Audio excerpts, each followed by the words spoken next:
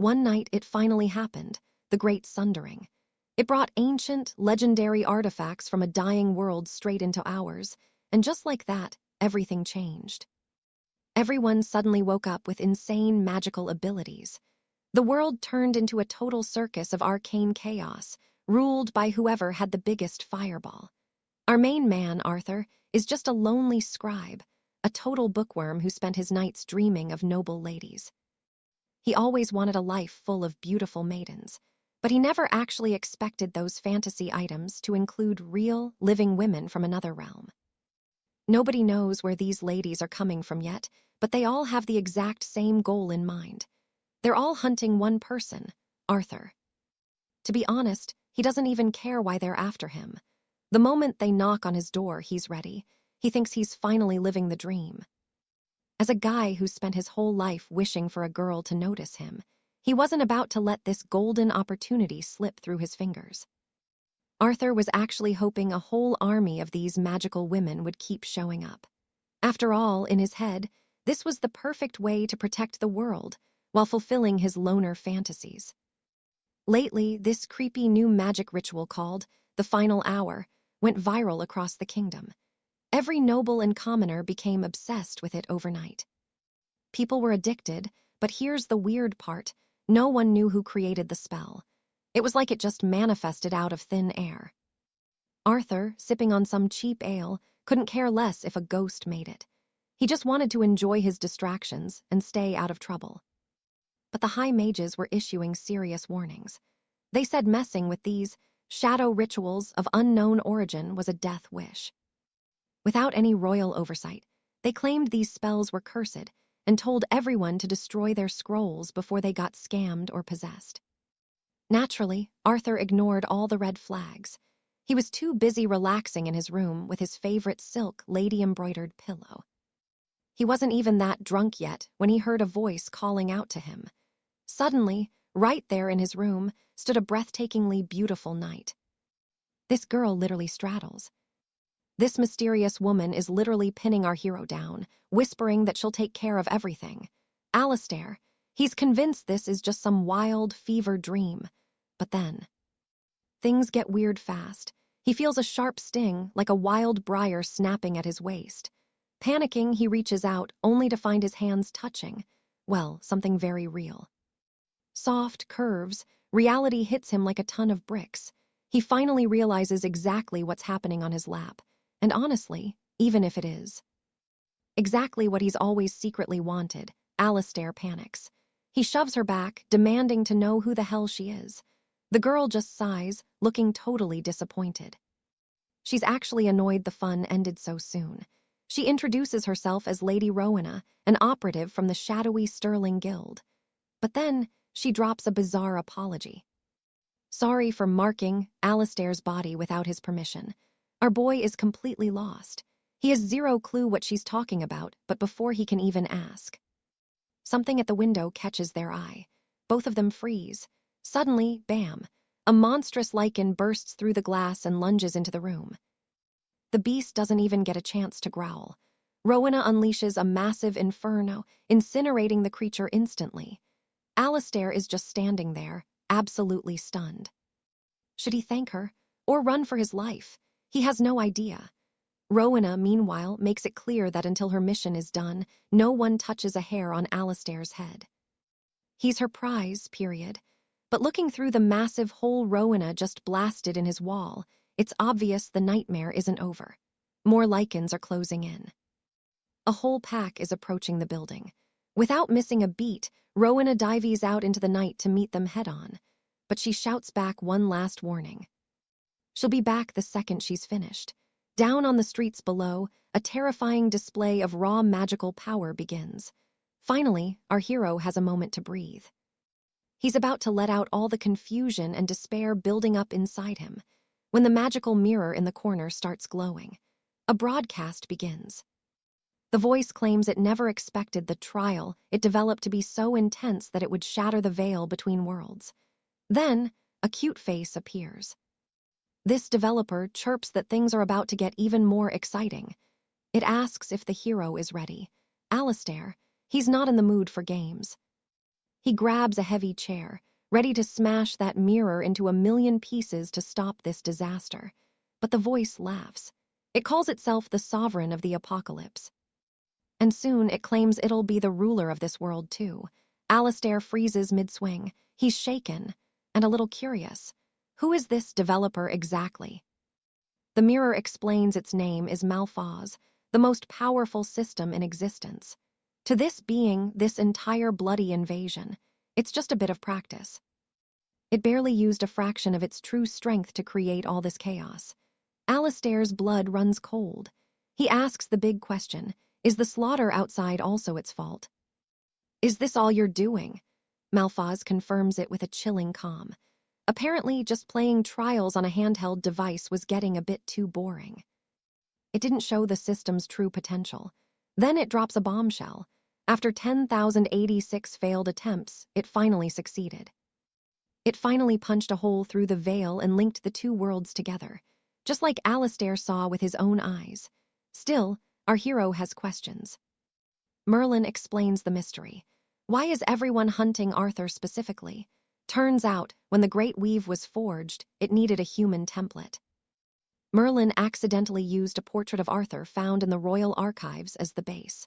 Now, every soul in the arcane realm sees him as their true king.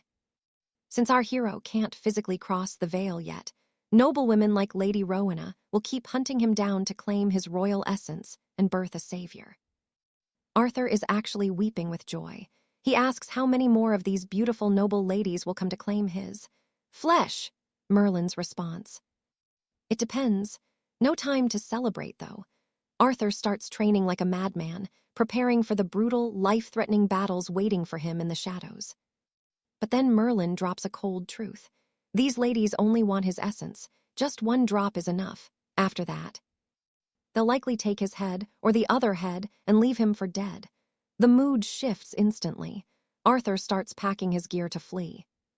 Too late. The royal guard arrests him with more than enough evidence to throw him in the dungeon for life. Locked in a carriage, he pleads. Desperate to avoid a grisly end, Arthur thinks he can slip away while the chaos rages outside his manor. But running, not an option. The architect just laughs. The sky is already bleeding open with countless dimensional rifts. This is it, the first incursion. Massive shadows begin to drop from those rifts, descending like the end of days. Down in the village, people just stop. They're staring up in pure confusion, totally unaware that their world just ended. Petrified, Arthur demands to know what those blinding pillars of light are. The architect drops the truth bomb. The barrier between worlds has shattered. From this moment on, everything from the other side is crossing over. No more playing games on a screen. Arthur's entire life is the game now. Our hero thinks the architect is certifiably insane. If the entire world is hunting him down, where the hell is he supposed to hide? Suddenly, crash. A noise from the ground floor. Arthur rushes down to find Seraphina pinned by a rank 3 dire wolf lord. Arthur isn't having it. He begs the system for a weapon, anything. As the savior, he can't exactly go out like a chump to some mangy mutts. The architect's answer? Simple. To earn points, Arthur just needs to make things entertaining. Satisfaction equals power. Arthur is skeptical about what making it feel good entails, but he's desperate. He's handed 30 points just for the steed Seraphina provided earlier. Time to spend. He's got 3 choices. Red for skills, blue for gear, or gold for medicine. No brainer. Arthur gambles on a skill and pulls a level C Crimson Strike, which cranks his damage up by 300% for 5 minutes. He gets a magical conduit to trigger the skill, but there's a catch. The gear is earth-based, and his skill is pure fire. It's a mess, but it'll have to do. He activates the card, and suddenly, raw, burning energy erupts from his skin. Meanwhile, Seraphina is getting absolutely wrecked. The Wolf Lord is tearing her armor to shreds, and things are looking grim. With her last breath, she whispers an apology to her father for failing her knightly duty. She just wanted to repay his kindness. But then, a pillar of fire blasts through the room, incinerating everything in its path. Arthur has arrived. One punch, that's all it took. The Wolf Lord is sent flying across the hall, and Seraphina, yeah, she's officially obsessed with her savior now. The king is down, but the pack is still hungry. A swarm of lesser werewolves closes in for the kill. Seraphina screams for the young master to watch his back, but Arthur doesn't have time for small fry anymore. He's done playing games. With a single explosive blast, he sends the entire pack of mutts into the afterlife. The king tries to scramble back up for one last stand, but Arthur shuts that down instantly. Absolute annihilation. This is the ultimate lesson. When you have absolute dominance, elemental stats don't even matter. You just crush them. 50 points pop up on his display as the beast dies. Arthur looks closer and realizes he's finally unlocked his status panel. Back in the safety of his chambers, Arthur is trying to process the madness. The architect pipes up, asking if he's enjoying the game yet. Arthur just screams. He hates every second of this. But the nightmare isn't over. Seraphina is right behind him, looking ready to serve. He knows she's a total yandir who'd kill him as soon as love him, so he fakes an excuse about needing supplies from the market. He bolts for the door, telling her to stay put, but he barely makes it 2 steps before slamming into a woman who levels him. She pins him to the cobbles with a boot to the chest. Meet Commander Eleanor of the Royal Vanguard. She demands Arthur's cooperation, claiming there's a dangerous intruder hiding within the estate. While Arthur is distracted by how stunning the commander is, her squad begins sweeping the manor from top to bottom. They search every shadow, but Seraphina is nowhere to be found. Arthur breathes a sigh of relief, looks like she slipped away. He tries to play the innocent noble card, but then things go sideways. Eleanor's communicator starts blaring with the architect's voice. Panicked, Arthur slaps the device to shut it up. Dead silence. He realizes he just assaulted a high-ranking officer. To make matters worse, she finds a questionable training puppet in his room. That's more than enough to get him hauled off in chains. Locked in a prison carriage, Arthur tries to plead his case, but Eleanor just tells him to rot in silence. Then, boom, a massive explosion rocks the capital. Out of the smoke climbs a mechanical monstrosity with metal tentacles. He's not alone. A whole legion of superpowered rogues and monsters is tearing the city apart. Arthur realizes the world is descending into total anarchy. Eleanor tries to call for backup, but her superiors tell her she's on her own. He tries to convince Captain Guinevere of his innocence, but she snaps at him to shut up. Then, boom, a massive explosion rocks the street. Out of the smoke emerges a rogue sorcerer with mechanical limbs, tearing the city apart. He's not alone. Dark knights and void monsters are everywhere. The capital has become a war zone. Arthur watches the carnage, realizing the world is falling into pure chaos faster than anyone expected. Guinevere desperately reports to the Citadel, but the High Lords tell her to stay out of it. They don't want to complicate their own survival. In a rare moment of quiet, Arthur catches his breath. But then, Lord Tybalt smashes the door down, slamming an elbow into Guinevere's stomach. This wasn't her mission. Frustrated, Lady Lyra tosses the communication stone aside, declaring that every bit of this filth should be erased.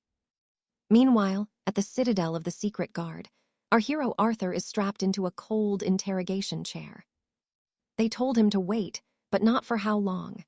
Arthur thinks this cursed system will finally get him killed, so he decides to confess everything the first chance he gets. After all, he's a victim too. But then, the voice in his head, Cinder, screams that he's a complete moron. Arthur has the strength to level the entire room, yet he's just sitting there like a coward. Our hero gets even more heated, blaming the system for making him the target of every kingdom in the world. In the observation room, Lady Lyra tells the guards that isolation will eventually break the boy's spirit. But then she looks at the mirror and sees Arthur flipping her off with pure defiance. Naturally, the highborn officer is livid. She admits she completely underestimated this kid's mental grit. Before she can open the door, a knight from her department approaches. Everyone knows Sir Thomas has a massive crush on Lyra, and he actually tries to bargain for an unforgettable night. Big mistake. Lyra knows his true nature all too well and threatens to paralyze him if he ever flirts again. She slams the heavy door right in Thomas's face, leaving the other noblewomen in the hall laughing their heads off.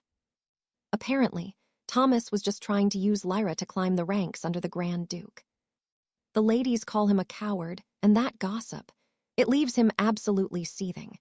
Inside the room, Lyra cuts to the chase and asks Arthur what he saw during the manor raid. She wants to know why his home was the first place targeted. Arthur tries to play it cool and act dumb, but Lyra isn't buying it. His house walls were leveled. Someone was clearly looking for him. She demands the truth, but Arthur still has no idea how to explain a magical system only he can see. Suddenly, chaos in the stairwell. Two people scream for someone to stop before blood splatters across the stone walls. Thomas stands there, admiring a wicked new weapon, wondering who will feel its power next. Lyra crosses his mind. The traitor knight begins descending the stairs, leaving behind the corpses of the women who mocked him earlier. In the vault of relics, a clerk asks if the Grand Duke ordered a midnight audit of the evidence. The man questions if this is really necessary during the night, but Thomas just stares him down. He asks where the unidentified artifacts are kept. To the guard's misfortune, he points toward shelves 19 and 21. With that information, Thomas no longer needs the man alive. With pure cruelty, the knight murders his own colleague right there at the shelf. Thomas remarks that these are unique treasures, and it's a sin to let them gather dust. He takes everything he needs, ready to dominate the world. Later, a girl from the department finds the bloody trail on the stairs, and the alarm spreads like wildfire. News reaches the Grand Duke, Alastair, who gets so enraged he snaps his iron quill in half.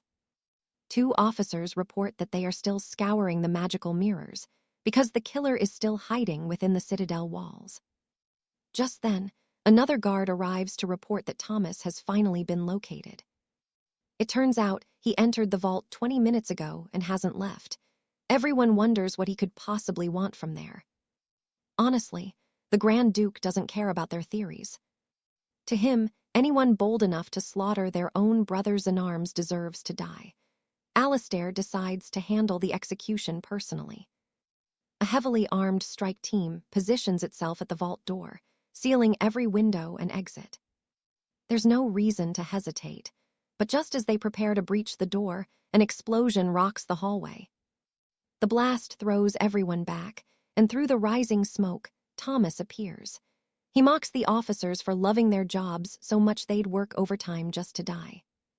Without wasting a second, the agents open fire. But Thomas suddenly envelops himself in a suit of impenetrable, glowing armor. The Duke's assistant is horrified, realizing Thomas is using a forbidden relic, but Alastair stays calm and orders anti-metal corrosive tactics. They deploy liquid fire bombs to melt the plates, but Thomas just laughs. He's determined to show his former friends what true terror looks like today. Realizing the danger, the Duke orders the evacuation bells to be rung. He steps to the front of his men, just as he promised. Thomas thinks this is a pathetic lack of survival instinct. Strengthened by the relic armor, the traitor charges. But when their fists clash, the Duke holds his ground, unlike every other agent. Back in the dungeon, Lyra has Arthur pinned against the table, screaming for him to confess what he knows. Suddenly, the alarm bells toll. She steps out to investigate and sees the staff running in a total panic. Thomas is tearing the building apart. Before Lyra can even process the chaos, the ceiling above her shatters. Thomas drops through the rubble with a twisted smile. He's thrilled to see her again, but Lyra immediately draws her weapon, ready for blood. With a twisted, devilish grin, Tybalt prepares to finish what he started. He mocks Guinevere, telling her she's finally helpless to deny his requests. Broken and cornered, the girl can only beg Arthur for help. But Arthur, he's literally trying to sneak out the back door amid the noise. He tells her he's not getting involved in their toxic mess or some noble's domestic dispute. He's out, but the Great Weave has other plans. The system hijacks a nearby scrying mirror and speaks for Arthur. It calls Tybalt a pathetic, woman-hating coward. Tybalt loses his mind in a rage. Guinevere, however, suddenly feels a surge of hope. Not liking the heat, Arthur frantically explains he didn't say a word, but nobody's listening. Merlin explains the benefits of a fellowship. Unlike a loose guild, this bond prevents betrayal and forces a 3-month commitment. Arthur is sold. The perks are insane. Synergy effects stack their power, though a member's death weakens everyone. Arthur thinks this is the key to true strength. Beatrice is skeptical. Even with all 4 of them, they're just shadows next to Arthur. She asks what the plan is for the deep abyss. Patience? Sure, but the oracle isn't done. It goes for the throat, going further and even calling. Sir Tristan completely useless. Tristan denies it, but the knight is done playing. He charges straight at Arthur. Arthur still has 30 essence points for a random ability. A total gamble. He just needs a combat-ready spell. Luck strikes. He pulls the Sanguine Dragon Pillar, 10 uses only. Arthur doesn't waste a second. He triggers his first shot, activating the power and forcing Tristan back. The secret's out. The knight finally sees the massive power Arthur was hiding. Tristan realizes the boy was just playing weak. Does he care? Nope. To him, this just makes the hunt more fun. The murderer then unleashes a dark shadow art, commanding it to hunt his enemies. Elsewhere, Arthur and Lady Alina find peace. Arthur is just glad to be alive, but then, bam, the oracle appears. It screams that he's a coward, not a savior. Arthur snaps. He asks if the architect expects him to fight for free, especially against a foe with permanent legendary arts. The oracle just scoffs. It tells him essence points are irrelevant. It could grant him infinite power if it really wanted to. Alina is standing there, totally confused by the floating magical interface. Arthur sees his chance to finally prove he's innocent. He shouts the truth. Everything is the architect's fault. It created this nightmare and ripped the dimensions apart for this game. Ripping open the dimensional wall to bring this hell into reality. This clicks for Alina, finally explaining Tristan's sudden, dark strength. She realizes he must have taken advantage of the chaos to seize the forbidden artifacts from the Royal Inquisition's vault. Arthur asks for their next move. Alina's voice trembles. She has to find her father. He's the only hope they have. Arthur points to the scrying crystals. Is that him? In the evidence chamber, they see a man, horribly burned and broken. Alina panics, but Arthur tells her to stay calm. He warns her that if she runs out there now, she's dead. Besides, they have no time to waste. A massive beast is closing in fast. Alina starts crying, begging Arthur for help. She knows he's the only one who can save them. The oracle is pleased. It loves that she finally understands the situation.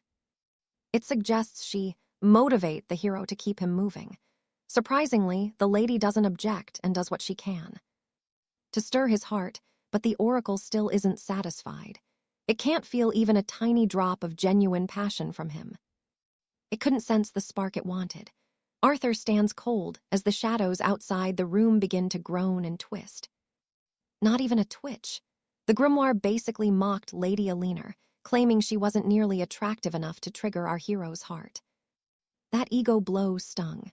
Her pride shattered, Alina shoved Alistair back and began shedding her silks, desperate to prove her worth. Ever since she was a babe, noblemen treated her like a literal goddess. She just couldn't accept Alistair's cold, indifferent gaze. Though Alistair felt the whole situation was a bit beneath his station, he didn't hesitate to enjoy this sudden, divine blessing. Is that enough? She breathed. Fortunately, the grimoire was satisfied. Alistair went to apologize, but then bam, a notification window popped open. 200 soul points. Just like that, our boy becomes the world's first Tier 3 player, his base stats hitting the ceiling. At this level, the loot gets legendary. The grimoire flicked 3 high-value artifact cards his way, offering a choice of destiny. Boom, the door groaned under a massive, heavy impact.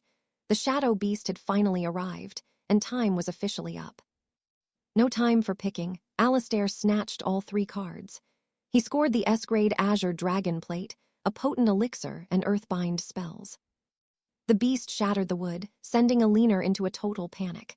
But right then, Our hero stepped up, glowing with S-rank power. One slam.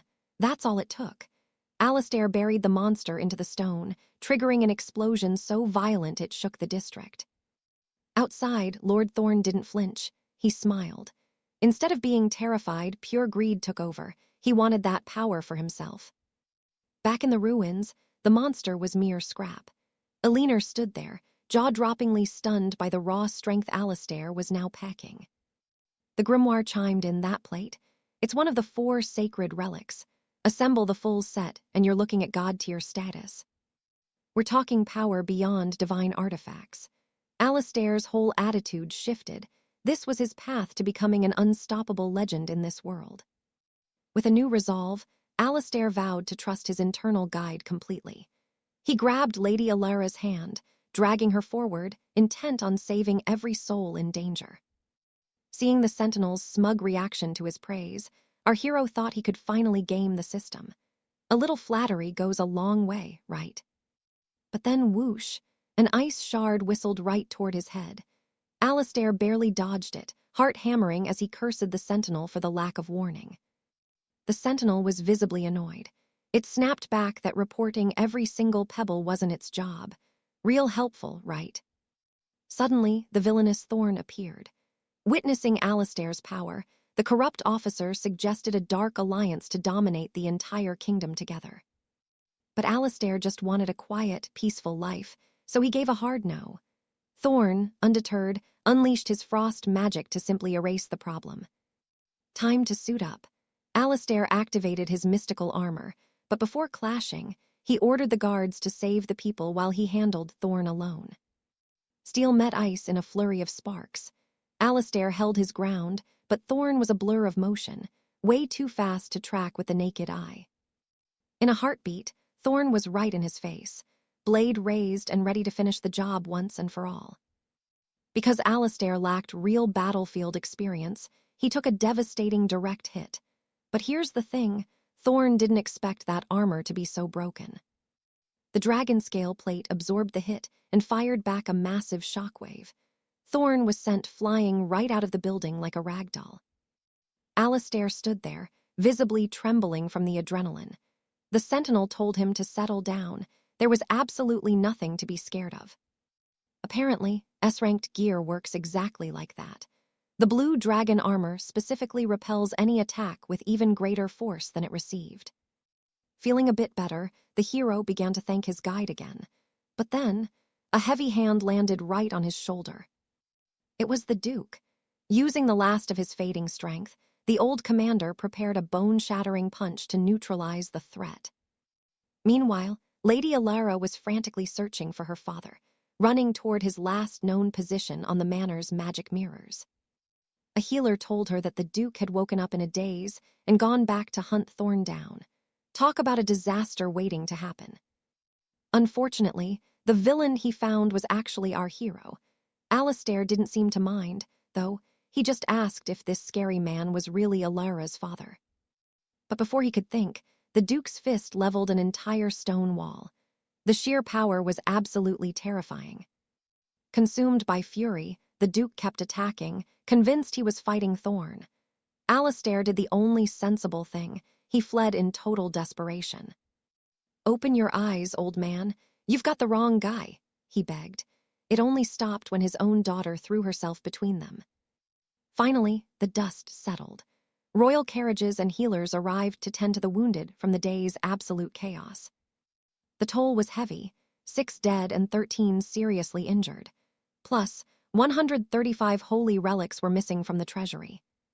Alisdair asked where Thorn was, but Alara sighed.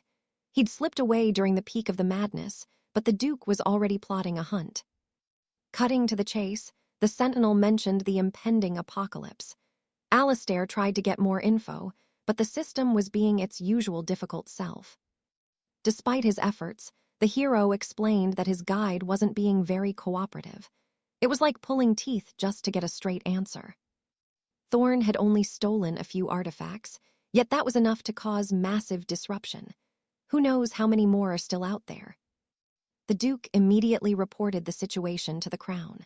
Within hours, A rapid response nightly order was assembled to act when necessary. Ilera was appointed the leader of special operations. Her mission: recruit the most capable fighters from across the globe.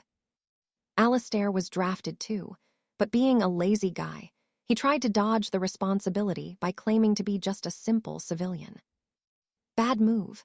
The Duke lunged from his chair and appeared behind the hero with an aura that felt like pure, chilling death.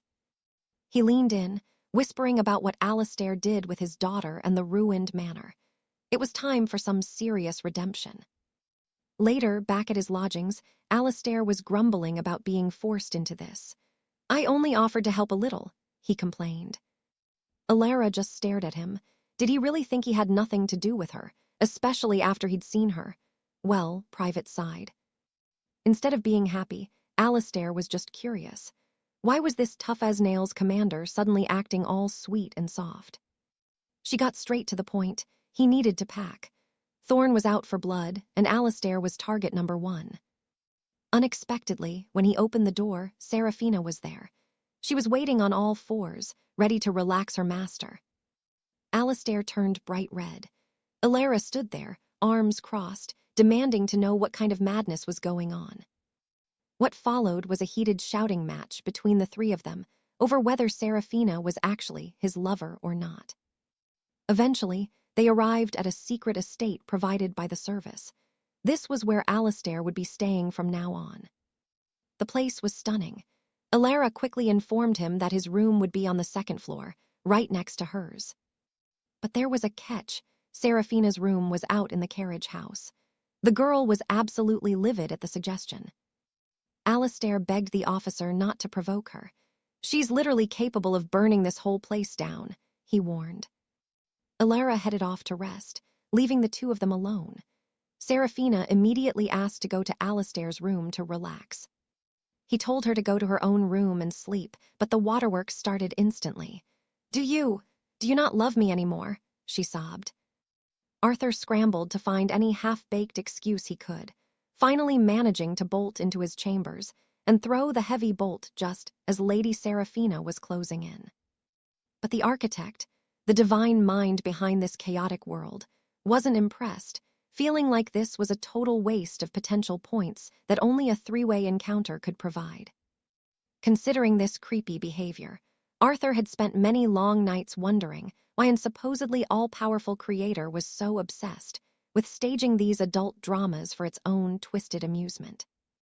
Well, now he finally had his answer, and it was a shocker. The architect was essentially a total novice when it came to real-world romance. You see, the architect believed the brutal apocalypse game it designed was a perfect mirror of reality, but it eventually realized something huge was missing. Even with all its cosmic wisdom, it noticed that the most vital spark of life, true physical intimacy, was completely absent from the world it had built.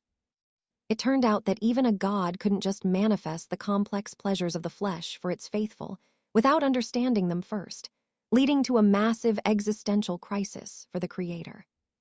The architect finally pinpointed the flaw. It didn't actually know what intimacy felt like, making it like a scholar who memorizes romance novels but has zero practical experience.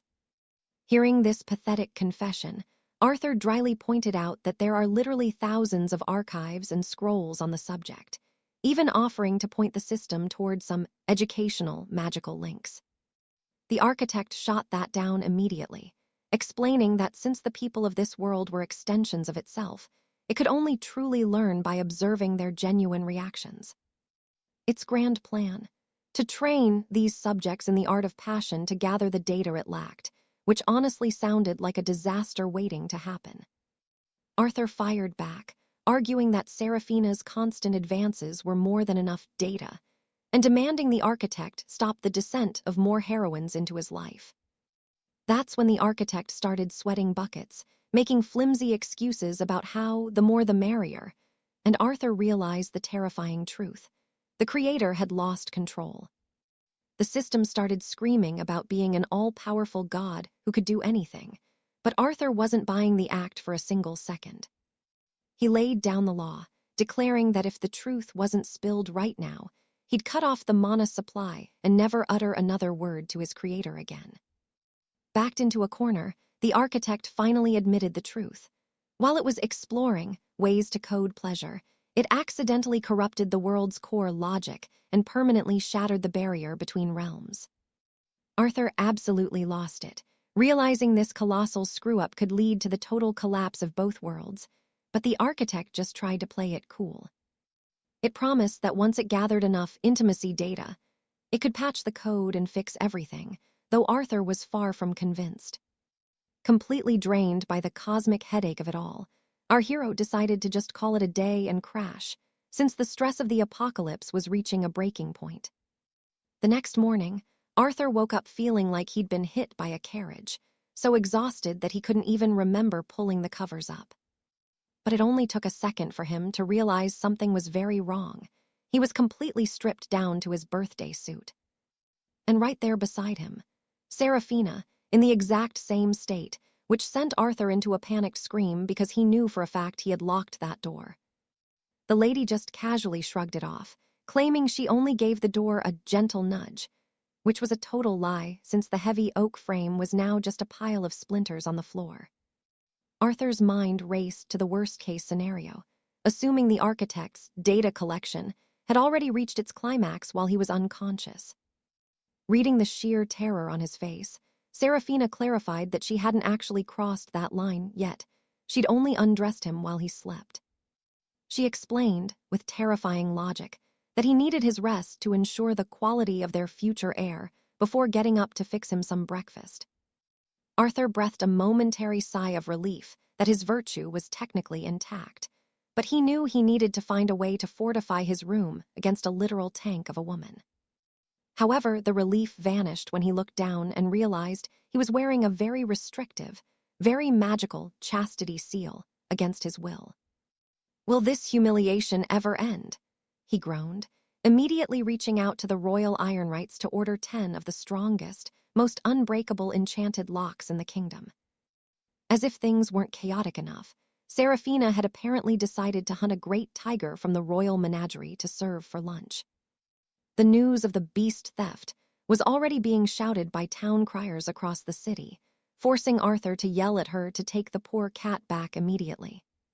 He couldn't help but think that Seraphina's logic was truly on another planet, but that's when a brand new, even bigger problem knocked on his door. Standing there was a striking stranger looking specifically for him, and Arthur could only blink and ask who on earth she was. She introduced herself as Princess Alara of the Northwind Kingdom, and despite her regal poise, Arthur felt an immediate sense of impending doom.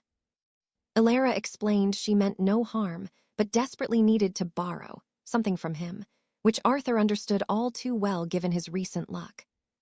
Back in the day, the Northwind Kingdom was the absolute powerhouse of the continent, boasting massive territories and an army that no one dared to cross. But 6 months ago, the Abyssal Legions launched a brutal surprise attack, reducing their beautiful capital to nothing but ash and bone. Now, Alara was fueled by nothing but a cold, bloodthirsty need for vengeance, searching for the only weapon powerful enough to crush the demons for good. Her only hope was the legendary Dragonfire Blade, the ancient protector of her house, which, as it turns out, is the very spirit inhabiting our protagonist. Arthur found himself tied up once again, as the princess explained that she needed the sterling bloodline within him to reignite the hope of her fallen kingdom. She was convinced that only by cultivating what the boy possessed could she ever hope to stand against the dark forces that destroyed her home. Arthur nervously asked if she'd at least leave him alone after she got what she wanted, but the answer was much darker than he expected. Since the Abyssal Legions were also hunting for him to break the final seal of the world, Alara warned that she'd have to dispose of him after their tryst to keep the secret safe. That definitely didn't sit well with Arthur, but Alara didn't wait for a counter-argument. She drew her blade and shredded his clothes in one clean motion. But as the fabric fell away, the princess froze, her vengeful eyes widening in pure shock as she laid eyes on the magnificent legacy of the Sterling line. But before he can even breathe, Seraphina lunges. She spins and lands directly on our protagonist like a predator claiming its prize. Talk about intense. Alistair has to warn her. Brutality like that in such a moment can actually hurt. But Seraphina, she's loving it. See, she's been reading those trashy romance scrolls. She's convinced that constant movement is the secret to the ultimate romantic experience. Elinor breaks up the party, a crossbow leveled at the intruder. "Explain yourselves," she demands, looking ready to fire at them. Seraphina just shrugs. "Spouse or not, I got to him first." It's a total mess, and poor Alistair is just caught in between. The captain isn't amused. She screams at him for playing around while the kingdom literally burns during this absolute chaos. Alistair snaps back to reality. If Seraphina's here, the second descent has begun. He ditches the flirting and asks for a tactical update. Elinor's embarrassed but professional. The order's ready and hauling in artifacts, though one nightly group is getting absolutely hammered out there. Our hero decides to step in, but Seraphina's still active. She insists that her item delivery must be completed this very day. Alistair has to get creative to stop her. He tells her if she doesn't chill, he'll keep her busy for a day. Seraphina scoffs at first. Her romance scrolls say men usually burn out as fast as a single stick of incense burns down. But our boy has a counter. He asks if those scrolls ever mentioned anything quite as large as his. She goes silent. Unable to argue with that logic, she agrees to wait. Finally, Alistair offers her a deal. Help him, and she gets her chance. "I'll eliminate anyone you want," she chirps. "Talk about a ride or die." Meanwhile, 20 minutes earlier, a massive blast rocked the city. Night Squad D went dark. No magic communication, nothing, just silence. But Thorne was on the scene, reporting near the market. He calls for backup, and the order doesn't waste a heartbeat. They send exactly who he's been waiting for, Captain Beatrice herself. Back with our hero, he's riding with Elinor as the ultimate reinforcement. They're tearing through the streets in a high-speed magic carriage. The crystal radio crackles. The special vanguard is waiting for orders. Elinor's focused. Squad D is only 500 meters away now. Priority is rescue over combat. But as they speed forward, the radio confirms that the entire support team is on high alert. The captain notes the distance, eyes on the mission. Rescue is the only thing that matters right now in this hellscape. Just as she looks away for a second, an arc of lightning strikes. Alistair dives for the wheel, swerving just in time. They survived, but the other carriages, blown to pieces. Elinor's baffled, but Alistair's already looking up at the rooftops looming ahead. Bandits, a whole nest of them armed with C-tier wolf stingers, weapons built for one thing, the total destruction of any enemy. Snipers spotted. The situation turns south fast. Elinor barks orders for everyone to scatter, but in 1 second it's all over. 1 second, that's all Seraphina needed. She blurred past them, slicing the tips off every weapon and leaving the assassins dead. And get this, Alistair didn't even move, but his soul essence just skyrocketed. The grimoire explains the new subordinate rules. Since she's technically his servant, he gets half her experience. Free levels without lifting a finger. Our boy is absolutely ecstatic. Getting rich while doing nothing is the dream. Suddenly, a strange, grinding sound echoes. From the asphalt, a massive tentacle erupts. It's a celestial gear cobra. Level 4. Total nightmare fuel. Realizing the danger, they both scream as the beast looms over them. Elinor slams her foot on the accelerator. It's a desperate, high-speed gamble to stop that monster before it crushes them both. Sir Alistair unleashes his earth-bending arts, but even as the ground rises, it's not enough to halt the relentless charge of the clockwork worm. Backed into a corner, our hero prepares for a showdown, commanding Lady Elinor to watch for a gap in the beast's defenses while he holds the line. Just as she readies her own blade, Seraphina descends like a falling star, landing firmly atop their carriage and shouting a desperate warning. She screams that neither of them possesses the mana to survive a clash with the celestial drake, though her daring attire makes it hard for Alistair to focus on the danger. Without a second thought, Seraphina declares the beast is hers and plunges headfirst into the fray. Not one to be sidelined, Alistair calls upon the divine oracle, demanding a legendary-grade strike capable of shattering the monster in a single blow. He flips the sacred rune, but his heart sinks. It's a dud. The message simply reads, "Blessings for your donation," leaving him absolutely fuming. That's the gamble of the fates, isn't it? Sometimes the gods just don't smile on you, and Alistair is taking this loss personally. He's convinced he's been cursed with the worst luck in the kingdom, acting anything but mature about the whole ordeal. Mid-argument, a magical bolt slams into the carriage door, blasting it wide open and sending Elinor tumbling straight into Alistair's arms. Talk about bad timing.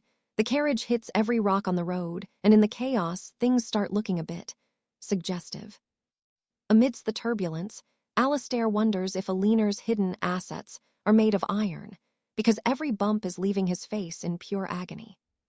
The accidents just keep coming as they bounce along the uneven path, turning the ride into a total disaster.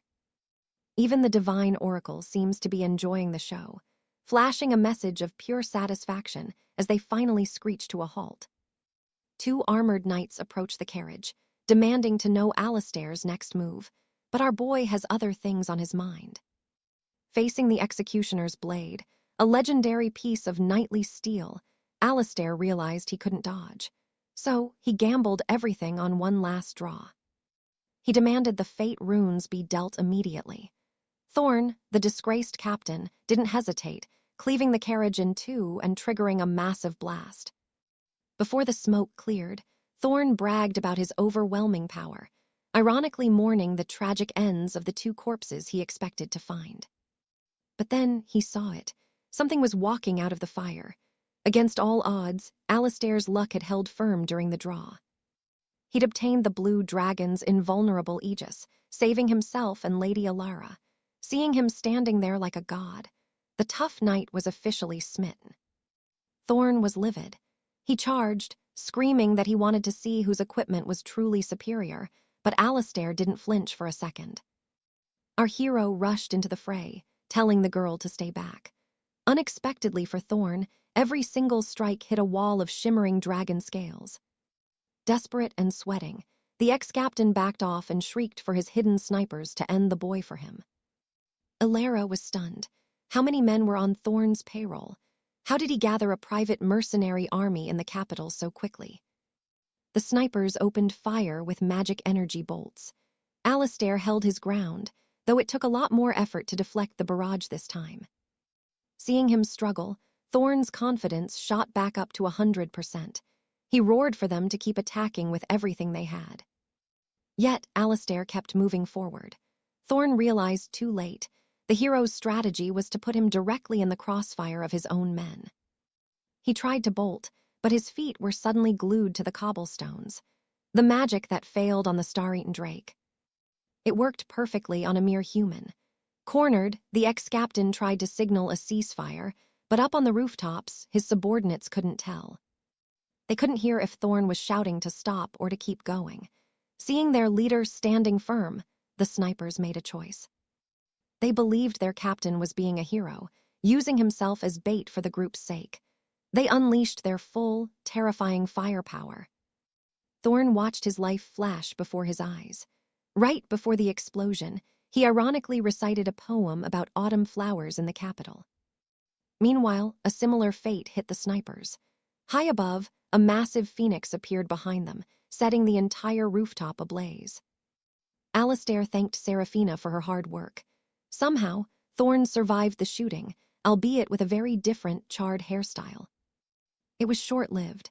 Alistair punched a literal hole right through his chest, a classic phoenix and serpent execution move. From a distant spire, a spy watched in horror. He immediately informed the guild master that Thorn had been eliminated. She actually found the news favorable. It meant Alistair was a Tier 1 talent. Lady Beatrice of the Frostbound Syndicate ordered his recruitment at any cost. With Thorn defeated, Alistair felt a wave of relief. Strangely, he only gained 50 experience points. The snipers were worth 100 each. Alara called out to him, but Alistair just ran off, leaving the disgraced captain alone in the dirt. But Thorn wasn't gone. A surge of blue energy wrapped around Thorn, healing his chest and teleporting him away. He screamed excitedly that he was now invincible. Back at the scene, one of the captured bandits spilled the truth. They were members of the Silver Ice Moon Guild. Ambushing knights to steal magical devices was their specialty. Ilara was impressed by how quickly this criminal organization had moved. Alistair asked who the boss was, but these guys were just low-level grunts. None of them were qualified to even see the leader's face. Ilara took the criminal into custody for interrogation at the guardhouse. Finally alone with her master, Seraphina didn't waste a second. She jumped on Alistair, asking how her performance was today. He told her she did well, but she wanted a special reward. He tried to distract her by mentioning Morgana. Right on cue, the other girl appeared after killing the star-eaten drake solo. It was a bit of a hassle for her, but the beast was dead. Alistair gained 100 points, though he was still struggling.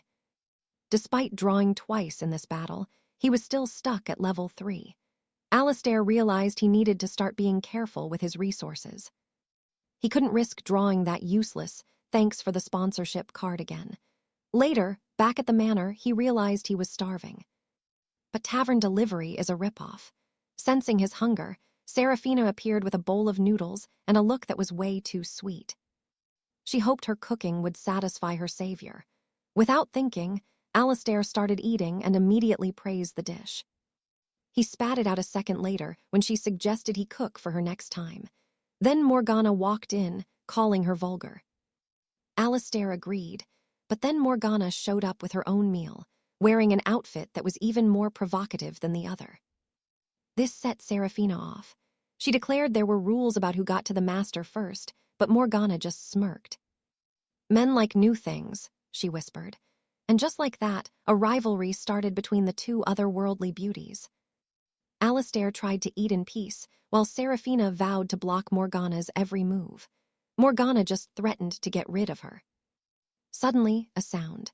Alistair thought his actual food delivery had finally arrived, but when he opened the door, a gorgeous blonde was standing there.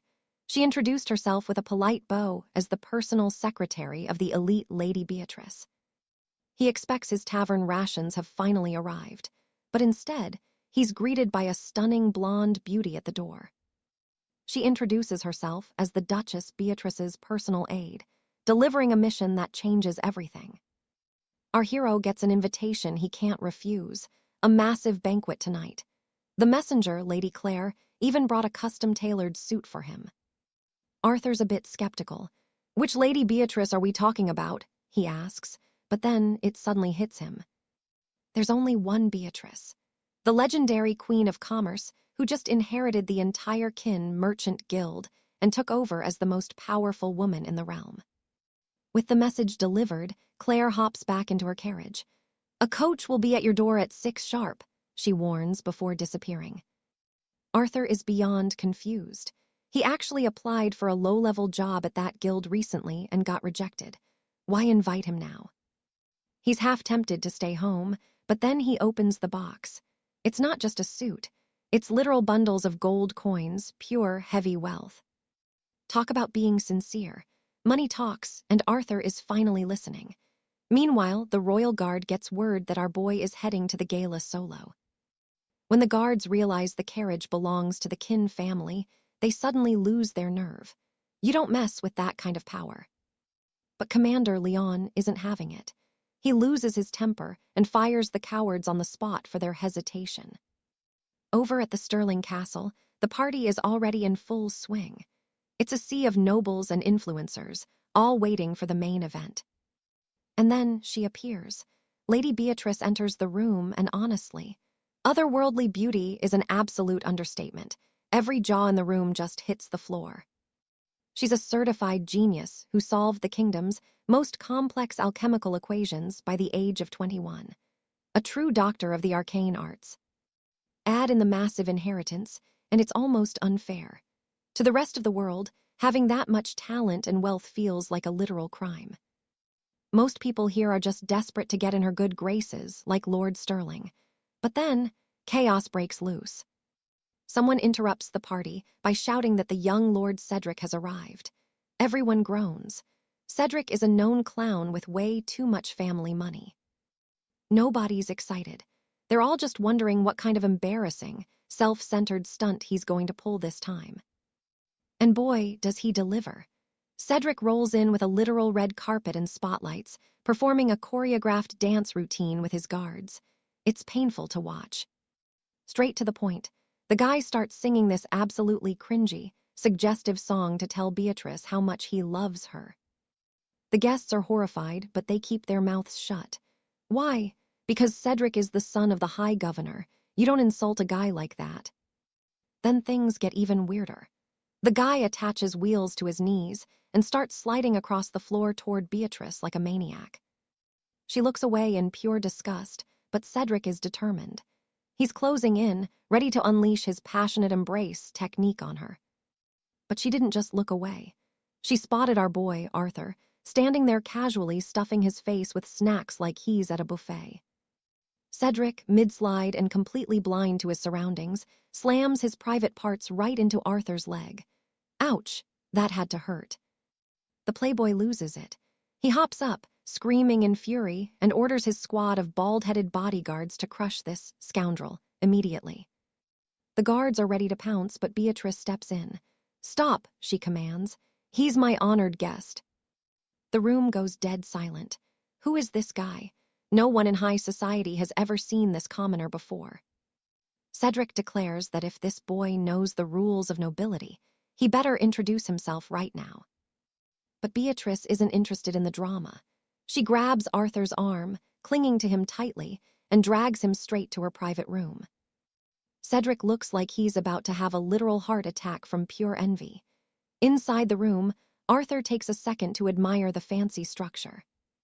Beatrice tells him to relax and ignore the buffoon from earlier. Then, things get a little tense.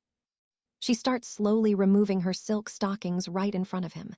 "So, Arthur," she asks, "do you know why I invited you?" Our boy is a little flustered, but keeps his cool. "You want me in your silver moon order, don't you?" That gets her attention. She's impressed. Arthur explains it was easy to figure out, gathering this many people after the Lord Thorn incident. Only a guild leader could do that. Beatrice doesn't deny it. She admits she's the commander of the Silver Moon and tries to officially recruit him. But Arthur isn't easily bought. "That 5 million gold you sent, it's enough for now," he says. "I'm not doing this for the paycheck." He slams his hand on the table, leaning in. "If you want me, you're going to have to offer something way more interesting than gold." Beatrice is actually smiling now. Most people tremble in her presence, but Arthur. She can tell he's truly superior to someone like Thorn. Arthur doesn't even blink. "There is no comparison," he states confidently, establishing his dominance in the conversation. Then she changes the subject. "How much do you know about the Arcana system, that magical world everyone's talking about?" Arthur plays it close to the chest, so she elaborates. She's been studying it since day one, and it's terrifyingly perfect. She tried to have her best mages break into the system's core, but they couldn't even leave a scratch on the magical weave. Her conclusion: this isn't just some ordinary magic, it's something far more dangerous and powerful. Right then, Puck, that annoying little spirit, pops up on the screen behind her just to brag. Arthur looks like he wants to punch the air in frustration. Beatrice notices his strange reaction, but keeps going. She's been hoarding data on every supernatural relic that's appeared lately. And she's realized something vital. Every single one of those powerful items originated from within the Arcana system itself. Our boy Arthur, not even flinching. He's totally unfazed by how Lady Beatrice just slipped up about the Veil of Shadows still being a massive secret.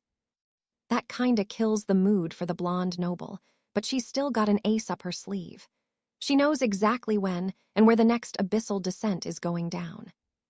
The timing makes sense to Arthur, but the location, total mystery. Naturally, he's a bit skeptical. See, these descents happen everywhere at once, but the legendary loot, that only drops in specific spots. And Lady Beatrice, she's found a pattern. She touches his face, classic move. promising to take him to the absolute top of the world if he just pledges his loyalty to her. Outside, Lady Alina is lurking in her full spymaster gear, barking orders into a communication crystal for every department to move out. She never expected Beatrice to be the puppet master, and honestly, it hurts. If Arthur joins her, Alina's got nothing left to do. But inside, plot twist, Arthur shuts her down. "Sorry, I'm already involved with someone else," he says, stone cold. Alina is absolutely blushing through her mask. Is he talking about her? She totally thinks he's talking about her. Arthur makes his exit, but not before giving Beatrice a chilling warning. "Dissolve this syndicate, or the royal guard will tear it down for you." The secretary wants him dead, gone, erased. But Beatrice, she says no, a man that interesting, he's way more fun alive. Outside the manor, Lord Cedric has been fuming for several minutes. He's been waiting just to pick a fight. The guard spots Arthur, and Cedric immediately starts flexing. He's ready to show this commoner who the real young master is. The guard asks if he's waiting for his personal carriage, a perfect chance for Cedric to brag about his family's massive fortune. Instead, Arthur pulls out a crystal, taps an app, and heads straight for a shared commoner's horse. Cedric is livid. How dare this peasant offend his goddess? He orders his personal guard to strike. "Crush him!" he screams, but things are about to get weird. Confusion hits. The carriage wheels are spinning like crazy, but they aren't going anywhere. What gives? They look back and see Sir Gareth literally holding the entire carriage in place with his bare hands. Madness. Arthur just heads home. Arthur gets back to the safe house, grumbling about the price of horse rentals. But then, Lady Alina is there, looking sweet and offering him a drink. She plays it cool. "It's a scorcher out there, Arthur. You should remember to drink plenty of fluids." The cooling magic is broken, too.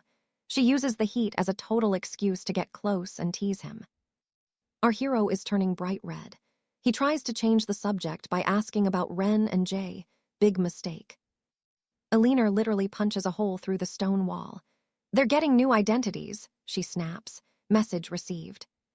Since they're all alone, she's planning to reward Arthur for how he handled Beatrice. She's already imagining a very interesting evening.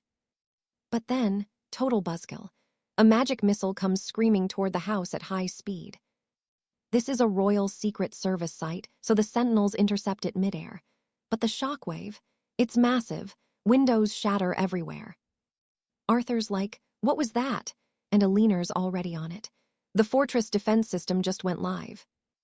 Arthur's just processing the fact that his house is literally a weapons depot, while Alina radios the security team. Across the city, their radar picks up a short-range arcane artillery strike. This is getting serious. The safe house is still standing, so they start tracking the source of those spells immediately. Lord Cedric is losing his mind. "The plan failed, we're dead." But Sir Gareth, cool as ice. "Relax, that was just the signal." The real show is just starting. Mounds of earth erupt into level 2 explosive arcane beetles. These things start launching a constant barrage of fire into the night sky, lighting up the darkness. Back at the house, Alina sends an emergency raven to the Inquisition. "They've got heavy magic. Move now." But the guards only see a flash of light in the sky before the target just disappears in a massive explosion. Lord Cedric can barely contain his joy. Finally, he's taken down the rival for his goddess, or so he thinks. Gareth hops in the carriage. "We're leaving, we'll finish this later." Cedric is totally lost. Why stop now? Sir Gareth knows Arthur isn't that easy to kill. He's seen what the man can do. Through the rubble and fire, Arthur and Alina walk out without a scratch. But Alina, she is beyond furious at these assassins. The next morning, Alina kicks in the doors to Beatrice's office with a squad of royal guards behind her. Beatrice tries to act innocent. "Is there a problem?" Alina doesn't play. "You're under arrest for high treason and terrorism." The syndicate's noble board members aren't having it. They order their private guards to surround the royal officers. Beatrice smirks. "You don't have enough men to take me." Suddenly, Arthur bursts through the doors. He stops Alina. "Don't do it. It's a trap set by the real mastermind. Don't fall for it." Beatrice is shocked he's defending her, but Arthur's logic, simple. If she wanted him dead, she would have finished him at the royal banquet. Beatrice finally agreed to follow them to the citadel without a fight. Even though this was Lady Alara's objective, she was absolutely fuming. Why? Because Alastair's mere presence was more effective at making her talk than an official royal warrant. Talk about an ego bruise. Outside the citadel walls, a massive crowd gathered. Heralds were already shouting the news about the high-ranking Duchess being taken into custody. Inside the dungeon, Beatrice denied any illegal ties to the shadow guilds. When asked why she summoned Alastair, she just smirked, claiming she simply admired his strength. Outside the questioning cell, the Grand Commander asked if our hero was truly that dangerous. The answer was a cold yes, and Beatrice still wanted him alive for her house. The commander asked who was pulling the strings, but Alastair didn't care about the name. He was focused on one thing, the motive. While the Duchess played mind games, her stewardess was pacing the halls of their estate. She had no idea she was being hunted until it was too late. Lord Thorne stepped out of the shadows. He didn't want small talk. He wanted the visionary relic, the artifact that predicts the future, hidden in that room. Back in the cells, Alastair felt it. A trap. A cold, sinking feeling that he'd walked right into the enemy's hands. Suddenly, a messenger arrived with grim news. Alastair prepared to rush to the estate to protect the others, but the situation was worse than imagined. The citadel was under siege. Rogue mages were breaking in, and their target, the high-security pits where the most dangerous inmates are kept. Alastair knew it. This had Thorne's signature all over it. He stood up to leave, but the commander stopped him for one last thing. "You're not going alone," he said. He introduced the newly formed Dragon Response Unit, and every single knight saluted their new captain. These weren't your average guards. They were elite warriors, each one capable of taking down 10 men single-handedly without breaking a sweat. Plus, they were decked out with enchanted rune seals, special magic gear that made them absolute powerhouses on the battlefield. As their captain, Alastair didn't waste a second. "Move out!" he barked. The hunt for the intruders was officially on. At the dungeon, it was pure chaos. Prisoners were running wild, looting, and causing absolute mayhem while the guards struggled to keep order. One lowlife tried to lay hands on a captive, but boom! A blast of holy fire scorched his face before he could even blink. Alastair stood there like a god of vengeance. "Arrest the survivors," he ordered coldly, "and execute anyone who dares to resist." It wasn't a fight, it was a cleanup. His elite squad tore through the rioters with such efficiency that it almost felt unfair. A subordinate reported in. The grounds were secure. However, a few dangerous mages had managed to slip through the net during the confusion. No sign of the primary attackers either. They had vanished. It was a feint, a classic distraction to pull Alastair away from the real target. Exactly as planned. At the house headquarters, the stewardess was bound and gagged while Thorne stood over her, cold and calculating. Thorne was laughing into a communication crystal about Alastair's arrival. His accomplice was shaking, terrified of being caught by the legendary knight. Thorne just crushed the crystal in his hand. "Relax," he growled. "This time the boy dies, I'll make sure of it personally." Alastair landed his phoenix right in front of the estate. Lady Rowena was right beside him, refusing to let him face this nightmare alone. They found a dead knight at the entrance, confirming their worst fears. The silence in the halls was heavy. Something was very wrong upstairs. On the top floor, Thorne was waiting. "About time," he sneered. Alastair froze. He'd personally seen this man die months ago. That look of pure shock, that's exactly what Thorne wanted. He lived for the moment he could frustrate and break his rival. "I'm immortal, boy," Thorne declared. Alastair just narrowed his eyes. "Fine, if I can't kill you, I'll just bury you in a hole forever." Thorne didn't feel threatened at all. With a flick of his wrist, he activated an ancient barrier that trapped them both in a shimmering void. Rowena panicked as the world shifted. Alastair threw his most powerful kick at the wall, but the magic didn't even ripple. They were teleported to a strange, floating dimension. Alastair called out to the oracle, who explained this was an S-rank illusion prison. It's a perfect trap, impossible to break from the inside. Alastair asked if there was any way out, and the Oracle hesitated. There was one way. Because Alastair is built different, he could shatter the seal, but only by performing a soul fusion ritual with Rowena. He asked how to start, and the Oracle got cheeky. It projected a very suggestive vision that made Alastair's blood boil with embarrassment. A list of positions flashed before his eyes. The Oracle claimed any of these intimate acts would work to fuse their spiritual energies. Alastair slammed the projection away. Was this system trying to help him, or just being a pervert while he was in a rush? The Oracle explained the safety window. Basically, the stars were aligned, and this intimacy was a biological necessity for the power-up. Every time they fused like this, Alastair's mana would skyrocket. A soul bond would form, effectively doubling his combat power instantly. Alastair looked at Rowena, apologizing for the situation. But the girl, she just looked him in the eyes and said she was willing. Our boy couldn't help it. He'd waited so long for this moment. He stepped forward, ready to finally claim what was his. And then it happened. A moment of pure, shared ecstasy between the two of them in that strange, silent void. But they couldn't linger for long. They had a villain to kill and an escape to make before the barrier became permanent. Within minutes, the valve opened, metaphorically speaking. A waterfall of pure energy surrounded them, transforming that raw power into their ticket home. Arthur finally shatters the seal. The system roars to life, notifying him that he has officially reached level 2 of his character class. Seraphina, his massive spiritual guardian, unleashes a legendary magic spell into the heavens. The visionary world, absolutely obliterated. As the illusion crumbles, Arthur and the others find themselves back inside the guild hall.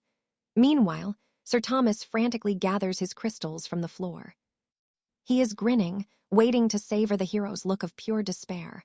But wait, the crystals react to each other and then boom. The explosion rips through the room, wounding the former captain of the guard. To his horror, he realizes Arthur is still standing. After a brutal day, Arthur is ready to end this nightmare once and for all. But Thomas, he has zero intention of backing down. Not when he's wielding an A-rank relic, the twin blades of wind. He's still dangerous. Arthur is wearing S-rank armor, but a crack appears after just one strike from those blades. The system warns him, a counterattack is vital. Those wind blades are designed to pierce any armor. Luckily for Arthur, his spirit companion can transform into any weapon through their soul bond. With one clean strike, he slices right through those A-rank blades. But that's not all the loot for today. Arthur also gains S-class equipment, the spiritual eye. Sensing a shift in the wind, Thomas realizes he's in trouble and flees. He is panicked. How does this kid have all these legendary items? Arthur doesn't let him get far, slashing Thomas's leg mid-escape. He drives his sword into Thomas's back. Our hero won't let him go, but he won't kill him yet either. He needs to know how Thomas keeps coming back to life. Thomas just sneers. He activates another device, telling Arthur he'll have to ask him that in his next life. A blinding flash. Suddenly, the entire floor of Lord Blackwood's guild headquarters is engulfed in a sea of flames. Minutes later, Lady Alina arrives with the royal guard. She finds Arthur in rough shape, but Seraphina is in even worse condition. She needs a healer immediately. Alina is stunned. How is Arthur relatively unscathed after an explosion that leveled the floor? The hero explains that Seraphina saved him. At the last second, her sword transformed into a shield, absorbing the entire blast. She took all the damage for her master. Arthur is left desperate, watching her suffer for his sake. As the smoke clears, Alina reflects on the sheer madness of the people behind this attack. Arthur reveals the truth. It was Thomas. And he isn't dead yet because he always has another trick up his sleeve. Thomas likely used his death as a distraction to steal Lord Blackwood's ultra-secret program. Arthur and Alina sprint up the wreckage of the stairs. In the Lord's office, they find the secretary bound and gagged. They free her, and she drops a bombshell. Count Cedric is also involved in the theft of the secret program. Elinor is furious. Where were the guild knights? How did intruders enter the heart of the guild so easily? The secretary's answer is simple and cold. Everyone was bought off with Count Cedric's gold. Somewhere distant, Thomas wakes up screaming in agony from his recent death. Despite the pain, he swears he won't fail again. A magic mirror rings. It's Count Cedric on the line, demanding to know his location. The two meet, and Cedric is livid. His reputation is ruined. Thomas was supposed to help him win over the guild, not blow it up. Thomas just wants the flash drive, but Cedric is done with this insect. He doesn't want to do business anymore. He warns Thomas that the thugs he brought should be enough to finish him off. But Thomas, he isn't worried about these weaklings. Cedric loses his patience. "Kill him," he orders, promising 1,000,000 gold coins to whoever lands the killing blow. The mercenaries charge in, eyes glowing with greed. But Thomas equips the Shadow of the Night, and a rank treasure. It's a massacre. He effortlessly destroys every single one of the attackers who thought they could take him. Back at the company, Lord Blackwood is in total shock.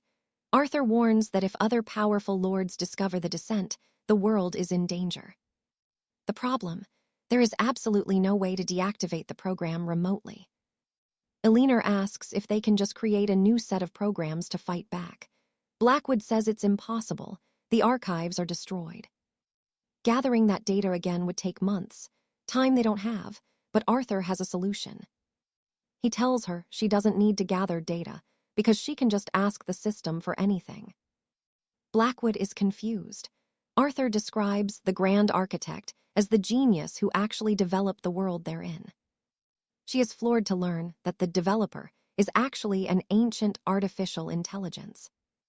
Arthur gets straight to the point. Can the architect provide the data? The system agrees, but it demands a condition.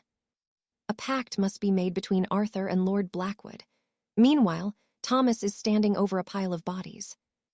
He's reached level 4, and the power is intoxicating. He's ready to keep hunting these weaklings. Feeling tired of the slaughter, he offers a choice. Anyone who wants to switch sides and serve him is welcome to do so. Lord Thorn promises his sellswords they can pillage the realm without fear. They're mercenaries, after all.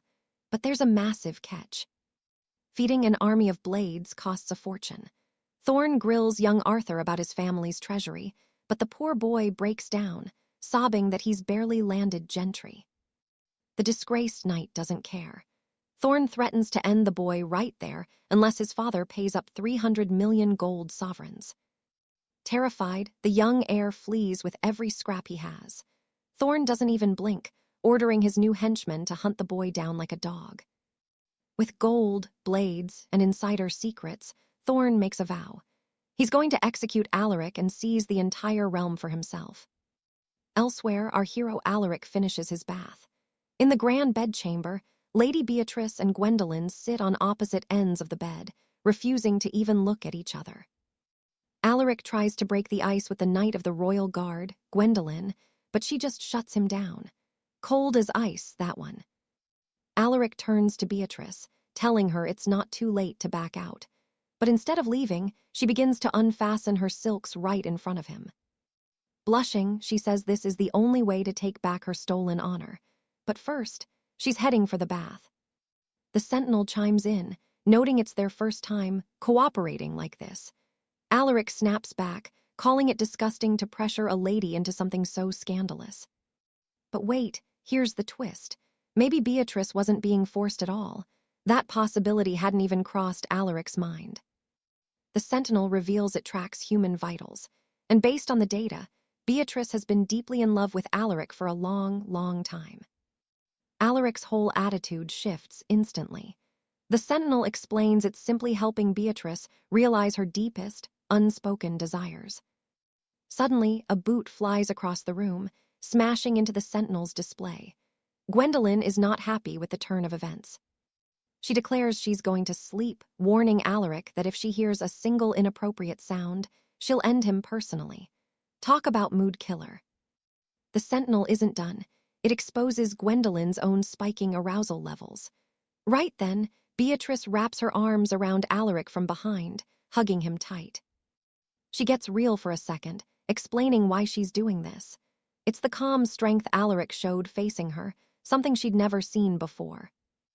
Most men bow to Beatrice while their eyes crawl with lust, but Alaric, he was the only one who treated her like a person. Alaric admits he wasn't ignoring her on purpose. He's just a bit dense when it comes to picking up on a woman's signals. Before he can even finish, Beatrice leans in and kisses him. Things start heating up fast, while Gwendolyn desperately tries to ignore the show. Beatrice takes charge, becoming the dominant one. Since the Sentinel is watching anyway, they decide to give the artifact quite a performance.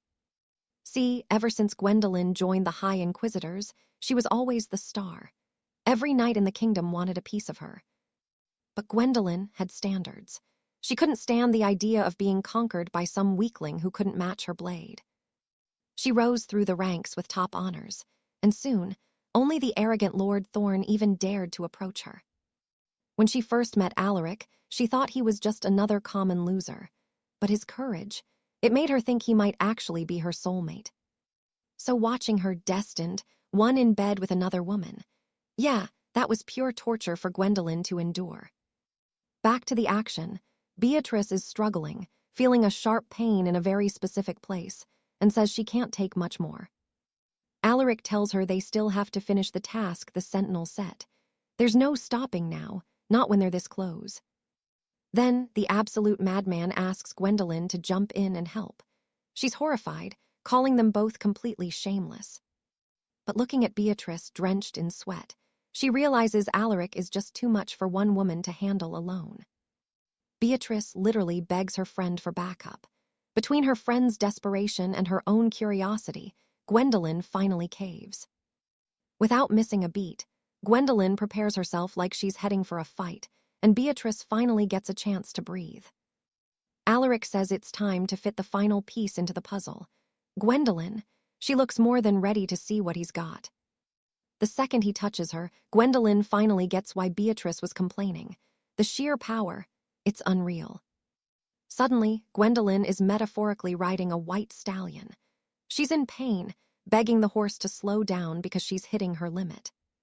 Finally, the stallion neighs, signaling it's reached its limit. They both collapse to the ground, totally exhausted from the ride. After that wild nature ride, Gwendolyn admits she's accepted this strange stallion. It's bizarre, but she's definitely on board now. It was wonderful, honestly. With his work finally done, Alaric asks the Sentinel if it's finally got what it wanted. But then the Sentinel's display starts flickering with ancient, glowing runes. Alaric feels a chill. Something big is changing. The women panic, but the Sentinel calms them. The data it just collected, it's massive, a total flood of information. The Sentinel evolves right before their eyes, taking the form of a tiny, cute spirit girl. Alaric is absolutely floored by the transformation. The spirit girl announces she's sending the data to Beatrice, so they can rebuild the realm's entire defense program. Gwendolyn asks if they can predict the next great rupture, but they don't need a map. They can see it happening right outside the window. Alaric tells Beatrice to lock onto the mana font. It's time to go there and end Lord Thorn once and for all. He's ordered to locate the resource glade immediately, as he's the one chosen to hunt down Baron Thorn at the High Mountain Pass. Inside the silent manor, Lady Evelyn checks the time, her voice tight with worry. Luckily, Lady Beatrice is already miles ahead, her fingers flying across an enchanted mapping scroll as she locks onto their target. She's found the hidden sanctum. The traitorous Baron Thorn is definitely still within the city walls, but they've lost the element of surprise. The clock is ticking, and they're falling behind. There's a high chance they'll arrive to find nothing but smoke and shadows. However, a high-tier teleportation waystone could flip the script entirely. And what do you know? Beatrice just happens to have one ready to go. After a disorienting trip through a shimmering rift, they land on their feet, leaving Arthur wondering how she's carrying such rare treasures. Beatrice just shrugs it off. As the head of a powerful merchant guild, you tend to keep a few emergency relics tucked away for a rainy day. Evelyn's face falls the moment they step outside. They're too late. The ground is littered with tracks. Thorne's mercenaries have already breached the site. But it's not just one group.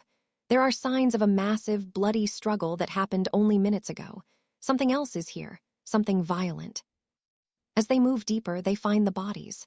There, mangled, drained. Arthur wonders if Thorne's magic is getting darker, but Evelyn isn't so sure. These aren't blade marks. The tracks are jagged and predatory. This was the work of a beast, a monster that doesn't care about politics. Regardless, they have to press on and find the truth. The interior of the hall is a tomb. No lights, no guards, just a heavy, suffocating silence. Beatrice suggests calling for the royal knights, but Arthur shuts that down immediately.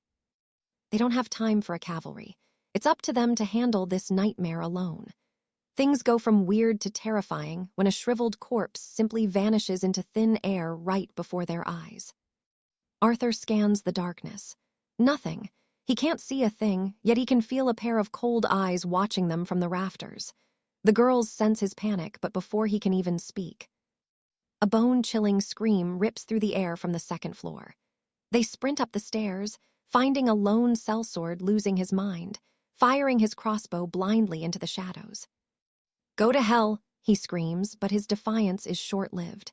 Something moves, a blur of chitin and venom, and strikes him squarely in the throat.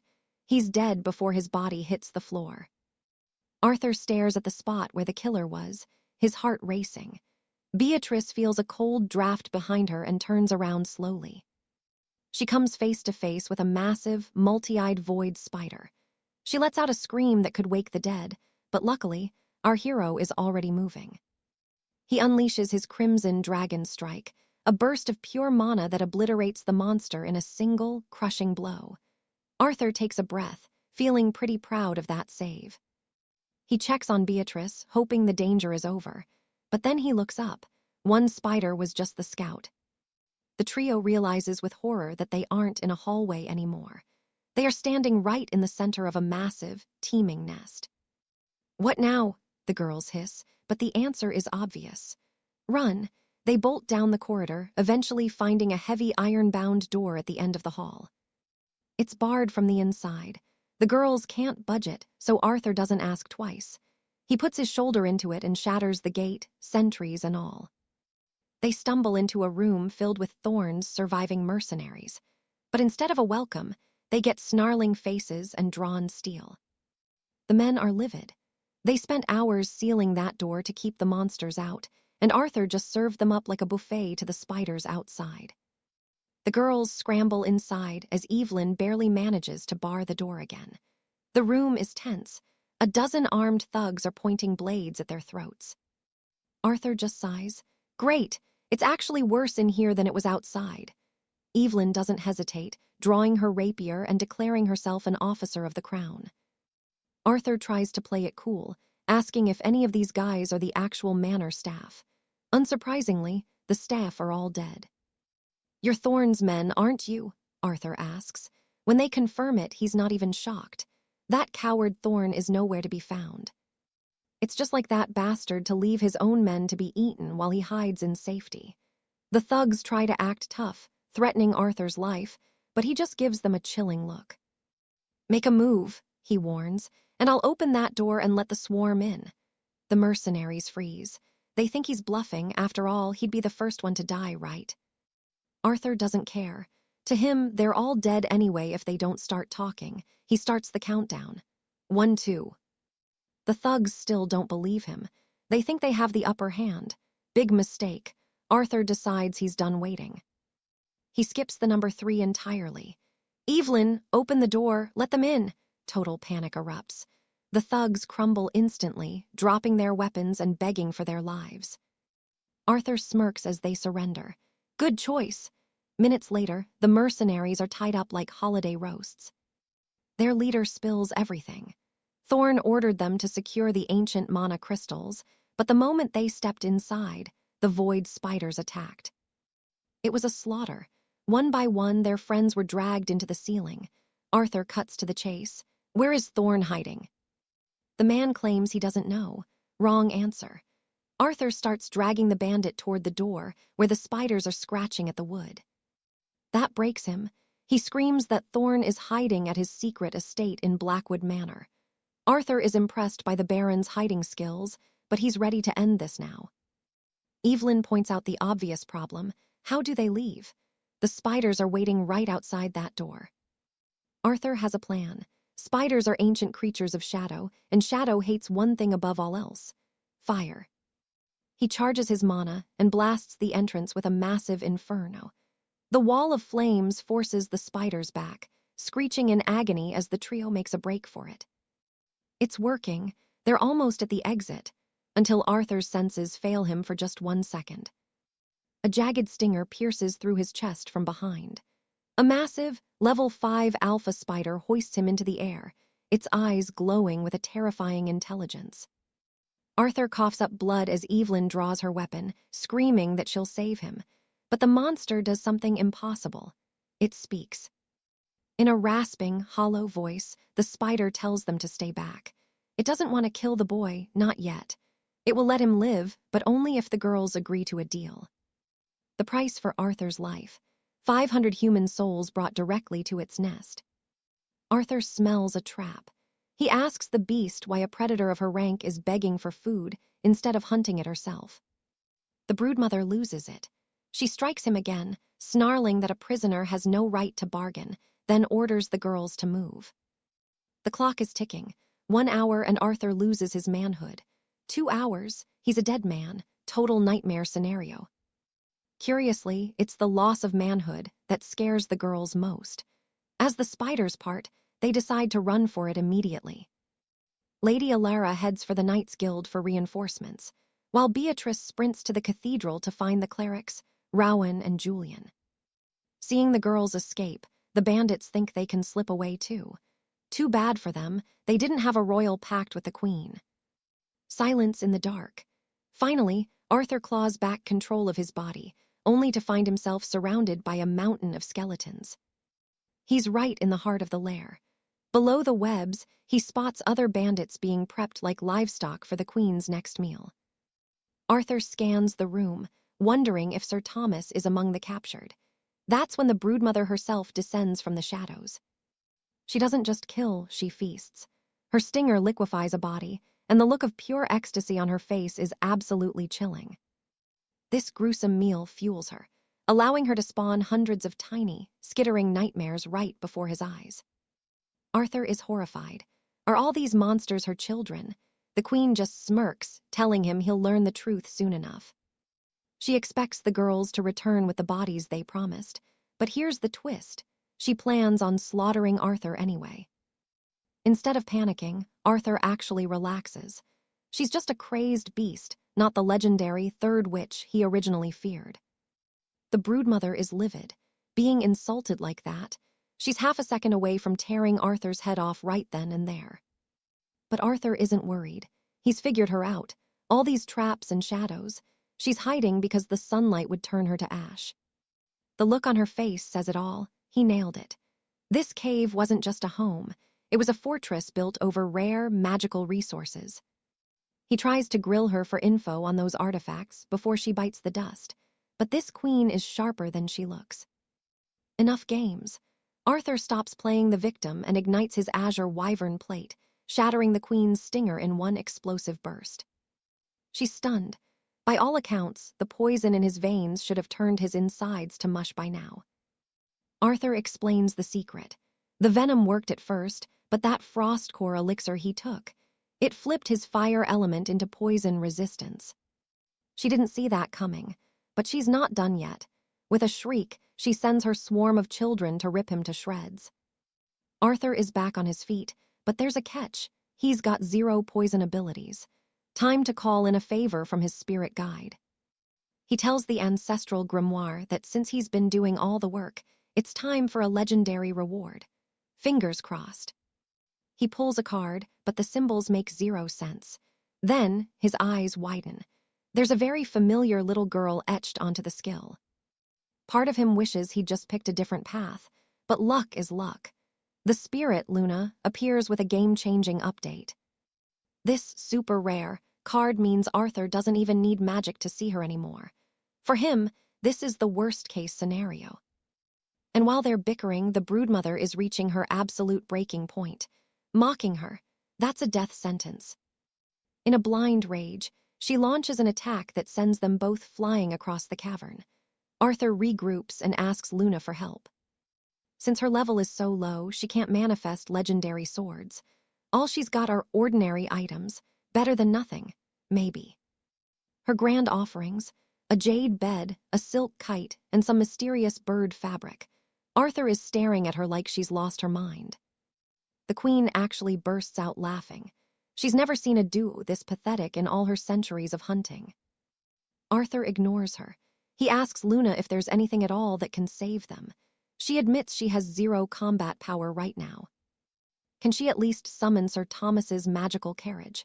Luna starts digging through the archives, wondering if he's planning a getaway. The queen isn't letting anyone leave. She shifts into her true, most terrifying form to end this pathetic little rebellion. Arthur warns Luna he's at his limit. He needs that item now. The queen lunges, her hands turning into massive, razor-sharp talons. Arthur barely holds his ground. He looks at her and realizes just how many innocent souls she must have devoured to reach this power. The azure shield groans and then shatters. It breaks completely. He's wide open, and the queen's next strike is aimed for his head. He barely dodges the first strike, but the second one hits like a battering ram. Arthur is slammed against the stone wall. Even as the webs pin him to the rock, Luna finally finds it. She tosses the item to the boy. This is his last stand. Arthur warns he won't last long, telling Luna she must find the transport and let him know the second it's ready. The queen charges forward with massive claws. Arthur barely defends himself, thinking about the many knights she's killed to become this strong. Unfortunately, the azure shield doesn't withstand the pressure. When it breaks, the hero is almost struck directly in the face. A second strike hits home, throwing Arthur hard against the wall. At the last second, Luna tosses the item to our hero. Even stuck to the wall by the spider's webs, the hero reaches out, ready to turn the tide in one final, desperate move. Alistair snatches the relic out of the air, a confident smirk playing on his lips. He triggers the artifact, and suddenly, boom, a rift tears through the very fabric of the dungeon walls. The broodmother sneers, mocking his attempt to escape. She thinks he's finished, suffocating under the crushing weight of her silken trap, but Alistair isn't even flinching. Escape was never the plan. Help was already coming from the outside, and right on cue, a piercing beam of dawn's light shatters the darkness, slamming into the beast. Incredible. Our hero never realized the sun's power could be this devastating. Vitality restored and strength surging, he calls upon his legendary Drake plate armor to finish this. The queen's eyes widen in pure shock. He's free, and worse, she realizes the web she built is now her own cage. He lured her into staying exactly where he wanted. Genius. He was just stalling for time, and the strategy worked perfectly. In an instant, the predator has officially become the prey, and she knows it. Panic sets in as the queen starts begging for her life, offering to be his loyal mount, anything to survive. But Alistair, he has 0 interest in a spider servant. Without a shred of mercy, he crushes her into the dirt. Battle over. Ren is confused why he isn't asking about the loot, but Alistair has bigger fish to fry. Those relics, he'll track them down eventually. Right now, more urgent matters are calling, especially since he just ascended 2 ranks in a single breath. You'd think he'd be happy, but Alistair is focused on the grimoire. Usually, there's a massive announcement for being the first to reach a new tier like rank 5. This time, nothing. Silence, which means Lord Thorn reached the milestone first. Leaving the manor, Alistair immediately runs into Lady Alina's royal reinforcements who just arrived. The knights are finally here, but Alistair tells them he's hunting Thorn himself. The spiders are dead, so it's time to push forward and end this chase. He commands Alina to secure the building and hunt for the hidden artifacts while he goes ahead. She offers to join him, but he shuts that down fast. More bodies just attract unwanted attention, and he needs to move like a shadow. Elinor watches him go, relieved he's safe, but then a shout from the stairs. Someone is sprinting across the upper levels at impossible speeds. The guards open fire immediately, and Elinor screams for her first squad to give chase right now. They can't let this stranger escape. She wonders if Thorne's team is still lurking in the shadows of the manor, desperately searching for those rare noble treasures. Meanwhile, in the village of Wickham, a gang of thugs is howling with laughter. They're rich. Thorne was right about the haul, and they've found the artifacts. The boss is a total genius, one mutters. Suddenly, a weird thud. The bald sellsword tells his partner to keep driving and focus on the road, probably just a bump. They need to move fast so the boss doesn't think they're skimming off the top. Little do they know, Alistair is perched right on the roof, hearing everything. He hears every word of their plan. Eventually, the carriage pulls into their secret stronghold, a desolate, God-forsaken ruin. Why pick a place this isolated? Leopold meets them at the carriage. How was the harvest? He asks. 18 artifacts in total, not a bad day's work for a group of bandits. But there's a catch. The last group hasn't returned. Leopold figures the signal stones are just weak in the mountains. They still don't know Thorne's exact location. Underneath the carriage, Alistair is listening in like a total pro. Thorne's influence is insane. Gathering this many mercenaries in such a short time is a serious feat. He knows they're prepping for the boss's arrival. Deep in the dungeon cells, our captive noble, Cedric, is whimpering while his jailer mocks his pathetic condition. It's a miserable sight. Cedric gave them every coin he had, and they still won't release him. The guard couldn't care less about his tears or his money. Luckily for him, Alistair was passing by. One swift strike and the bully is out cold. Cedric is terrified, but Alistair clamps a hand over the boy's mouth. "One word," Alistair warns, "and I promise, what these bandits had planned will look like a tea party compared to what I'll do to you." Minutes later, Cedric is shaking while he tries to thank him. Alistair is blunt. This was just a lucky coincidence. He wasn't actually here on a rescue mission. Cedric scrambles to get dressed and asks where the getaway carriage is. Alistair just stares. "Carriage? I don't recall bringing a carriage along for this." Cedric pales. Do they really have to hike down the entire mountain on foot? With a dark, wicked grin, Alistair tells him the real plan. "We'll have a carriage," he says, "just as soon as we finish stealing one from these fools." They make it to the main gate disguised in stolen gear. The guard stops them, asking what took so long. Alistair doesn't miss a beat, claiming the kid here has a bladder like a leaky bucket. A few more pathetic excuses, and the guard waves them through. Cedric points toward Thorne's personal chambers, his voice trembling as he warns about the guards. There are dozens of soldiers in the building, but Alistair walks right in. Inside the room, he finds a stunning woman waiting, which immediately sets off alarms. With Alistair's history, beautiful women usually mean massive trouble. He mutters that this definitely doesn't feel like Thorne's typical style of security. The woman just laughs. She's not here for small talk. If he wants to see the boss, he's going to have to go through her in combat first. Then things get bizarre. Her hands begin to warp and shift, grotesque and inhuman. The grimoire pings a warning. She's a corrupted alchemy spawn mutant. Alistair is genuinely concerned now. This was supposed to be a world of knights and cultivation, right? But the Oracle seems pretty damn proud of its twisted creations. She points toward the Baron's inner sanctum, warning Alistair that the fortress is crawling with dozens of elite guards. Stepping inside, Alistair is met by a gorgeous woman, and honestly, given his track record, he's immediately on high alert. He scoffs, noting that having a beauty as a guardian doesn't seem like the Baron's typical, ruthless style. She just laughs him off, making it clear she's there for one reason. Alistair has to go through her if he wants the boss. Then things get weird. Her hands begin to shift and mutate, prompting Alistair to ask what kind of dark magic this is. The Oracle chimes in. She's no mage, but an alchemical monstrosity, a forbidden experiment of the highest order. Alistair's worried now. He thought this was a world of knights and magic, but Thorne's twisted creations are on a different level. After a quick exchange, the Blightborn girl lunges. But our knight, Sir Alistair, sidesteps her easily while demanding to know who her master is. She stays silent, so Alistair keeps dancing around her, mockingly asking if every monstrous lady in this realm is this predictable. Meanwhile, the Oracle is losing its mind watching him defend himself with zero armor or weaponry. It turns out his raw attributes are evolving rapidly, but the girl, she hasn't even reached her true, terrifying form yet. Then things get weird. She twists her tongue into a jagged, rotating drill, making Alistair realize he never wants to see a Blightborn again. With her grotesque transformation complete, the creature vows to end the knight's life right then and there.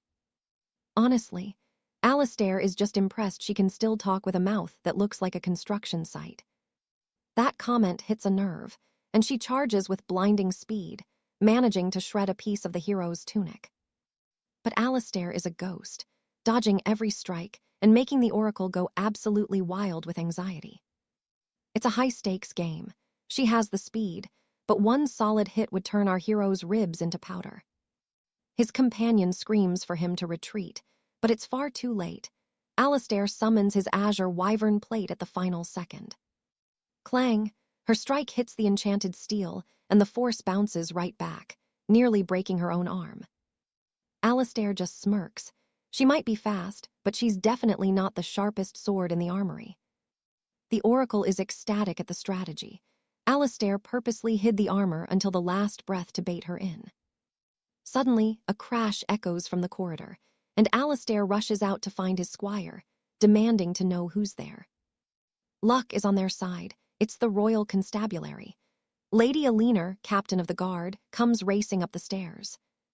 Alistair is confused. He specifically told her to stay safe at the inn while he handled the heavy lifting. Exhausted, Alinar explains that a thief looted every single supply from the inn and vanished into the night. A faint scuffle leads them to a nearby room, where they find another girl busy stuffing stolen relics into her bag. No more games. Alistair launches a firebrand spell that detonates right beside her, cutting off any hope of escape. He corners her, declaring that since she's the second mysterious lady to cross him tonight, the gloves are coming off. But wait, instead of fighting, the girl drops her loot and admits she's actually a huge fan of the legendary knight. To Alinar's absolute fury, the girl introduces herself as Seraphina of the Shadow Syndicate and claims she's here to marry the hero. She even suggests they skip the formalities and get straight to the union, leaving Alistair completely speechless. Alinar shoves her back, calling her a delusional liar and demanding to know her connection to the sorcerer, Lord 𝑩𝒂𝒎𝒆. Pinned down, the pink-haired thief explains that pilfering is just a sacred tradition of her people, especially during a courtship. Apparently, this is all part of her betrothal trial, to prove she's worthy of a champion like Alistair. The Oracle chimes in, explaining the Shadow Syndicate hails from Whispering Reach and boasts 400 elite masters of stealth. Alistair holds the captain back, trying to wrap his head around why a rookie thief is talking about marriage trials. See, Alistair is the prophesied savior meant to slay the Archlick, so Seraphina wants to claim him for her clan's survival. Our hero tries to be a gentleman, telling her he can save the world without anyone having to walk down the aisle. Whack, she punches him right in the gut. Apparently, the syndicate has a strict no help from strangers policy. If he wants to save them, he has to be family, period. Alistair sighs, suggesting they table this for later. Seraphina is over the moon. Her father tried to marry her off to some noble named Mordred, but she chose the hero instead. Alistair realizes the truth. She's basically a runaway bride using him as her golden ticket out of an arranged marriage. He asks if she's worried the Archlick will retaliate against her village for this little stunt. She isn't bothered at all. As long as she brings back the savior, her people will be untouchable. Alistair probes for info on the Archlick's power, and Seraphina admits the entire syndicate couldn't even scratch the monster. Unbeknownst to them, Lord 𝑩𝒂𝒎𝒆 is watching through a scrying pool, savoring every bit of this intel. The villain is feeling pretty good right now. especially with a devoted follower kneeling at his feet in prayer. When his servant asks what's so captivating on the screen, 𝑩𝒂𝒂𝒎𝒆 just gives a cryptic smile and changes the subject. Later, at their new safe house, Alistair introduces his loyal companions, Lady Rosalind and Julia, to the group's newest addition. Seraphina wasted no time. She loudly announces she's Alistair's fiancée and tells the girls to get used to her. Needless to say, the room turns icy. Seraphina doesn't get the hint, insisting she and Alistair are clearly soulmates. Seeing a rival for the hero's heart, Rosalind draws her blade and challenges the thief to a duel right then and there. Lady Alara snaps. If Alistair lets the manor get trashed one more time, he's sleeping in the stables. Honestly, our hero couldn't care less about the furniture. If the estate is going to crumble, he just wants it to happen fast. Suddenly, his communication crystal hums. It's Beatrice, and she sounds frantic. She's finally cracked the ancient archives and found nothing about these abominations. In other words, these monsters didn't come through the Great Descent. The brilliant alchemist is convinced those mutants aren't natural. Alistair narrows his eyes. It means Lord Thorn has found a way to rip open the void himself. If that's true, Beatrice is terrified. Thorn could literally summon any nightmare from the Forbidden Realms whenever he feels like it. It's a fact now. He's going to strike again, and soon. Our hero needs to be looking over his shoulder every single second. After that heavy talk, Alistair collapses onto his bed. How is Thorn pulling this off in a city crawling with high council mages and royal scholars? Deep in the shadows, a twisted experiment begins. Lord Silas stands in the center of a circle, asking Master Leonard how the ritual is progressing. The old scholar trembles, explaining it's nearly ready. Why? Because the person who designed the original spellwork was a god-tier genius. In heartbeats, Leonard locks onto the dimensional coordinates of the legendary warriors. He triggers the system. The air begins to scream. Boom! A pitch-black rift tears open in the center of the hall. Everyone freezes in pure, unadulterated terror as the portal widens. Out steps a nightmare, the true demon king of the abyss. He looks around, his eyes glowing with malice. Who dared to drag me here? Lord Thorn doesn't flinch. He drops to one knee, his dark knights behind him, announcing that he's the one responsible for the summoning. He cuts right to the chase. Thorn knows exactly where the king's runaway fiancée is hiding and suggests a blood-soaked alliance to get her back. Morning hits. Alistair is exhausted, but a massive ruckus in the courtyard jolts him awake. He rushes to the window, bracing for a fight. There's Barnaby leading a troop of minstrels, but Alistair's eyes, glued to the stunning maidens who came to greet him, they're absolutely breathtaking. And it's not just their faces. Being a bit of a rogue, he can't help but notice other measurements. Hey, he's only human, right? Alistair calls down, asking if there's a wedding he missed. Commander Lynette just sighs. Apparently, these strangers claim to be his closest friends. He looks closer. It's Barnaby. The fool throws himself at Alistair, sobbing like a baby and clutching the hero's boots in total desperation. The idiot is begging his master for forgiveness for every past insult. Alistair just shouts back, "I am not your master, you absolute moron." Barnaby doesn't care. He thanks his mentor again, swearing to follow every single command just to atone for his sins. He's loyal to a fault now. Fed up, Alistair turns to leave. Lynette tries to tempt him with a hot breakfast, but honestly, he's completely lost his appetite. But wait, Barnaby stops him. There's one more thing, something vital he learned while he was rotting in Thorn's dungeons. Back inside, the mood shifts. Barnaby explains that while he was captured, he met an old scholar kidnapped by Lord Thorn, a man named Master Leonard. That name, it rings a bell. It was clear the two were building something monstrous together deep within the enemy's stronghold. Beatrice pales.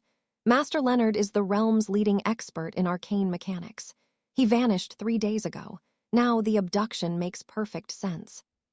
What does Thorn want with an old scholar? Alistair asks. Beatrice's expression is grim. Whatever it is, it can't be anything good. Alistair nods in agreement, but then he gets distracted. He catches a glimpse of Beatrice in the light and wow, she's looking stunning today. She keeps talking about tracking magical traces and monitoring fluctuations, trying to stay professional. Then, she mentions a special gift for the hero. He mumbles a thanks, refusing to meet her eyes. She tilts her head, curious. "Alistair, why is your face turning bright red?" "It's just the heat," he stammers. Regardless, the girl says she'll go grab the surprise. She leaves him standing there like a fool. While she's gone, Alistair grips his chest. Why is he so jittery? He's supposed to be the hero, yet his heart is racing around her. She returns with an ornate box. "After that last incident," she says, "I'm not leaving my best work lying around for thieves anymore." Alistair mutters to himself. Things definitely escalated quickly last time. Maybe they should focus on exploring their connection more carefully next time. Beatrice hands him a shimmering silver bracer. He looks confused. "What's this for?" She just smiles. "Touch the center stone and find out." It's an alchemical masterpiece. It can store and activate powerful resources instantly, perfect for those legendary relics that have a short usage time. She thanks him, but there's more. Beatrice and Lady Lynette have decided that Alistair is their only hope to defeat Thorn once and for all. That's why Lynette headed to the royal department to plead with the High Director for extra support. But the meeting, it's not going well. At the capital, the commander receives a stone-cold no. Her father, the Duke, explains that while the artifacts exist, his hands are tied. Lynette is livid. If those powerful relics just sit there gathering dust, Thorn is just going to waltz in and steal them again. Her father sighs. The orders come from the top. The person managing those resources must be a high-ranking noble with true discipline, meaning himself. Meanwhile, in a lavish lounge, two men are sharing a laugh. One of them, Duke Beaufort, leans back, knowing everything is falling into place. His son, Sir Cedric, the Academy's top knight, tells his father not to worry. He's planning to handle Lord Thorn all by himself. Draped in medals and arrogance, Cedric tells the Duke to relax. He's going to end this threat and claim all the glory. But the Duke isn't convinced. If the king's elite guard couldn't take down that rogue sorcerer, his son is being incredibly reckless. This is dangerous. Upon hearing that Lord Thorn is Sir Alistair's sworn enemy, Lord Byron realizes they can use one as the perfect bait to lure the other into the open. Our hero asks why he was summoned. Lady Genevieve explains that the King's Guard has no idea how to wield the enchanted relics they seized. They need Alistair's expertise. See, the commander was missing, and the training grounds were being reduced to rubble during these reckless weapon trials. Meanwhile, the arrogant Lord Cedric is busy charming a royal herald, promising a massive scoop in 2 days if she saves him the front page. In exchange, he offers a lavish dinner date. After hanging up, the brat greets Sir Alistair, the legendary hero he's heard so much about. Alistair shrugs it off, saying he's no hero at all. But Cedric keeps piling on the fake praise until the knight finally, reluctantly, caves in. Lady Lynette is immediately suspicious. Getting straight to the point, Cedric plays the humble noble card, claiming he's terrified of his duties and needs training. He begs the hero to sharpen his skills. Alistair looks him in the eye and asks if he's truly ready, because these aren't just games. People actually die on the battlefield. Cedric brushes it off, insisting the risk doesn't matter and that he's ready to die for the kingdom. Radiating a fake savior aura, he declares he'll march straight into hell to save the common folk. Honestly, it's a bit much. The performance is almost physically painful to watch. Cedric asks his secret scribes how it went, and they confirm it was inspiring. No tears, but still good. The noble orders his staff to touch up the sketches and send the report to the Royal Gazette immediately. Lynette and Alistair are dying of second-hand embarrassment. Still, the knight tries to stay focused and brings the conversation back to combat. Just then, servants rush in with vintage wine and a velvet chair for their pampered young master. Talk about a mood killer. Suddenly, Cedric groans that he's exhausted from standing and doesn't want to deal with this mess anymore. What an absolute joke. Lynette is fuming. This is an ungrateful attitude, especially since the crown is currently scouting for the realm's next legendary champions. They're being offered a rare chance at glory. It's supposed to be top secret, but word from the high command is spreading fast. Apparently, being chosen as a champion boosts your status to legendary heights. But Cedric, he couldn't care less about the national team. He says he's only here because his father, the Duke, forced him. But hey, he's not totally useless. He knows Thorn's hideout. Between his underworld contacts and his ties to the palace, finding a fugitive is child's play for a noble like him. He hands the map to the hero.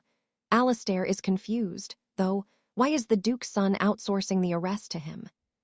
Cedric's answer is simple. Why risk his own neck when there's a capable hero around to do the dirty work? Lynette asks if the intel is actually legit. Cedric is so confident in his spies that he literally bets his life on it. That's all Alistair needs. He charges off while the officer stays behind to call for royal reinforcements. Time is of the essence. The hero isn't wasting a single second now that they have a lead.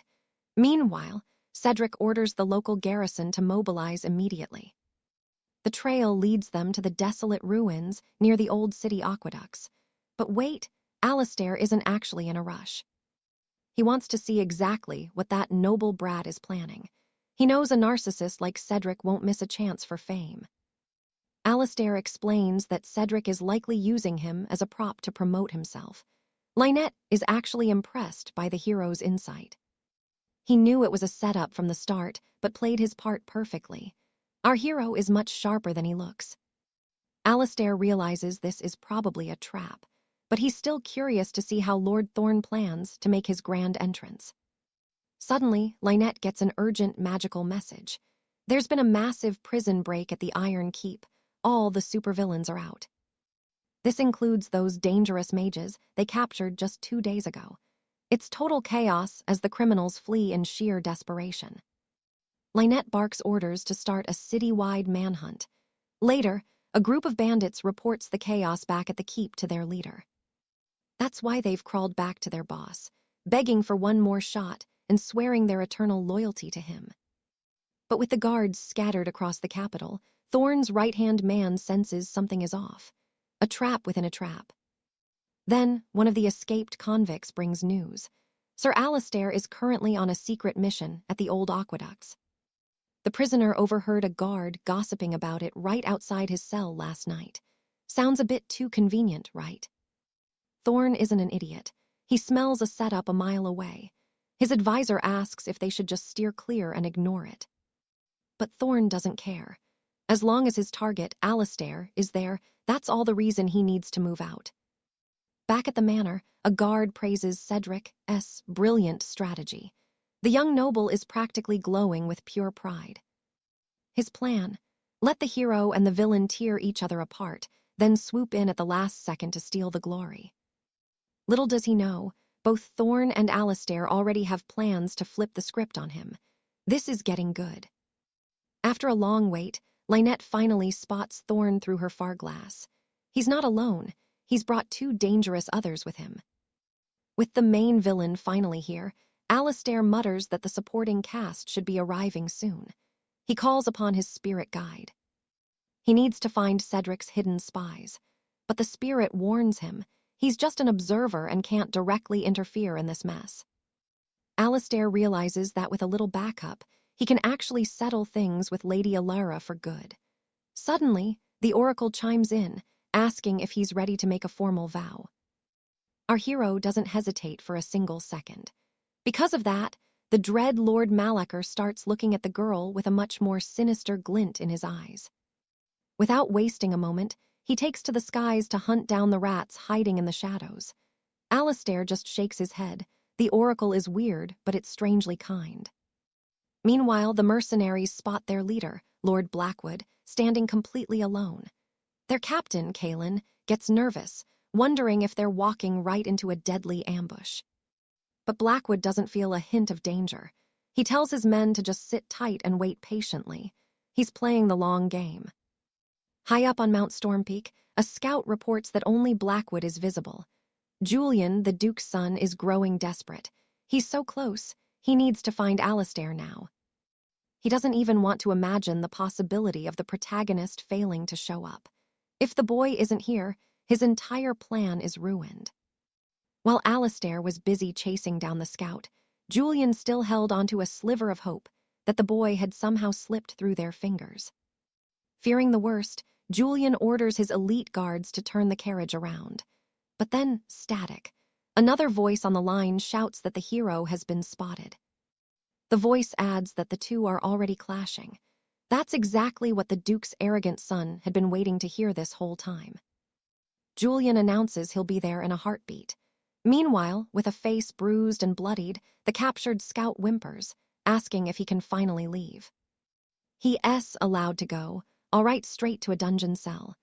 15 minutes later, Julian's reinforced carriage rolls up, and his guards report that the coast is clear. Julian smirks, fully convinced the area is quiet because the fight is already over and he's won. Talk about overconfidence. The driver smashes right through the gates of the sanitarium. Julian steps out of the carriage, dripping with swagger, claiming he's here to clean up the trash. But his heart stops when he looks up. Lord Blackwood and his entire squad of cutthroats are still standing right there, waiting for him. Blackwood sneers, asking who this absolute idiot is. His advisor doesn't miss a beat, immediately ordering the men to seize the noble brat. Poor Julian. His last chance to run vanishes when his own guard panics and floors it, driving the carriage away and leaving him stranded. Realizing he's trapped, the Duke's son tries to fight back with his high-end gear. But within minutes, he's beaten so badly he's literally screaming for his father. The mercenaries start kicking the boy around like a leather ball, laughing and mocking that tough guy attitude he had just a moment ago. Blackwood demands to know where Alistair is.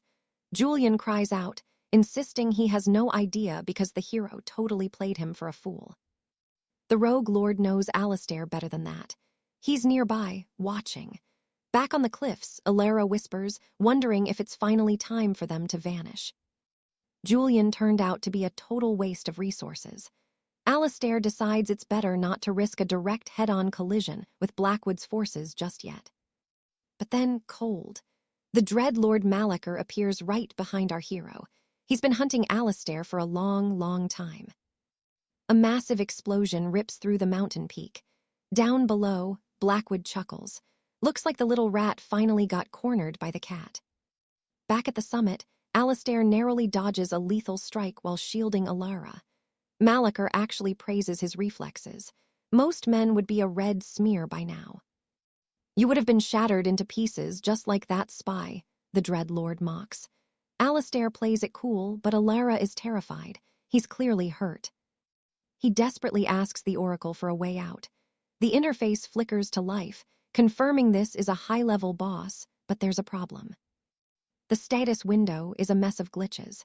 It's nearly impossible to read this monster's power level. He's literally off the charts. His inner voice screams at him to use luck-boosting cards, but Alistair knows there's no time for gambles. He needs a real solution, and fast. Cutting straight to the point, our hero asks the Lord of the Abyss why he's here. Why form an alliance with a snake like Blackwood? Unfortunately, 𝑩𝒂𝒂𝒎𝒆's reasons are strictly personal. "You're the thief," he growls, "the one who stole my promised bride." Alistair freezes. The stress is hitting hard. Sila's, he thinks, "I am going to absolutely end you for setting me up for this." The Abyss Lord doesn't stop there. He plans to slaughter half the kingdom after this fight, just to savor the sweet scent of terror in the air. In response, Alistair starts telling a story about a purple-skinned titan who had similar ideas once. Want to know how that ended for him? Before 𝑩𝒂𝒂𝒎𝒆 can react, Alistair slams a portal stone onto the ground, warping Alara away to a safe, distant location. Seeing this, the Dread Lord gets curious. Why didn't Alistair jump through the portal with her while he had the chance? "Simple," the boy explains. "If I tried, you'd have taken my head off before my feet even cleared the gap." 𝑩𝒂𝒂𝒎𝒆 actually nods. Fair point. With no more distractions, Alistair activates his azure dragon plate. The armor glows with a fierce light. It's time to fight without holding back. 𝑩𝒂𝒂𝒎𝒆 isn't impressed. He charges up a devastating orb of pure black energy, forcing Alistair into a desperate defensive stance. Even with relic-grade armor, the boy is struggling to hold back the tide. The pressure is immense. It's like the weight of the entire world. 𝑩𝒂𝒂𝒎𝒆 mocks him, comparing his resistance to a tiny insect trying to stop a runaway carriage.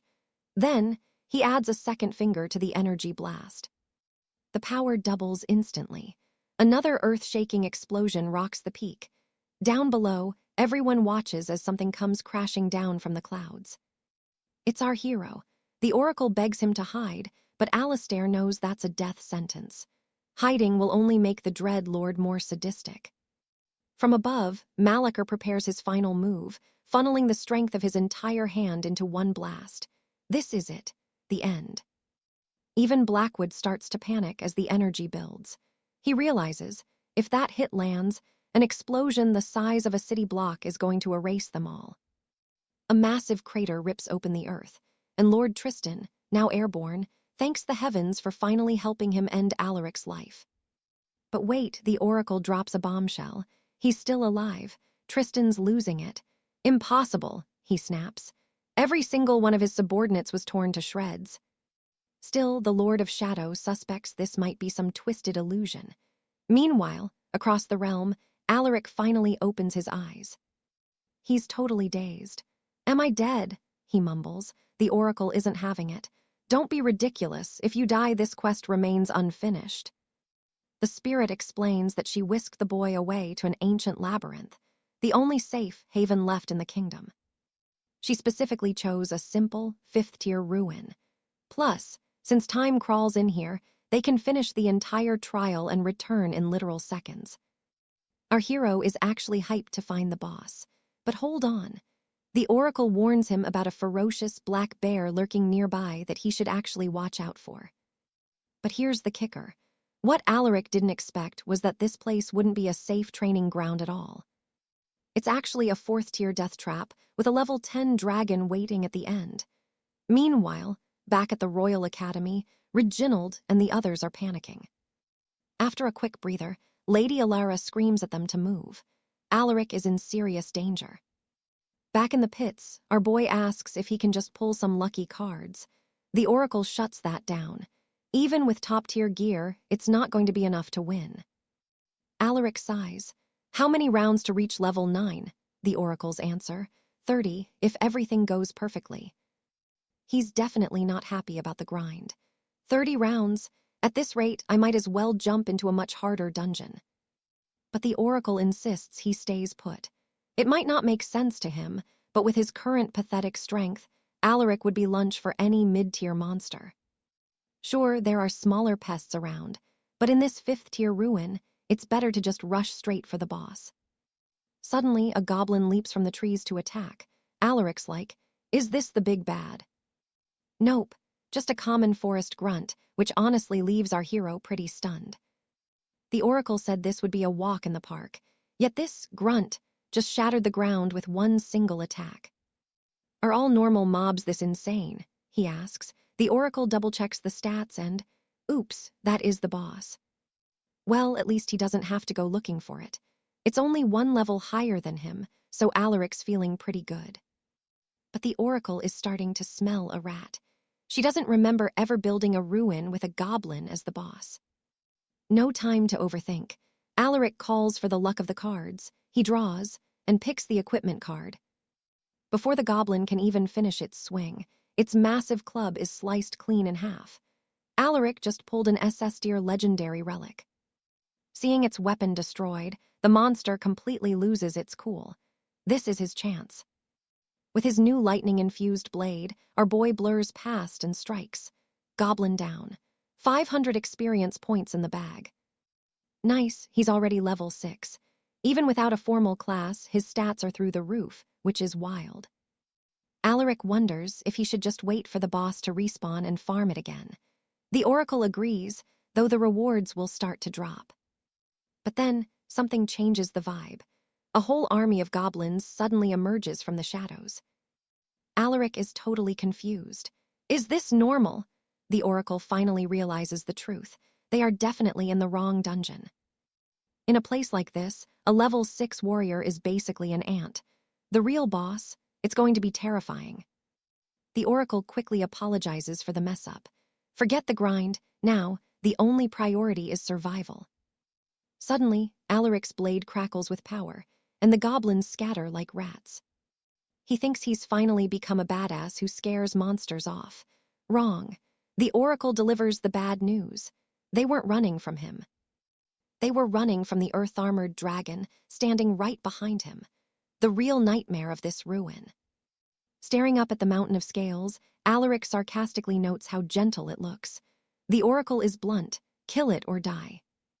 Alaric is fuming, but the spirit explains that dying here isn't the end. It just costs him his progress and doesn't affect the real world. He figures he'll just keep farming goblins and come back later, but the dragon has other plans. It charges up a killing blow. It has zero intention of letting this warrior walk away alive. A roar of pure energy erupts from its maw, literally erasing a mountain from existence. Everything in that path was vaporized. The Oracle frantically searches for a pulse. Somehow, Alaric is still breathing, but his armor, it's basically scrap metal now. He thanks the gear for saving his life. A warning flashes before his eyes. Durability is down to 40%. He thinks he's safe at this distance, but he's wrong. The Oracle guiltily admits she designed this beast to be slow, but she gave it a very special pull skill. The dragon starts charging again, and Alaric feels an irresistible force dragging him straight into the kill zone. No time to move, and if that armor breaks, he's done. Before he can blink, he's pulled into her strike zone. His armor's enchantments are failing, and if they break, he's done for. Alistair is way out of his league here. He's massively underleveled for this crawl, so he screams at Winston to find anything, literally any relic, that can save them. Right then, the blade pinning him to the dirt finally gives. It's now or never. He rips it free, desperate for one final, frantic countermove. He hurls a massive bolt of lightning straight at the worm's skull. The result? Nothing. Absolutely zero effect. The beast doesn't even flinch. No turning back now. Alistair charges, his sapphire dragon shield glowing bright. He's got heart, sure, but the monster just opens wide and swallows him whole. Winston is losing his mind. He's already predicting a massive level drop, at least 3 tiers down, but then the unexpected happens. The massive beast starts screaming. Pure raw agony. Even the voice is stunned, asking what on earth is happening inside that monster's gut. Blinding beams of light start tearing through the dragon's scales. Then, boom, the creature literally explodes into a shower of meat and bone. Out of the wreckage walks Alistair, covered in gore but victorious. He's thanking his lucky stars for that azure armor. It just saved his life again. Loot time. He salvages the worm's essence to forge repairs, and his stats just skyrocketed. Our boy finally hit level 8. The voice gives him the first clear honors, but there's a catch. His armor is trashed, down to 1% durability. The system says to scrap it. Not a chance. This gear is the reason he's still breathing. He refuses to abandon his best ally, no matter how broken it looks. Alistair makes the call. He tells Winston to dump every single dragon drop into the forge. We're going for a full-scale enchantment. The ritual begins. A pillar of celestial energy slams down from the heavens, evolving the plate right before his eyes into a mythic tier masterpiece. Behold, the sacred azure plate. It's got the golden body and dragon's breath skills now. A holy relic, one of only 99 in the world. Winston admits it. Alistair is officially a powerhouse. But the party's over. It's time to head back and settle the score with Lord Malphaz. Over at the Citadel's high command, Sir Sano is pacing like a caged animal. He wants to know why the hell they're hiding like cowards. Lady Lyra lays it out. Alistair's orders were simple. Protect Lady Sarah. This tower is the only place with enough wards to keep her safe. Lady Jane isn't happy. She feels insulted, claiming she could level this whole fortress by herself. Raven just nods, they're ready for blood. Lyra stays firm. She trusts Alistair and his magic guide. Outside, the special guard is arming up with heavy crossbows, waiting for the storm. Right on cue, the shadow falls. The high command is under full-scale assault. The enemy is at the gates and they aren't playing. Soldiers rush to hold the line. The traitorous Tang tries to talk them down, mocking them for dying over such a pathetic copper wage. The knights don't flinch. They open fire instead. But it's useless. One of the goons has a shield spell that blocks every single bolt. The ex-captain gives up on the talk. He orders his men to slaughter everyone. That's when a bald brute with titan fists moves in to crush them. But wait, an ultrasonic shockwave rips through the air, knocking the entire vanguard unconscious in a single heartbeat. That was Lady Beatrice. She knew no physical shield could stop sound magic like that. Tactical genius, honestly. Tang is absolutely livid. He can't believe these girls actually teamed up just to ruin his grand entrance. Inside, the girls are cheering. But Lyra, she's stone-faced. She knows the real threat, the Abyss Lord, hasn't even stepped onto the field yet. 𝑩𝒂𝒎𝒆 decides he's seen enough. "My turn," he sneers. Lyra screams into the communicator, "Look up, look at the sky now." The mages look up and freeze. There he is, the Shadow King, looming right above their heads like a god of death. The massacre begins. He rains down pure destruction, tearing the citadel apart. But Jane, she refuses to stay down while her man is in danger.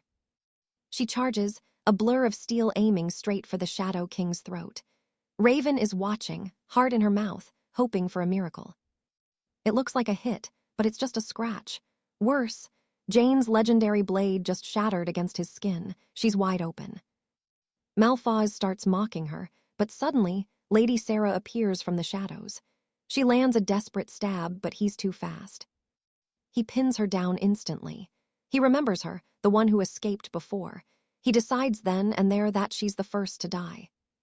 He wants her to watch as he burns her people to the ground. Seeing that hope die, that's his only pleasure. Sarah is breaking. She starts to slip away, fading into the cold void of death. But just as the darkness closes in, a shadow falls from above. Alistair is back. He lands a massive punch right to 𝑩𝒂𝒆's jaw, sending the Lord flying across the courtyard. Tang is in total shock. The girls are sobbing with relief. Jane just smirks, remarking that our hero really knows how to milk a grand entrance for all it's worth. The Demon King pulls himself out of the dirt, trembling. "How?" he screams. "How are you still breathing, boy?" Alistair scoops Sarah up, looking cold as ice.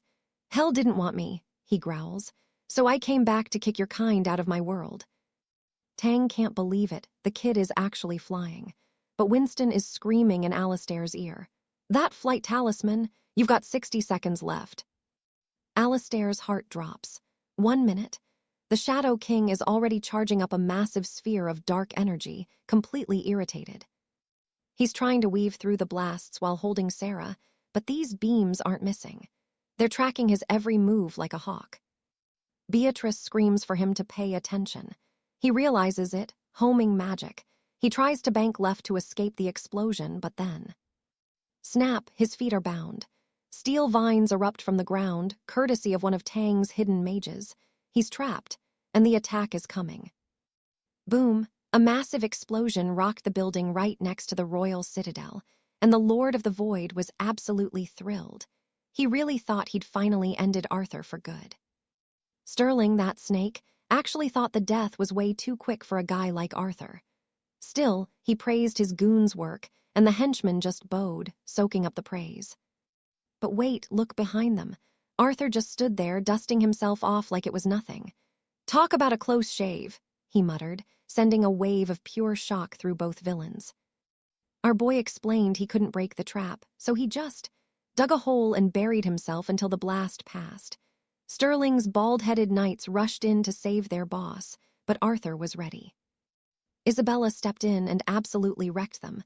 They weren't even in her league. And she wasn't alone. Rowan and Gareth charged back into the fray, turning the tide in a heartbeat. Feeling the heat, Sterling screamed at the Void Lord to take out the women first.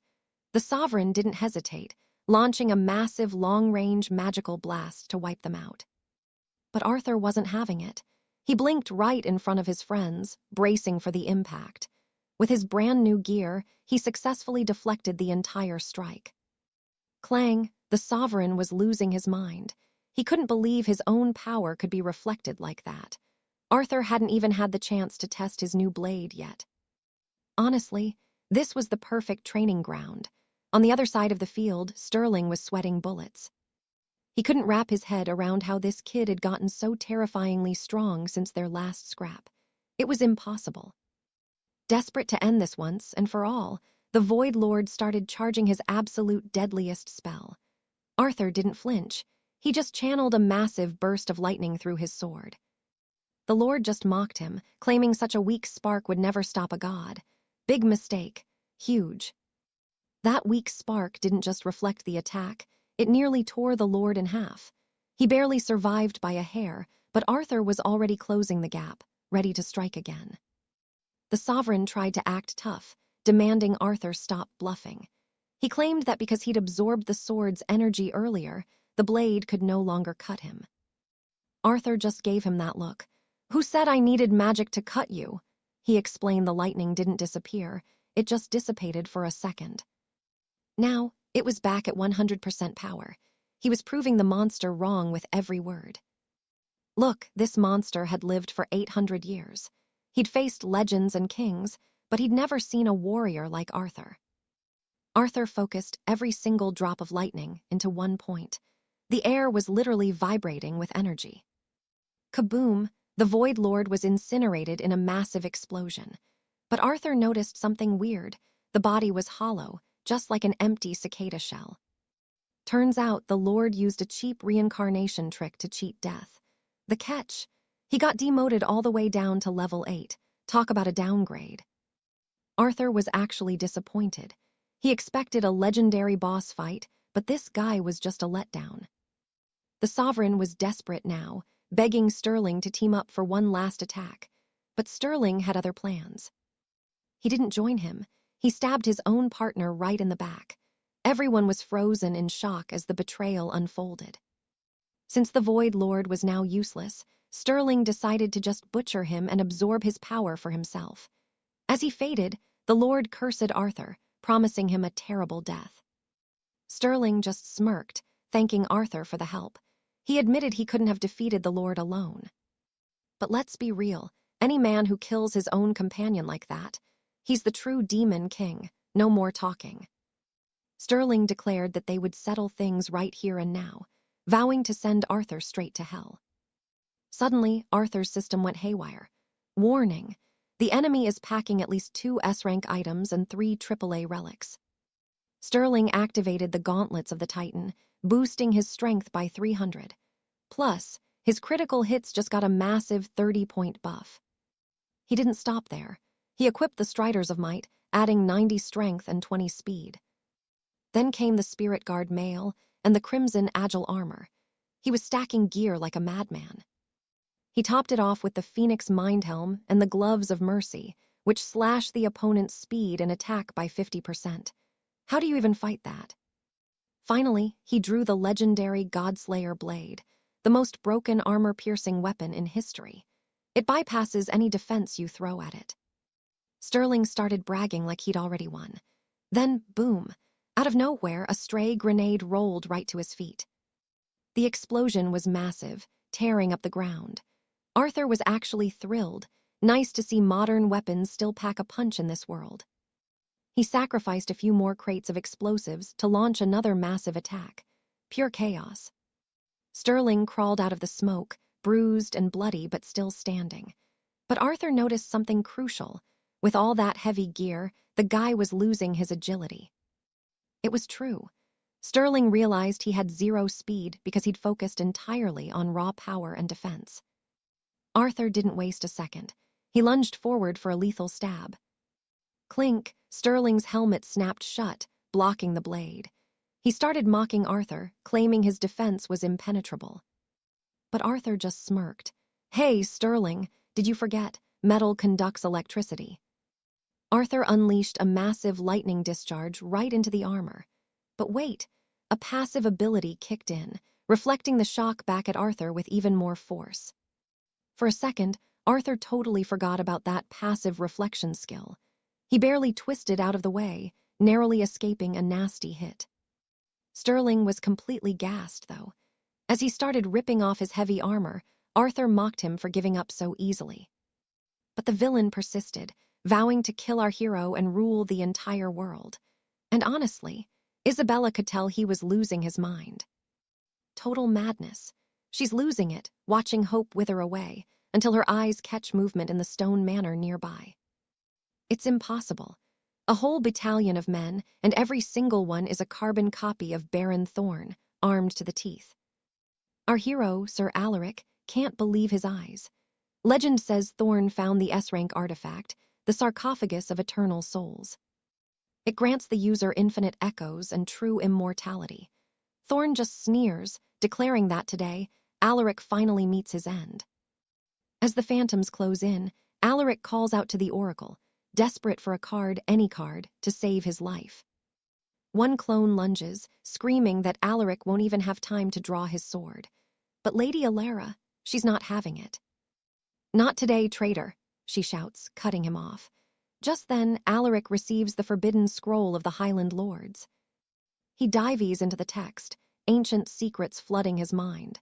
In mere seconds, he's already mastered half the hidden forms. The clones strike with everything they've got. But suddenly, boom, Alaric hits 100% mastery and releases a massive shockwave. Phantoms are sent flying, shattered like glass. Thorn panics, yelling at his copies that Alaric can't possibly possess that much mana. But Alaric keeps moving. His new techniques are sheer perfection, leaving the old Baron absolutely paralyzed with shock. Luckily for the villain, more shadows emerge from the dark to bolster the line. It's a never-ending nightmare. "Idiots," Thorn bellows at them. "Stop attacking his front, strike from his blind spots, surround the brat." They swarm from behind, but Alaric, he's 2 steps ahead. He unleashes the spinning cyclone strike, obliterating the entire group. Finally, it's down to the real Thorn. The coward is shaking now, his face twisted in a mask of pure fury. The sarcophagus begins to hum, pumping out even more clones. But Alaric just smiles. He's already spotted 3 fatal weaknesses. Thorn thinks he's just bluffing. To him, the boy is just an arrogant brat riding a lucky streak after killing a few fakes. Weakness number 1. The coffin can't actually resurrect, it only copies. That's why Thorn is hiding in the back like a rat. Weakness number 2. Every clone is just a snapshot of Thorn before his death, meaning they're all stuck at a low rank. And the third, the more of these copies Alaric kills, the more battle experience he gains. He's literally using them to level up. Thorn's face turns pale. Every single guess is dead on. Alaric is reading him like an open book. Alara watches, amazed. He's a true warrior. But she's worried. Why tell the enemy his secrets? That's just asking for trouble.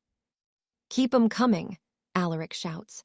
He's so close to reaching the 15th rank of power, and he isn't stopping now. Thorn snaps. He does something absolutely insane.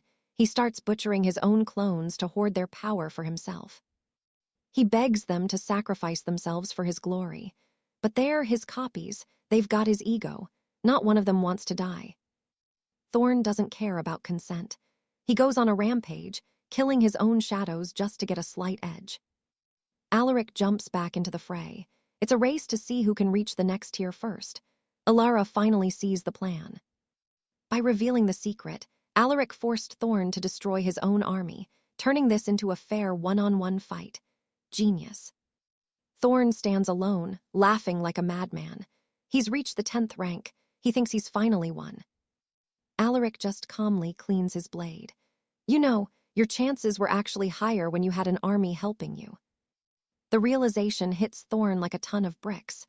He was manipulated into killing his own support. The panic is real now. "Show me what you've got," Alaric challenges. "Because after this, there's no way you're leaving this castle alive." Sweating cold, the Baron tries to scramble for a plan. He's a veteran officer. Surely he can trick a teenager. "Look, what's that over there?" he screams, pointing away.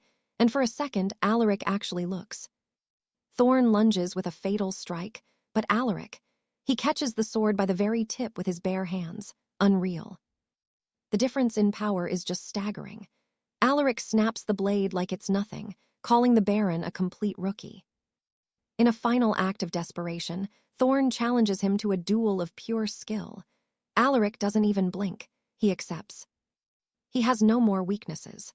Thorn, though, he's still betting everything on his old military training to save his neck. They clash, steel on steel, a blur of motion, but Alaric is just too fast, emerging as the clear winner.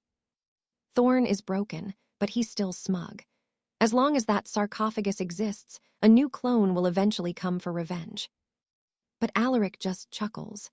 He knows that every time the coffin works, it gives off a pulse of magical energy. That was the whole point. He was just waiting for Thorn to activate it so he could track the signal. His scout, Sir Bodwin, sends word immediately. A massive magical spike detected in the old warehouse district. Alaric takes off, leaving the Baron behind. Thorn has just enough time to curse Alaric's name before his life fades out. Suddenly, inside the dark warehouse, the real Thorn wakes up with a gasp. He's back, but the hunter is coming. Next time, not likely. In a split second, a searing bolt of arcane light rips through the ruined granary's roof, piercing Baron Thorn right in the chest. How? How did this even happen? Crawling, hands clawing at the dirt to save his pathetic life, Thorn begins to beg. He grovels, swearing he'll do anything, anything at all, for his noble brother. But Arthur isn't listening. He unleashes a second, more violent surge of lightning, leaving zero room for talk before Thorn is nothing but charred remains. Talk about a cold ending. "Find me in the next life," our hero mutters. Soon, the town criers are shouting the news. The notorious bandit lord is dead. The crown refuses to name the one responsible, though. Meanwhile, Lady Alinar is stuck on a mystery. The kidnapped sage is still missing, and those strange arcane relics. Not a single trace. This smells fishy. Arthur asks her straight up, does she think Thorn had shadow partners? It's a real possibility. Alinar nods, confirming they'll keep digging into the shadows until they find the truth. There's more. The council recommended Arthur for the grand tournament of the realms next month. But Arthur, he's done. Exhausting himself for a trophy sounds like a nightmare, so he declines, finally looking for some damn peace. Alinar shrugs. Fine, I'll just tell them you aren't interested in the 30 million gold crowns they're offering the winner. Boom, Arthur is on his feet in a heartbeat. Alinar just blinks, asking if the sudden mention of gold changed his mind. Suddenly, his whole vibe shifts. He claims he hates being idle and would go even without a reward. Right, Arthur, we totally believe you. Alinar bids him farewell to file the paperwork, wishing him a good rest. A few minutes later, Arthur is pacing his chambers, already spending those 30 million crowns in his head. But wait, things get weird. When he walks into his bedroom, Seraphina from the Shadow Guild is just sitting there, waiting for some attention from her master. Arthur nearly jumps out of his skin. How did she get in? Blushing, she praises his win against the Abyss King, a monster that threatened the whole realm. Then, she quickly locks the door and wraps her arms around Arthur from behind. She whispers that she wants him to relax for now. Seraphina declares she belongs entirely to him, and he can do whatever he wants with her. Arthur, rightfully confused, asks about that whole, only after marriage, rule she had earlier. Seraphina just shrugs it off. Formality, she calls it, something they can deal with later while she's searching for her doll. Arthur remembers the danger of getting tangled with a magical NPC and pushes her away. He tells her he hasn't done anything that deserves her sacrificing herself like this. He explains there's no need for a reward and suggests she simply return to her family. She looks at him, heartbroken. Is he really going to toss her aside after using her? Arthur denies everything. They aren't even married, so how could he take advantage? She realizes she's losing the verbal battle, so she plays dirty. Using her shadow skills, she vanishes and swipes Arthur's trousers right off him.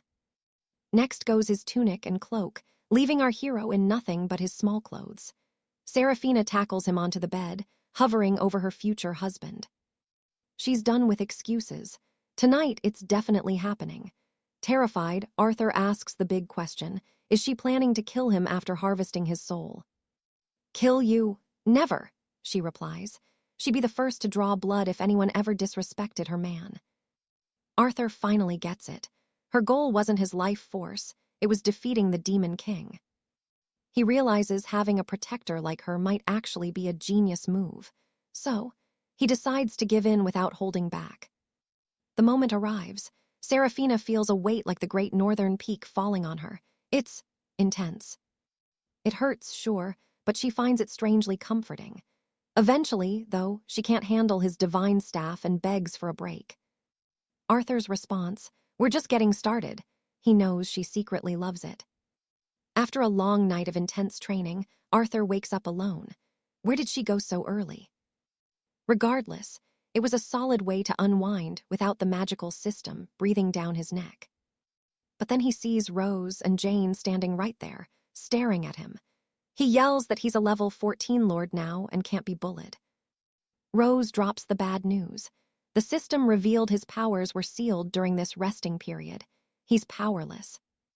Arthur screams for Seraphina to save him, but get this, she's the one who called them. She told them the boy was very naughty last night. The girls decide that those with the most endurance should be the ones to harvest him. And so, a new game begins between the three of them that lasts all through the night. Next morning at the royal department, Elinor asks if he missed out on sleep. Arthur, dying inside, just asks why he's been summoned. She hands him an envelope regarding the elite tournament. Arthur doesn't get it. Why go through all this trouble for a low-level competition? Elinor sighs. She thinks he's being way too cocky and gives him some shocking advice. Lose the tournament on purpose. With the grand tournament looming, Alastair can't fathom why she'd waste her time hunting him down like this. Elinor thinks he's being delusional and begs him to forfeit the competition for his own safety. Alastair scans the parchment, his brow furrowing in total disbelief. How is this even possible? 35 legendary champions from across the continent are entering the fray.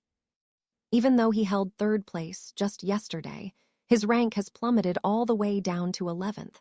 The competition is moving at a terrifying pace. It's clear now, most of these fighters have discovered a secret method to power up overnight. This includes every single high-ranking knight in the Crownlands. But here is the chilling part. Certain informants report that 21 top-tier competitors mysteriously vanished into thin air just 2 days ago. To Alastair, the truth is obvious and brutal. These experts aren't just training, they're leveling up by hunting and slaughtering each other within the game. Lady Elinor sighs, noting their bloodlust has completely eclipsed their sanity. That is exactly why the department is officially recommending that Alastair takes a dive. Honestly, Alastair thinks quitting is even better than losing. He has zero interest in risking his life again for a title that doesn't matter. Elinor agrees to file his withdrawal with the capital. Since the city of Oakhaven is quiet for now, she tells Alastair to go home and finally get some rest. Later, our hero checks in on the progress of fixing the realm's magical glitches. Since it's still early, Winston suggests they should be running repairs several times a day. But Alastair is drained. He flat out lacks the energy for that kind of daily grind. The system's solution? It offers him a vial of magical vigor oil. The sheer audacity of the system just irritates him further. But suddenly, whoosh, a man in spectacles lunges from the shadows, attacking Alastair with a lethal spell. Alastair narrowly dodges, demanding to know who the hell he is. Meet Gideon, a level 16, rank 9 predator from the capital's elite circles. Gideon is actually impressed that Oakhaven's number 1 was quick enough to evade his opening strike. But Alastair finally sees the truth behind the man's eyes. This is a competitor, a cold-blooded hunter trying to murder him just for the experience points. Gideon doesn't even deny it, admitting he's already cleared out his own city. All the masters back home are dead, and Gideon needs Alastair's life to reach level 18. Our hero can't believe how clinical and insane these people have become. It's official. There is no walking away from this. Conflict has found him. Alistair looks at the man's weapon, a simple club that radiates an impossible amount of power. Without wasting another second, Gideon charges forward with a roar, intending to send Alistair straight to hell. Our hero doesn't hesitate, he summons his blade. Clang, steel meets wood, and the shockwave alone shatters the cobblestones around them. Something is very wrong here. An ordinary club should have snapped instantly. Yet the weapon remains perfectly intact. As Gideon leaps back, he looks slightly surprised by the raw power of Alistair's thunder-enchanted sword. Taking the initiative, Alistair warns the four-eyed freak that he's vastly underestimated his target. But Gideon just smirks, clicking his club into speed mode.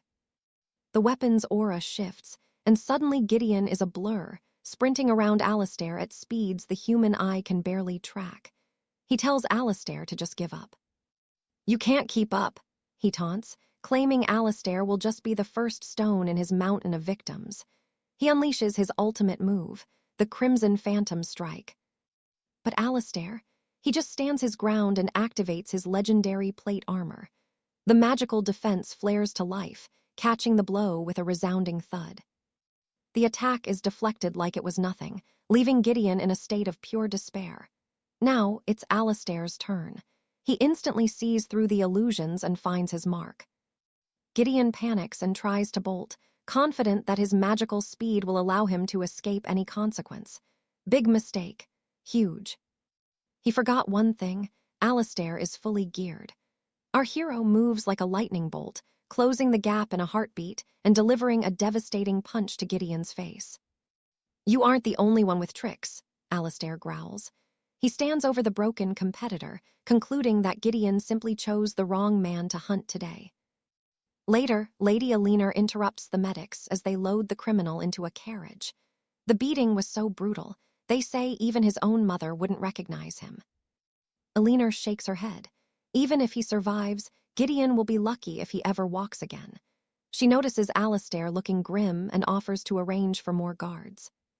But after this ambush, Alistair has a change of heart. He's done running. He tells her he's officially joining the tournament to face these threats head-on.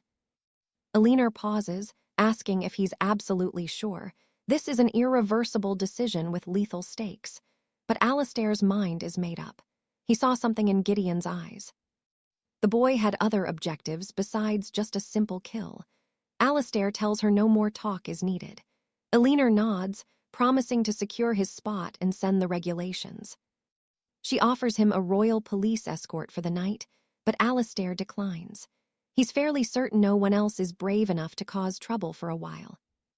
High in the clouds, a mechanical drone watches the entire scene, reporting back to Lord Malachi. The mad scientist realizes Alistair is far more than a lucky amateur. A mysterious, hooded man asks if the boy has any more secrets.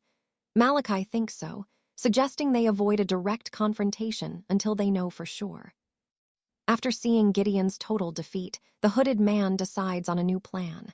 First, they try to recruit him. If he refuses, then they use overwhelming force. The man then draws a legendary relic, the Stormbringer of the Skydrake. He stares at the blade, declaring his need to find the matching armor and gauntlets. As night falls over the kingdom, Alina gathers the High Council to deliver the news that will change everything. The hunt has officially begun. But Alistair isn't backing down. He's confident that for now, no one in the realm would dare touch them. High above, a scrying drone captures everything, reporting back to the mad alchemist who realizes Alistair is no mere novice. A shadowy figure asks if the boy has any more hidden talents, sensing there's more to him than meets the eye. Lord Sterling warns they should keep their distance to avoid any messy complications, especially since Alistair already crushed their previous champion. The plan: try to recruit the boy first. If he refuses the offer, then, and only then, will they bring down the hammer. The mysterious lord then draws a relic of legend, the sapphire dragon blade, declaring his intent to claim the full armor set. As night falls over the kingdom, Alina briefs the group on the shadowy organization they're up against. The council finally released the scroll. The grand tournament rules are official. The gates open in 3 days, and that delay, It means the organizers are sweating over potential troublemakers. Looking at the ledger, Alara notes that the Iron Knight is going to have a brutal schedule. He's looking at back-to-back duels since they're flying blind with zero intel on their opponents. Rowena is fuming. She's frustrated that they're forced to go into this completely blind without any chance to prepare in advance. Seraphine's solution, simple, just sneak into the archives and liberate the data if she can find the source. But Lady Beatrice, yeah, she's not having any of that thief talk. Alaric shuts it down and gets them back on track. The decree requires every knight to be present at the muster point by dawn tomorrow. Once the bells ring and the tournament begins, nobody will dare make a suspicious move.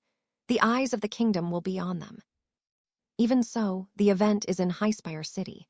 That's 4 duchies away, and Beatrice knows they can't lower their guard for a second. Alara isn't playing around.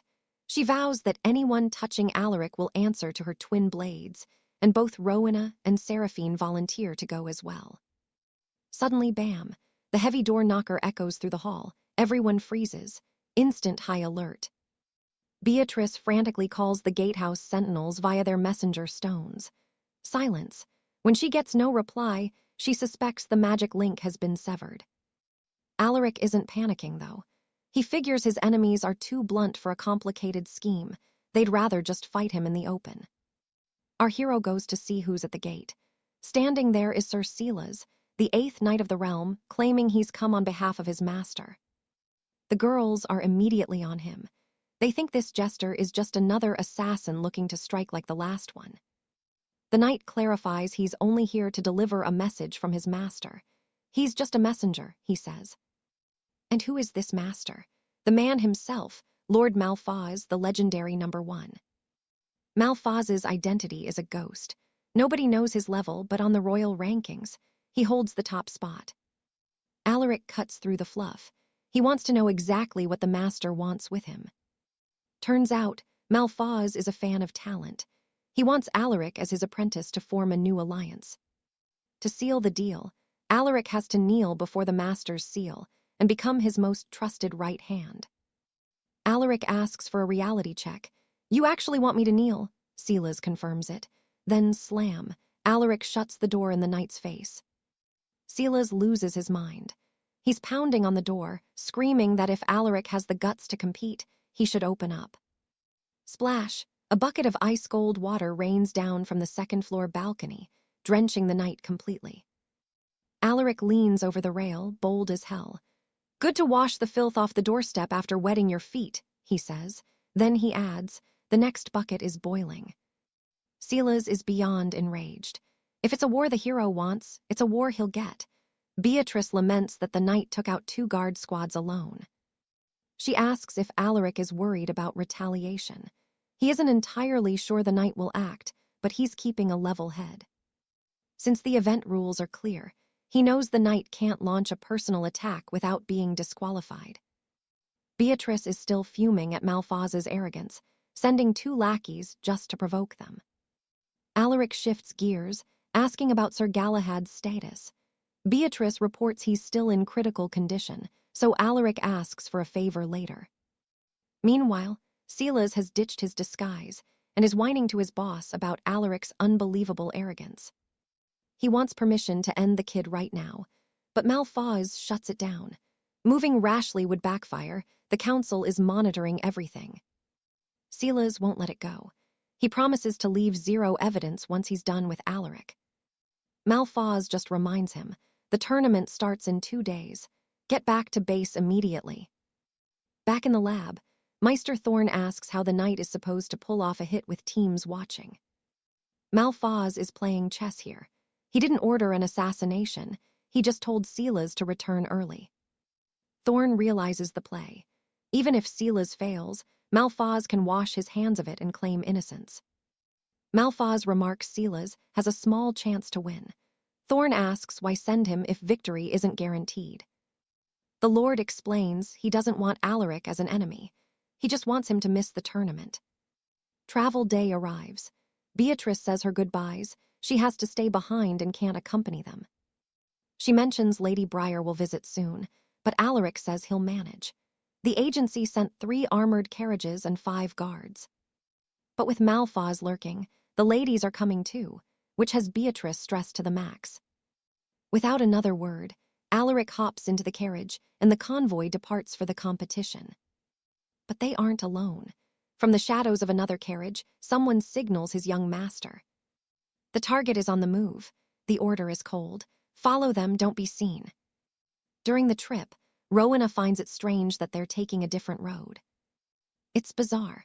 They're taking a back road when the entire route was supposed to be on the Imperial Highway. The driver swears this is just a shortcut, but Alistair isn't buying it.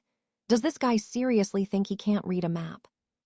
He's clearly going the wrong way, and once he's called out, the officer's smug face starts to twist.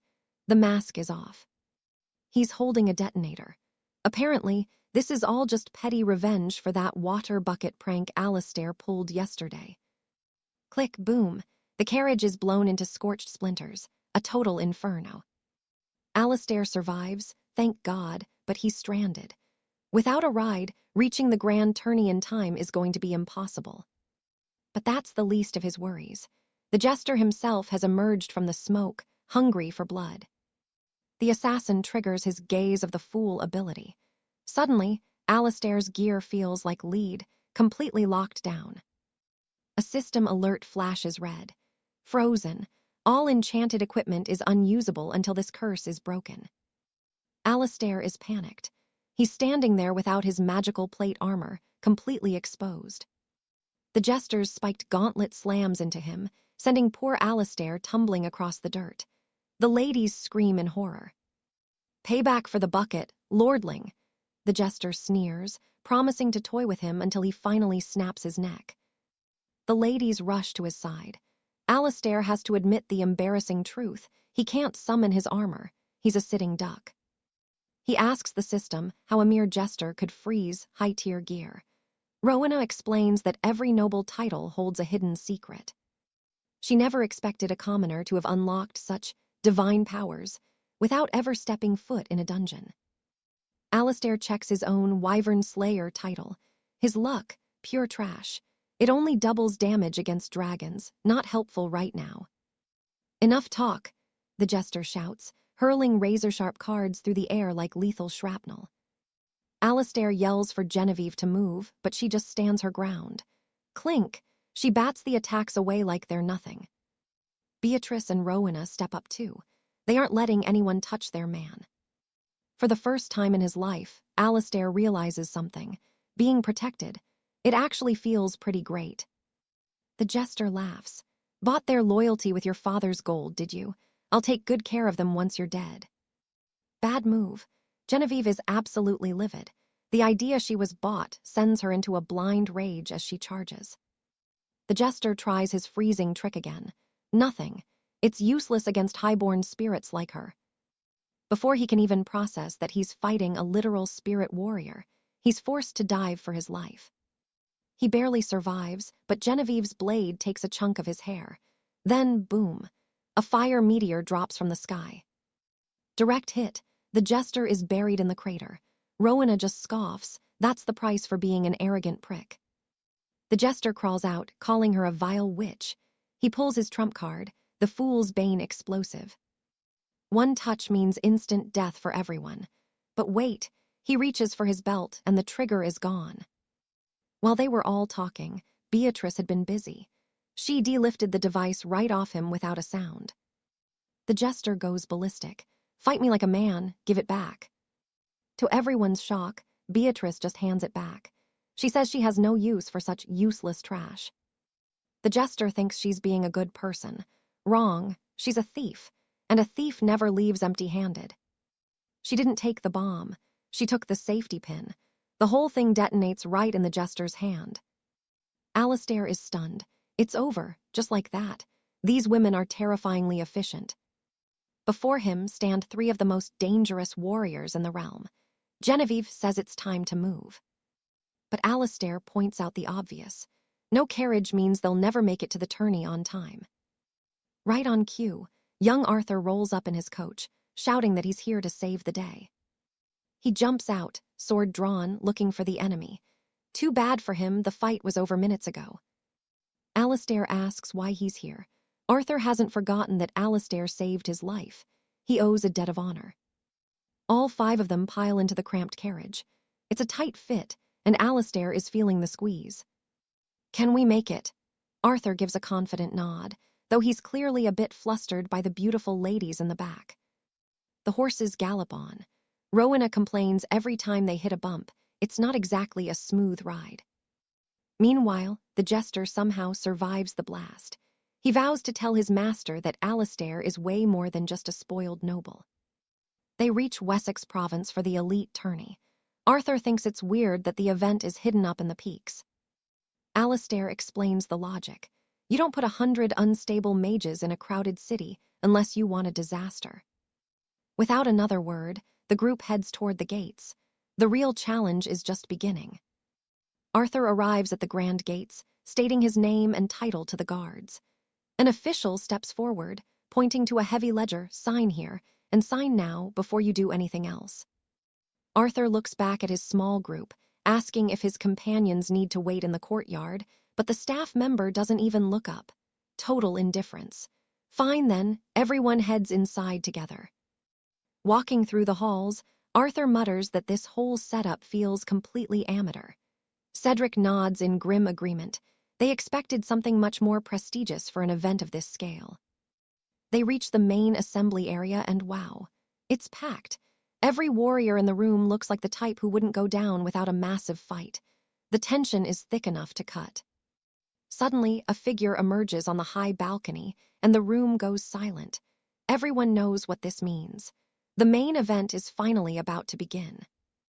Up on the dais, the competition director, Lord Stirling, welcomes the young lions to the castle.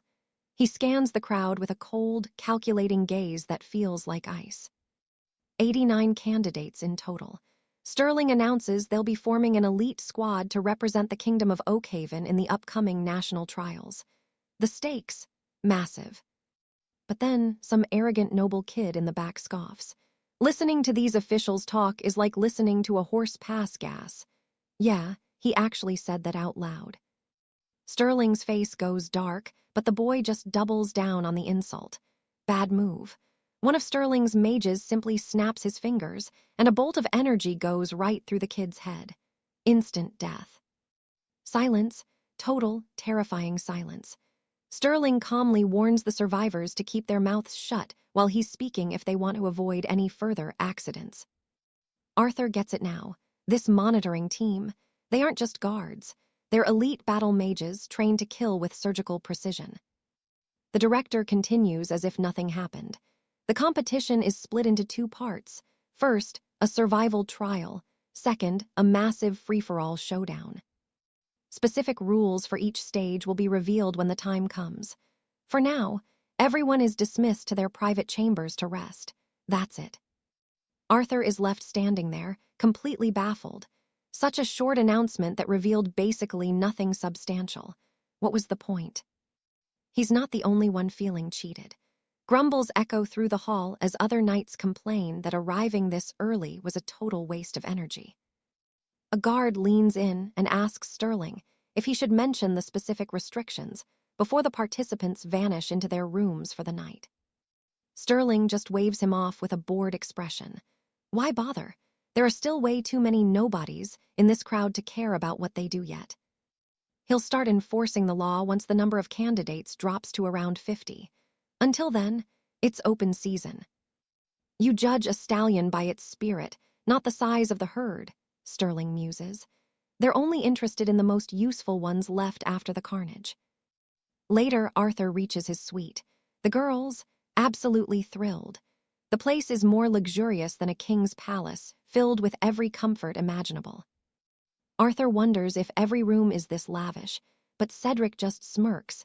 This was likely a custom setup prepared specifically for their guest of honor. Beatrice starts kicking off her boots, calling Arthur over with a wink. Seraphina flirts, saying he must be exhausted from the journey, while Lady Alara urges him to just relax. As Arthur starts to prepare for the trials ahead, Cedric pipes up, saying he'll just crouch in the corner and watch. Yeah, that went over about as well as you'd expect. The girls aren't having it. Terrified by their glares, Cedric babbles an apology and retreats all the way back to the carriage, wishing them a peaceful night's sleep. But as he walks down the hallway, he's fuming with pure jealousy. Meanwhile, a blonde man lurking in the shadows finds the whole scene hilarious. This guy thinks it's cute that people are actually trying to rest. He knows the truth. Some people are already preparing for a hunt that starts right now. Across the castle, the atmosphere shifts. While a boy in another wing is fast asleep, a shadow suddenly looms over his bed. The trap is set. The moment the kid wakes up, it's over. He's taken out instantly, and his entire room is engulfed in magical flames that light up the night sky. Back in Arthur's suite, things are much calmer. For now, Arthur is doing what any man would do to unwind, while Beatrice stands there praying with her hands raised high. The other two girls are getting impatient, urging Beatrice to hurry up because they're already rested and ready to get back to the real work. Suddenly, Arthur's eyes sharpen. Something is wrong. He can distinctly hear the sound of muffled screams coming from the corridor outside. Seconds later, a voice howls, "Evacuate." The building is on fire and someone is moving through the smoke, slaughtering anyone they find. Beatrice is absolutely fuming. She was just about to finish her prayer. Talk about a complete lack of respect for the divine. The girls scramble to get dressed and flee, but Arthur, he just tells them to be silent. The girls are totally confused as he just stands there, waiting. Outside, the killer is losing his patience. He shouts that if no one comes out to play, he'll just flee with the others. He wants blood, and he wants it now. Boom, the door is blasted off its hinges. A bald assassin steps in, grinning like a maniac. He's thrilled to pad his score with more kills. But wait, he frowns. He hasn't gained any experience points yet. That only means one thing: his target is still very much alive and hiding.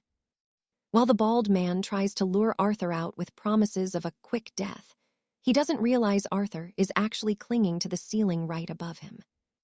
Then Arthur drops. He slams a fist directly into the bald man's face with bone-shattering force. Beatrice asks if this was an official assassin sent by Sterling. Arthur shakes his head. "No, I saw this guy at the gates. He's just another participant." A participant who decided to start the war early. It clicks. The organizers intentionally want the candidates to kill each other before the official event even starts. It's a pre-trial massacre. Serafina is stunned. Why would they allow this? Private combat was strictly forbidden before, and now it's a sudden, lawless battle royale. Arthur explains the cold logic. Private fights are messy, but here, under the eyes of the supervisors, they can monitor every single performance. Arthur looks straight into the hidden surveillance crystal in the corner and smashes it to dust. Pure defiance. No one watches him without permission. Back in the control room, the guards are shocked, but Lord Sterling just smirks. Finally, Arthur just made things very, very interesting. Lord Blackwood asks for a status update, and his captain reports that after 12 minutes of carnage, 74 survivors remain in the trial. The director realizes these knights are cleverer than they look, as only 14 have perished despite his lethal gauntlet of traps. Bored with the spectacle, he decides to take a nap, ordering his men to wake him only when the number of survivors drops to 50. Meanwhile, back with our hero, Arthur asks why Beatrice is sprinting like her life depends on it, but she's too busy trying to keep her head. Rose wonders if they should dive into the chaotic brawl ahead, but Arthur shuts it down. That's exactly what the High Council wants. His plan: hunt the puppeteers instead and show everyone who actually runs this kingdom. In a nearby corridor, two bumbling guards are pulling each other's hair in a pathetic scuffle until Arthur steps in to end the embarrassment. He slams their heads together like coconuts, leaving them in a heap on the cold stone floor. Up in the tower, a sentry watches as Arthur simply descends the grand stairwell without engaging anyone, looking like a coward trying to escape. Lord Blackwood sneers when he hears the news. There's no room in his world for those who refuse to play by the rules. Captain Thorne orders the elite knight, Sir Cedric, to eliminate the problem, noting that Arthur is only a lowly 16th rank. Through the magic communication stone, the command is relayed to Cedric. It's a direct order to kill. The objective is simple. Go to the third west staircase on the fourth landing and ambush the boy and his 3 companions. Arthur's just catching his breath, glad the carriage was left behind safely, but he doesn't get a second to relax. Without warning, a jagged stone spike erupts from the floor just as they reach the collection point for the heirloom relics. It's a total shock, but before they hit the trap, Arthur's enchanted armor reacts instantly to the threat. He narrowly dodges the killing blow, though he's slammed into the ceiling and hits the floor with a painful thud. The girls rush over, terrified the armor is broken, but Arthur explains his life was saved by the suit's automatic danger sensor. Fuming, Jane screams into the shadows, demanding that the coward hiding in the brush show their face right now. Bad move. Cedric appears in a blur of motion, pinning Jane by the throat before anyone can even blink. Arthur is stunned. He's never seen someone move with such lethal precision and speed in an instant. Realizing this is no mere contestant, Arthur demands a fair fight, telling the man to face him instead of a girl. Cedric doesn't even look at him. He tosses Jane into the air, drawing his blade to cleave her in 2 while she's helpless. The girls scream in horror, but Arthur ignites his speed, intercepting the strike just before the worst happens. Alistair notices their weapons hum with lightning, a deadly enchantment that could turn the tide of any battle. But when Alistair's strongest strike only makes his foe flinch, the cold realization of the power gap leaves him trembling in fear. Cedric sees the boy's fear. He knows that kind of massive magical output can't be sustained for long in a real fight. He lunges again with terrifying force, and as their steel clashes, the sounds of snapping metal echo through the hall. Arthur's sword begins to splinter before completely shattering into 1,000 pieces, sending him flying backward. Eleanor's heart sinks. Without a weapon, Arthur is a dead man walking against a monster like Cedric. Cedric doesn't hesitate, closing in for the final execution, wanting the boy to die quietly and quickly. But then something happens. A blinding light erupts from Arthur's chest, freezing the assassin in his tracks. In the moment of absolute crisis, the spirit of the solar lion finally roars to life within the armor. Back in the tower, Lord Blackwood is jolted awake by a thunderous boom, demanding to know what just exploded. His staff is speechless, pointing at the sky as the director scoffs at their supposed inexperience with the world. Then he looks out the window, and even this hardened noble feels his jaw hit the floor in pure terror. A massive, glowing lion made of pure energy towers over the staircase, a projection so powerful it crushes Cedric instantly. Gasping for air, the broken assassin looks up at Arthur's divine aura and asks how a boy can possess such godlike power. Arthur just stands there, feeling the rush of his new passive skill, and honestly, it feels amazing.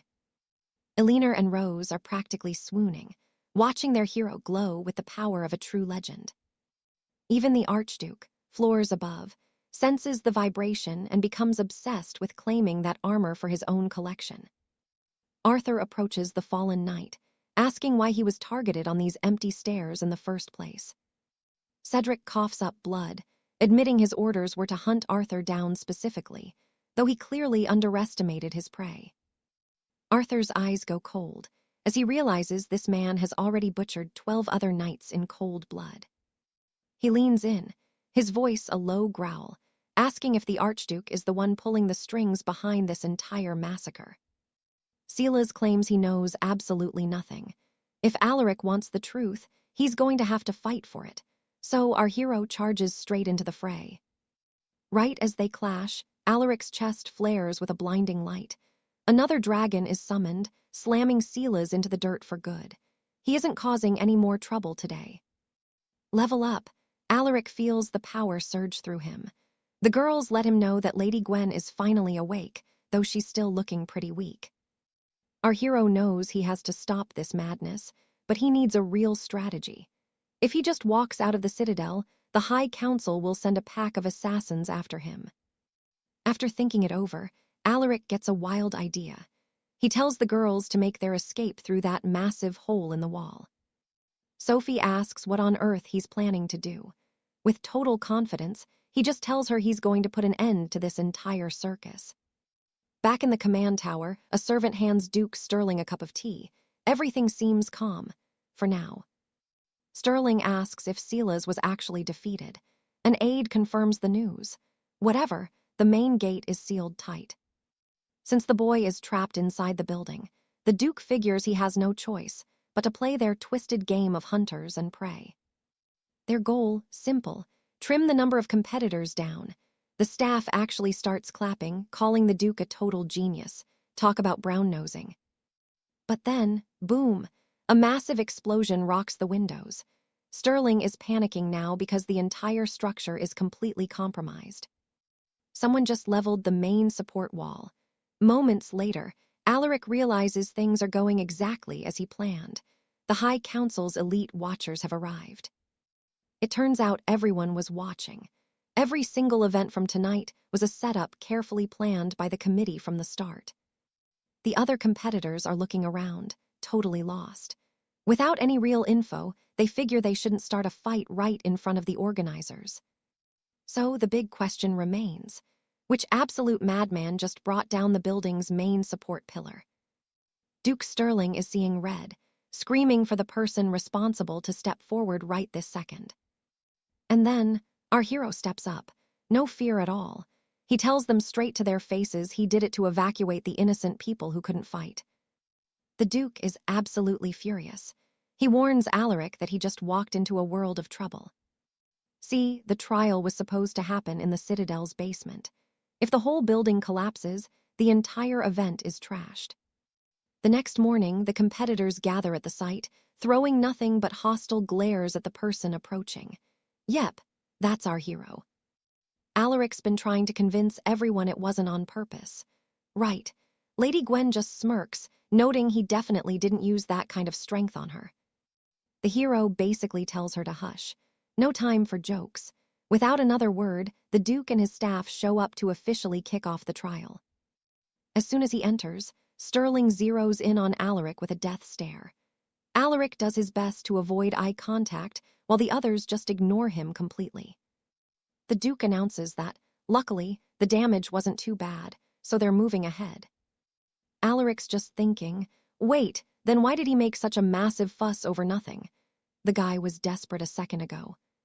Sterling continues, saying the damage was still enough to mess with the Aegis shield, which could lead to some unexpected dangers. A blonde competitor asks for an example of what could go wrong. Valid point, right? But since their understanding of the world is so small, Sterling basically tells them he can't even list all the possibilities. How arrogant. Now everyone's whispering. What could possibly affect the entire world? What kind of trial is this? Still, they get zero straight answers. Usually, the details are a secret until later, but because of this chaotic situation, the Duke decides to reveal the truth now. The location of the first stage, right where they're standing.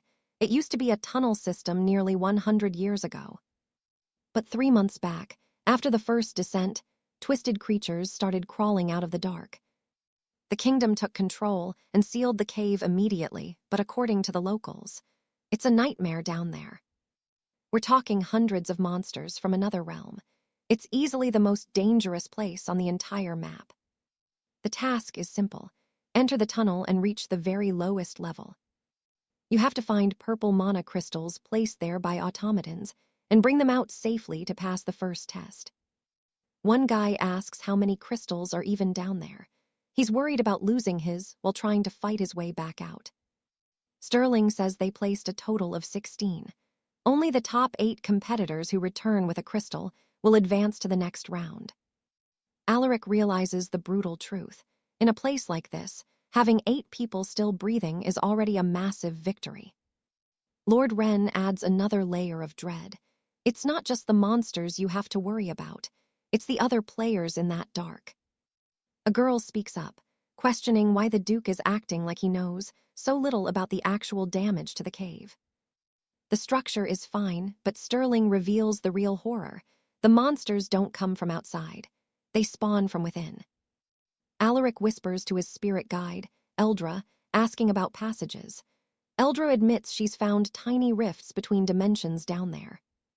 Alaric scolds her for missing such a huge detail. Eldra's already working on a fix, but the damage might be done. Lady Gwen, on the other hand, asks the one thing everyone is thinking. What happens if those rifts actually exist? The Oracle delivers the grim news.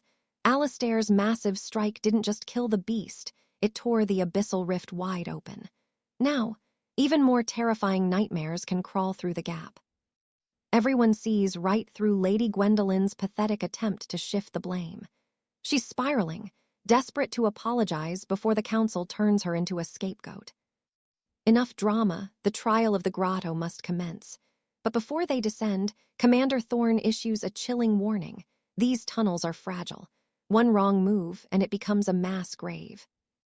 The other knights exchange knowing glances. To them, Thorn wasn't just describing the cave. He was painting a bullseye on our hero's back. The heavy iron gates groan open. It's time. Every competitor is fitted with an enchanted vambrace to monitor their life force in the dark. The rules are simple. If your signal fades, you're dead. The High Overseer offers a cold good luck as Alistair prepares to dive into the abyss. With a defiant roar, Alistair shouts his farewells to the girls. Thorn doesn't care for sentiment. He orders the knights to scatter immediately. 3 minutes. That's all they have to find a position. Sir Cedric mutters that these seconds will be the difference between a hunt and a slaughter. But Julian feels a cold shiver down his spine. Something is wrong. He knows Alistair is walking straight into a trap designed from the start. The boy's raw strength. It's a curse now. Every knight in that hole knows Alistair is the biggest threat, and the fragile cave is their best weapon against him. One heavy blow could bring the entire mountain down. The plan is obvious. Eliminate the champion first, or he'll accidentally bury everyone alive. As the stone doors slam shut, the guards confirm the exit is sealed tight. There is no turning back now. The commander watches the darkness. Life and death are written in the stars, he sighs. From this moment on, they are all at the mercy of fate. Yet, deep down, he's looking for a miracle. He hopes this trial brings a surprise that shakes the very foundations of the kingdom. Deep inside the grotto, the knights freeze. The walls are pulsing with a strange, eerie light. Rare minerals, or something far more sinister. 60 seconds left. The knight in the crimson armor, the Red Knight, waves a final goodbye. He claims he wants a clean fight. Let's survive together, he says, instead of cutting each other's throats. A scarred mercenary laughs in his face. Pure irony. The only reason the Red Knight is even alive is because he hid while the last fortress crumbled. Times change, the knight whispers, praying for their souls before vanishing into the shadows of a flickering portal. The trial begins. In a heartbeat, the chamber is empty as every knight lunges into the gloom to hide. Safety first, that's the golden rule. But then there's Alistair. He's just walking right down the center of the main tunnel like he owns the place. The mercenary watches, stunned. Is he brainless? He's making himself a massive target, but our hero doesn't care. Alistair stops and bellows a challenge that echoes through the entire cave. He knows they're all watching. You saw what I did to that citadel tower, he roars. You think this little mine can hold me? His warning is crystal clear. If anyone is stupid enough to ambush him, he won't be polite. He'll bury every single one of them under 1,000,000 tons of rock. The mercenary can't believe his ears. Is this a knight competing for glory, or a terrorist looking for a body count? Silence. Alistair shrugs. He'll take that as a yes. The other knights are fuming, blinded by his sheer, unadulterated arrogance. He keeps walking, deeper into the dark until a foul stench hits him. Sharp, bitter, rotting. The air is getting thick. Alistair realizes he needs to find the heart of this level fast, or he'll be wandering these tunnels until he starves. He trips over a corpse, a poor laborer, mangled and torn. Looking at the head wound, Alistair knows this wasn't a cave-in, it was a predator. As he ponders the kill, a shadow detaches itself from the ceiling. A new victim is on the menu, and it's hungry. Alistair blurs. The creature misses by a hair's breadth. It's massive, silent, and fast. This isn't going to be a simple brawl. The oracle flickers to life, confused. A starshell beetle, here! These monsters belong in the deep woods, not a mountain tomb. Alistair spits on the ground. Typical Lady Gwendolyn, her games are always full of nasty surprises. Oracle, give me a weapon with maximum piercing power. Now. The oracle agrees, but for a steep price, more soul tithes in the world above. Alistair has no choice. He takes the deal. He draws his equipment card, ready to unleash hell on the beast. But when the light fades, it's a spade, a literal gardening spade, and a pile of rusty kitchen knives. You have to be kidding me. The oracle glitches. Magnetic interference, it claims. Technical difficulties in the rift. Great, just great. Don't worry, the voice whispers. You can take a starshell beetle with your bare hands anyway. Alistair almost agrees, except for one tiny detail. It's not just one beetle. The entire ceiling is suddenly crawling with dozens of them. They swarm. Alistair barely has a second to bring up a defense as the tide of chitinous legs and snapping jaws crashes down. Unexpectedly, that cast-iron frying pan from the kitchen set glows with power. It's heavy, it's solid, it's actually working. He wields it like a legendary broadsword, shattering shells and sending green ichor spraying across the cave walls. But the beetles play dirty. One sprays a glob of burning acid, melting his shield into slag. Alistair quickly slams his armor's barrier on. The oracle screams for him to retreat, but Alistair is done playing defense. He activates the blue dragon amulets. It's time to turn this cave into a furnace. While the chaos continues, another poor soul is celebrating his luck, having already dodged 5 monster hordes and 3 rival knights. He's convinced that staying sharp means surviving, but right then, crack, the ceiling above him completely gives way without warning. A massive pile of debris comes crashing down, and right in the middle of it is Alaric, who literally lands right on the poor guy. Boom, Alaric levels up instantly, totally oblivious to the fact that he just flattened someone into the dirt beneath his boots. Gawain is screaming at him to stop messing around and run, but Alaric just scoffs, noting these monsters are actually pretty tough. Suddenly, a strange sapphire light flickers at the end of the corridor, and it's coming for them, fast. Alaric rolls out of the way at the very last second, and man, good thing he did, because that blast incinerated every beast behind him. Looking at the scorched path, our hero mutters that whoever fired that was being incredibly reckless with their power. Then, a noble girl approaches, looking like she expected to find nothing but trouble in these ruins. Gripping her level 18 steel, Lady Morgana demands to know if Alaric really intends to pull the whole castle down on their heads. Alaric snaps back, telling her not to judge a man who's just trying to stay alive, but she doesn't wait. She lunges. Alaric blocks the strike, asking if she's really going to ignore the warning signs, but Morgana just stays silent, focused on the fight. She realizes something's up. That insane defensive shockwave is actually a passive skill from his armor that triggers when he's in danger. Deciding she's seen enough, she lowers her blade and tells Alaric to stop causing a scene before she walks away. Alaric swears he's not doing it on purpose, but she warns him that the deeper levels of this dungeon are pure suicide. Alaric jokes that he can't promise his armor won't accidentally send everyone flying again if things get hairy. She's confused, so Alaric makes her an offer, a proper partnership where they actually watch each other's backs. Morgana isn't exactly thrilled at the idea of playing bodyguard for a guy who seems like a walking disaster. Alaric clarifies the deal. She can handle the small fry, but when the real monsters show up, that's his job. Morgana flat-out refuses, clearly offended that he thinks she's some weak damsel who can't handle herself. Just then, a blood-curdling scream echoes through the halls, and Alaric explains that someone ahead just ran out of luck. It was a knight, begging for his life as he tried to escape whatever horror was lurking in the shadows. Too late. He and his squad are sliced clean in half by the fiery breath of a massive, ancient dragon.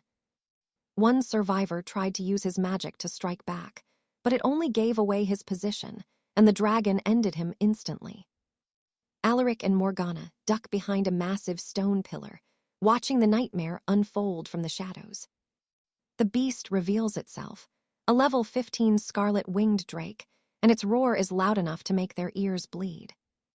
Alaric suggests finding a different path, but Morgana, she's already reaching for her sword, determined to take it down. He asks if she's lost her mind. Did she not just see those men get torn apart? But she doesn't care.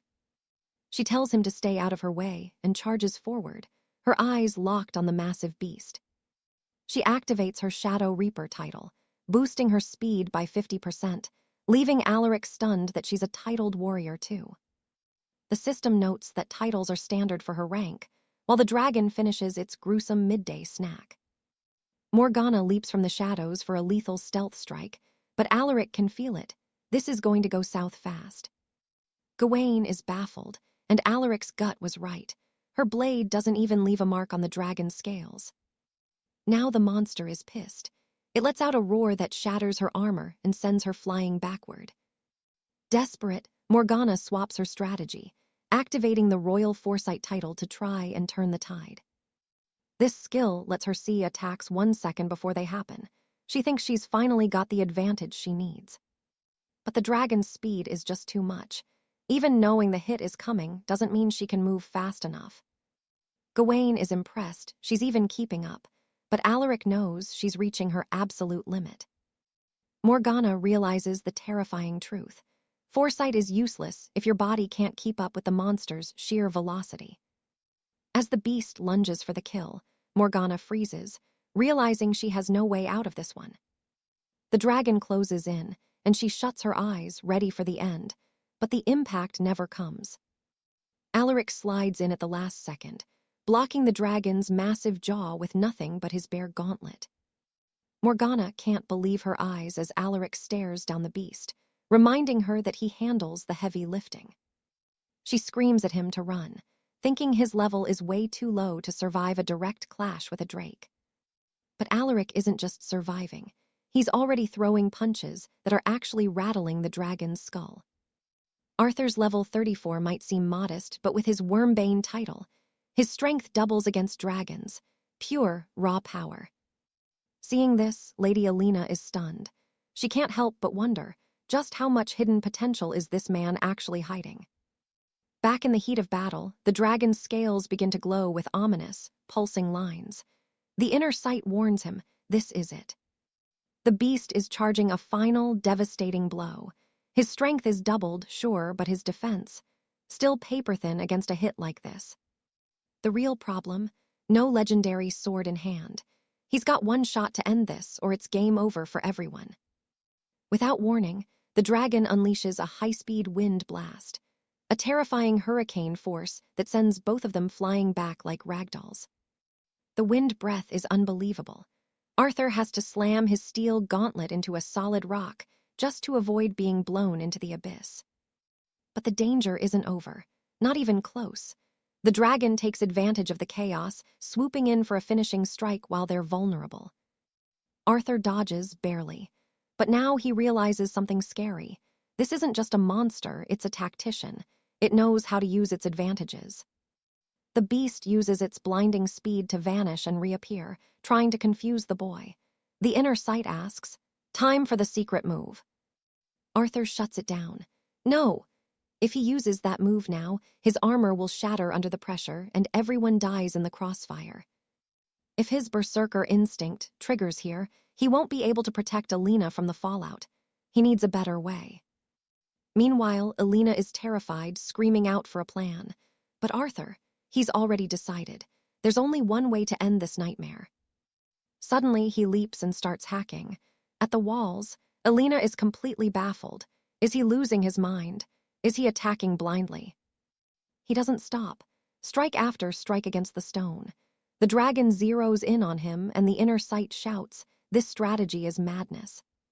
He ignores the warning. The dragon closes the distance and lands a massive hit, sending Arthur crashing hard into the dirt. "Status report," the inner sight asks. Arthur just grins, wiping blood from his lip. "That beast is fast, I'll give it that."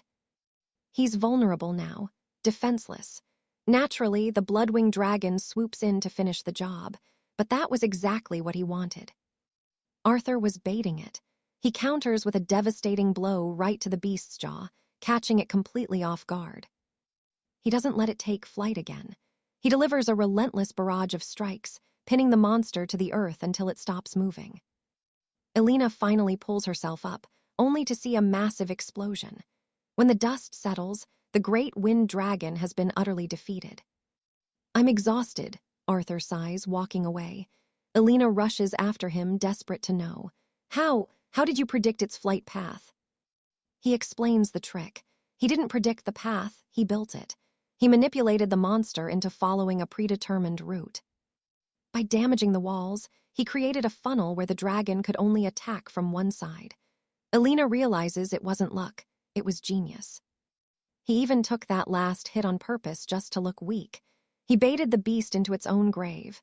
Absolutely wild. "So about that alliance?" Arthur asks again. Elena looks at him differently now. This isn't just a man, this is a true warrior. After a moment, she accepts. She's seen enough. This commoner has the strength of 10 knights and she needs him. They shake on it. "Only way is down," Arthur says, looking into the darkness. "Deeper into the abyss of shadows we go." Elena is hesitant. Monsters above level 15 roam the lower floors. But Arthur, he just looks back, completely unfazed. "If it gets bad, I'll just bring the whole mine down on us." He smiles, ready to fight for your life. They jump together into the next level, leaving the dragon's carcass behind on the cold stone, forgotten. Later, Duke Alastair arrives at the scene with his men. They're stunned. "We're too late. Someone got here first." The guardian of the level, defeated. Someone had not only reached the gate but slaughtered its protector before they even arrived. "This doesn't look good," one knight mutters. But Alastair is fascinated. Adventurers risking their lives against these odds, truly poetic. Silas, the shadow in the group, speaks up. "Sir Cedric has the temporal echo skill. He can see the past." Cedric scoffs. He's not a circus act. He's not revealing his secret arts just for their convenience. Not happening. Alastair steps in. "Soloing this mission is impossible. We need to join forces." He speaks of destiny and mutual profit. "Help us," Alastair requests. "It would benefit both sides to know who we're tracking." The pressure from the group finally works. Finally, Cedric relents, only for the Duke. He closes his eyes and peers back through the strands of time to find the truth. Silas is clearly irritated, but the report is clear. It was Arthur. He trapped the beast and beat it to death at the end. Silas is shocked. This nobody is stealing all the attention. He's becoming a bit of a problem, isn't he? Alastair's eyes narrow. Arthur is no longer just an adventurer. He's a significant threat. A threat that needs to be eliminated. "We deal with him," Alastair decides. "And we do it soon, before he becomes even more dangerous." Cedric adds one more detail. Arthur has a partner now, and the two of them just jumped into that hole over there. Alastair smiles. The perfect opportunity for a new alliance. Silas reaches out, revealing his own expertise in the dark arts. Boasting about his lethal skills, Lucian finally caves to the group's demands and extends his hand, officially joining the circle of killers. With Sir Cedric leading the charge, the group begins their hunt, but our hero, Alaric, can't stop complaining about how he should have eaten more last night. Lady Alara shoots him a look, asking if he's just exhausted, but Alaric keeps it real. He's not tired, he's just absolutely starving. Suddenly, a strange sound echoes through the stone halls, and Alara spots two small imp-like creatures lurking in the shadows. Alaric senses something is seriously wrong and pulls her back, suggesting they hide first to see what these things are actually up to. The two of them crouch behind a massive, jagged rock, peering through a thin crack to watch the creatures wander around like they're looking for someone. Alara whispers, asking why they're being so cautious, while Alaric wonders if she's blind to the bizarre behavior of these monsters. To her, they look like standard level 3 pests, but Alaric points out the obvious. Since when do low-level goblins go on organized patrols to gather intel? The realization hits her like a ton of bricks, just as the ground starts to vibrate beneath their feet. signaling something massive is coming. Alara wants to check out the source of the shaking, but Alaric shuts it down.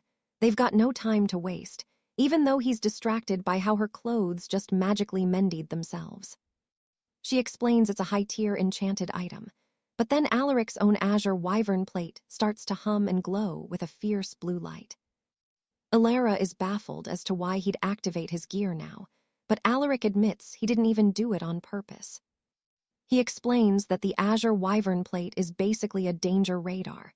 It snaps on automatically the second a lethal threat gets too close for comfort.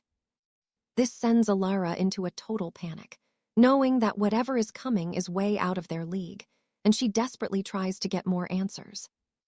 Alaric tells her to zip it as a massive shadow looms over them, and a gargantuan armored beast slowly stomps past their hiding spot.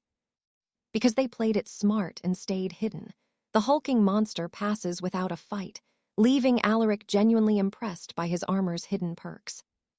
Alara is shaking, asking what level that nightmare was because she's never felt a presence that terrifying in her entire life. Alaric decides he's going to trail the beast for a better look, but Alara thinks he's lost his mind. Who in their right mind stalks a monster like that? Our hero just shrugs it off, noting that the deeper they go into these ruins, the nastier things will get, so they might as well farm some experience now. He notices the beast has terrible peripheral vision since it missed them completely, so he signals Alara to keep quiet and follow his lead. He promises that if things get too hairy, they'll just hightail it out of there, and seeing no other choice, she reluctantly agrees to stick with him. Elsewhere in the crypts, the Night Blades are feeling the tension, and Lucian admits he's got a really bad gut feeling about this place. He figures Alaric should have cleared out the path ahead of them, meaning they shouldn't be running into any small monsters at all. Kaelin suggests they might have taken a wrong turn at a fork in the tunnel, but Lucian isn't buying it. This path is a straight shot. Cedric starts to wonder if Alaric is playing them, leaving the goblins behind on purpose to slow them down, but he doesn't get to finish that thought. Boom! A massive fireball slams right into Cedric's face, leaving the rest of the assassins frozen in pure, unadulterated shock. Stepping out of the smoke isn't Alaric, but that same armored colossus from before, and the boys realize they are in deep, deep trouble. With no time to think, the hooded assassin Kaelin lunges forward, activating his offensive snakeskin ability for a high-speed strike. He's convinced that with his speed, he can take down any high-level target before they even realize what hit them. Wrong. The monster reads his movement perfectly and blasts him point-blank with a surge of raw energy, sending him flying. Seeing his teammate get wrecked, Lucian steps in, using a rare magical ring to cast a high-level restoration spell on the fallen assassin. Now they're both back on their feet, but one is barely holding on and the other doesn't have the firepower to dent that armor from a distance.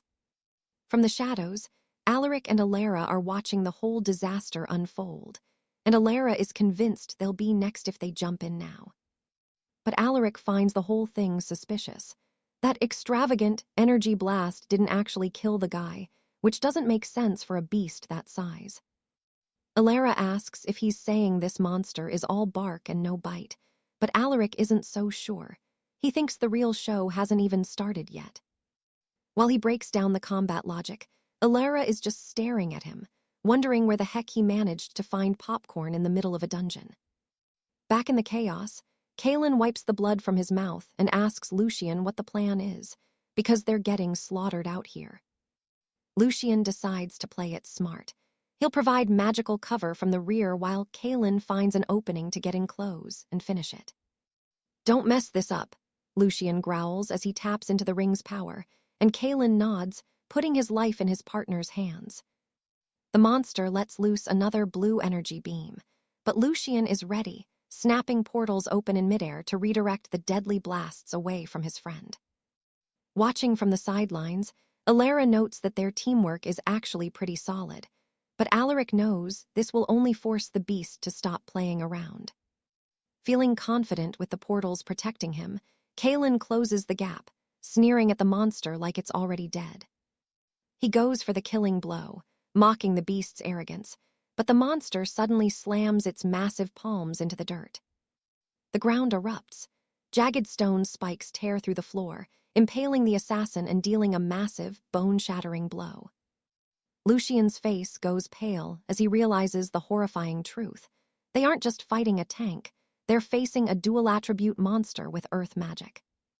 Arthur's looking at this monster and thinking, yeah, this guy is a total nightmare.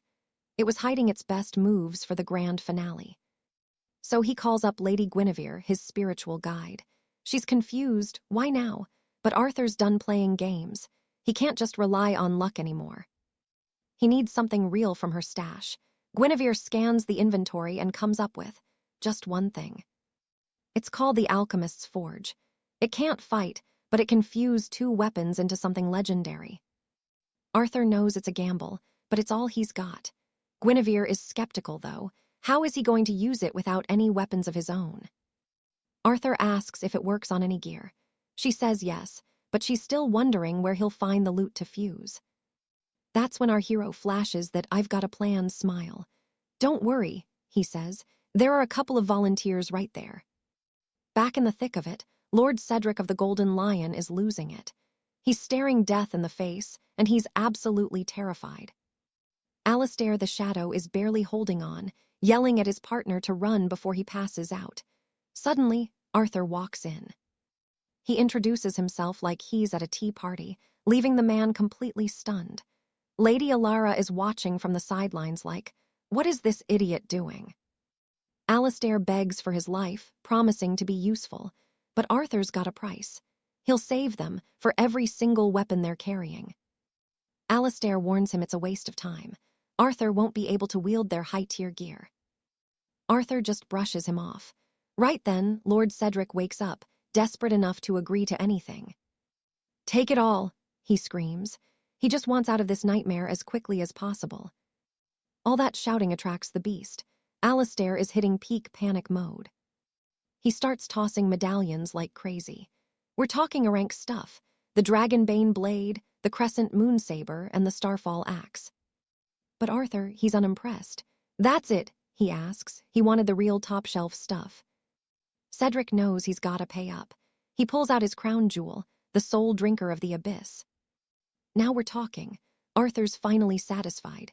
Meanwhile, Alistair is trying to rally for one last stand. But it's too late. Cedric gets clocked and goes down hard.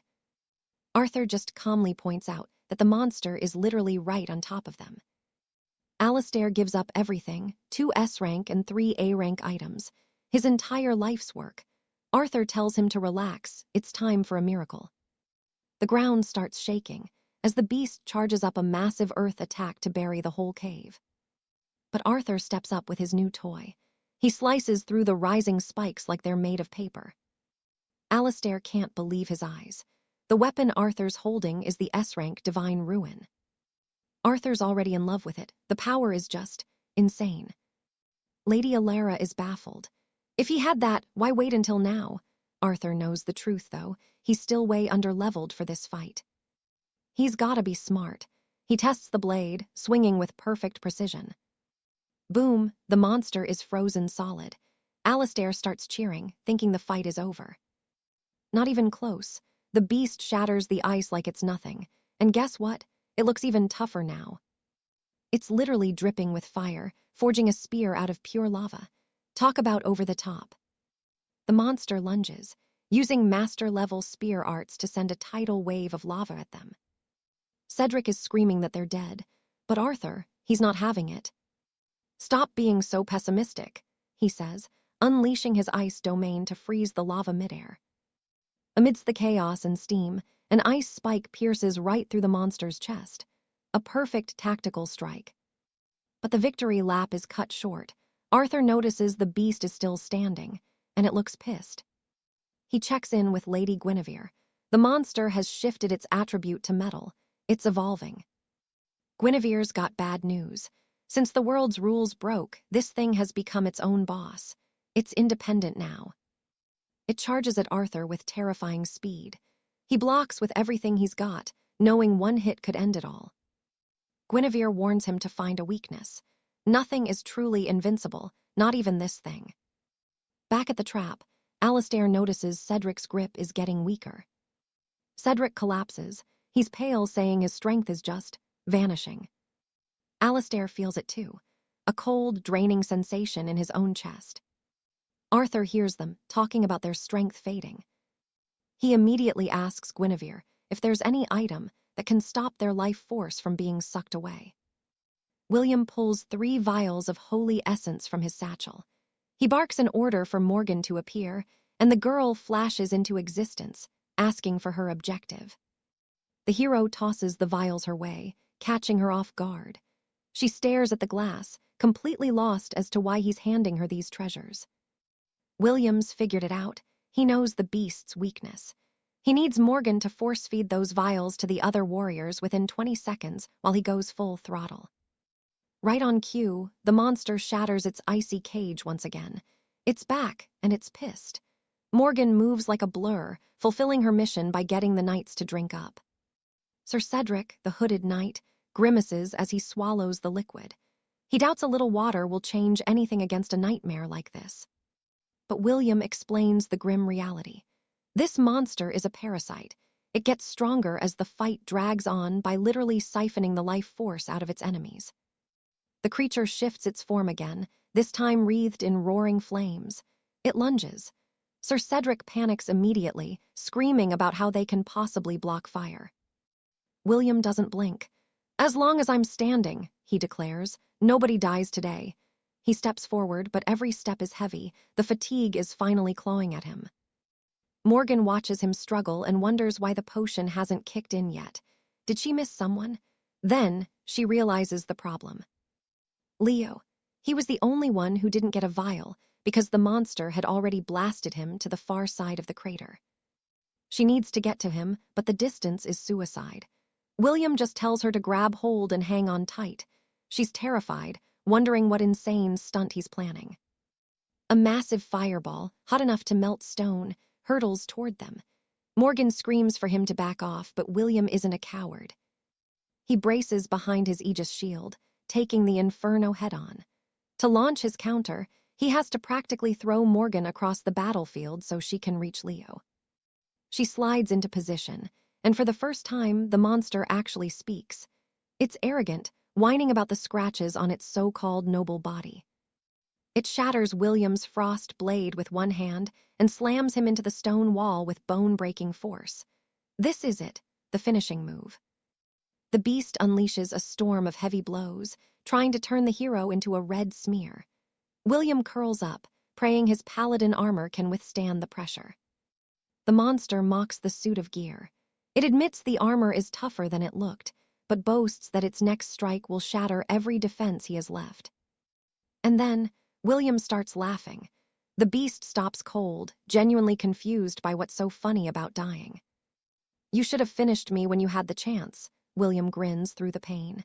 "Because right now, you've already lost." While the monster was busy playing with its food, Morgan reached Leo and finished the job. The beast's sacrifices, its battery of power, have been destroyed. The realization hits the creature like a physical blow. Before it can even mourn its loss, William gathers every ounce of mana for one final, massive ice spell. He declares himself the beast's true judge. Without its sacrifices, the monster's powers are gone. It's defenseless. It screams for the Demon King to save it, but no god is coming for this monster. One final blast, and the creature is erased from existence. Silence falls. Morgan exhales, her legs finally giving out. That wasn't just a fight, it was a near-death experience for everyone involved.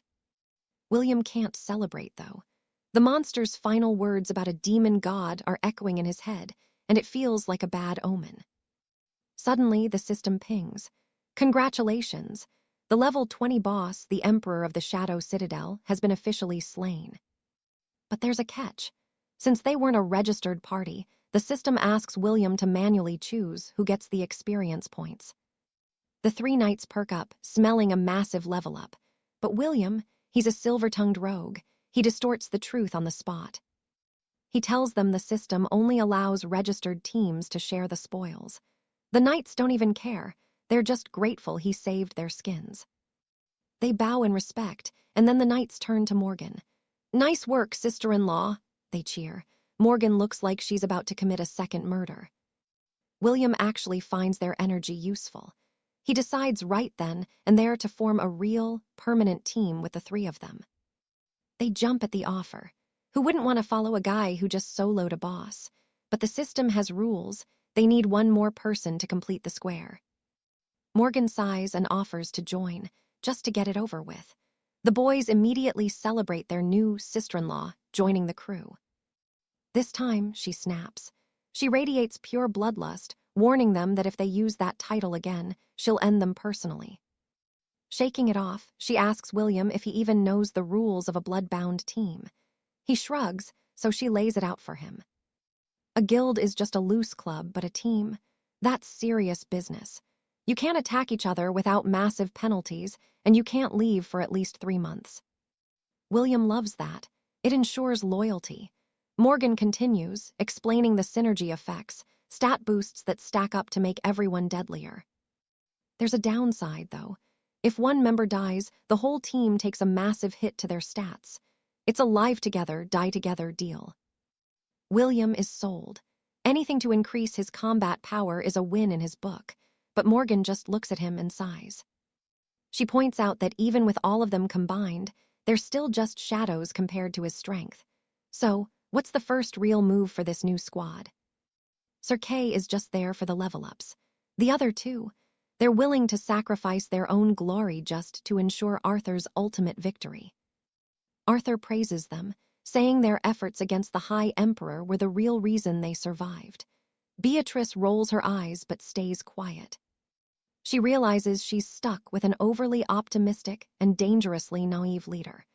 Regardless, Arthur activates the ascension distribution for the whole team.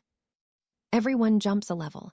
Beatrice hits level 20, while Arthur reaches 22. 𝒍𝒅 is absolutely floored by the sudden power spike. The assassin realizes just how much they've underestimated Arthur's potential, but Beatrice is annoyed. If he hadn't shared, he'd be level 25 by now. Arthur ignores the nagging. Tougher monsters are waiting, and they have an objective to reach. 𝒍𝒅 suggests they need a legendary name. Arthur says he'll think on it. Far away, Chancellor Alaric watches the group's progress, confirming that the Blood Pact will prevent any internal betrayals. Alaric asks for a status report. Meister Julian reveals that with only 5 hours left, only 18 survivors remain in the entire vault.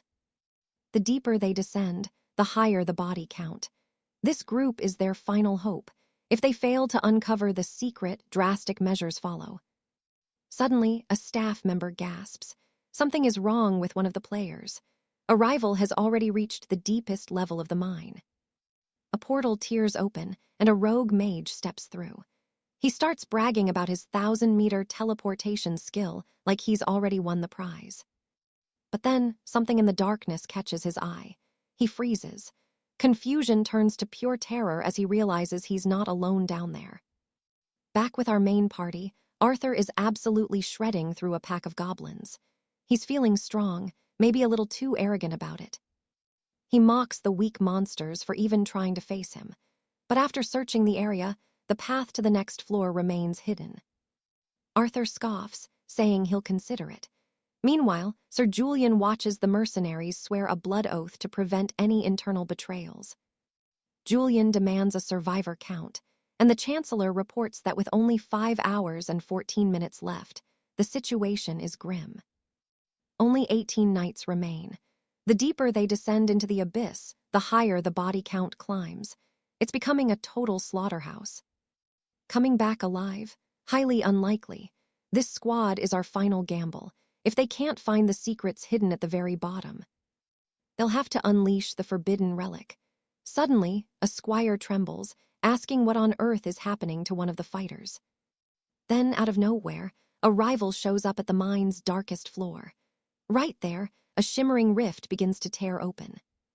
A figure steps out from the void. Some arrogant court mage starts bragging about his 1,000-meter teleportation spell, talk about a massive ego. But then, he freezes.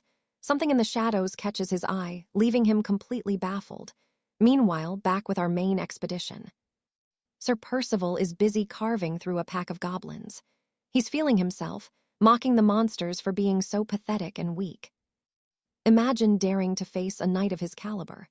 But after hours of searching, the party still can't find the next gate. Morgana grimaces, suggesting they might have to forge their own path. This labyrinth is a mess, nothing but endless forks. Alistair watches as Flynn starts stretching his legs. "What's the play?" he asks, while the rogue prepares himself. Flynn just smirks. If this is a maze, he's the only one who can solve it. Forgotten my nickname already. Then whoosh, he's gone, a total blur. The Gale rogue yells back that he'll find the exit for them. Alistair's left blinking. Wait, what just happened? Where'd he go? 1 second he was there, the next poof. Cedric sighs. He fell into a hole. The group sprints toward the dark passage, screaming Flynn's name.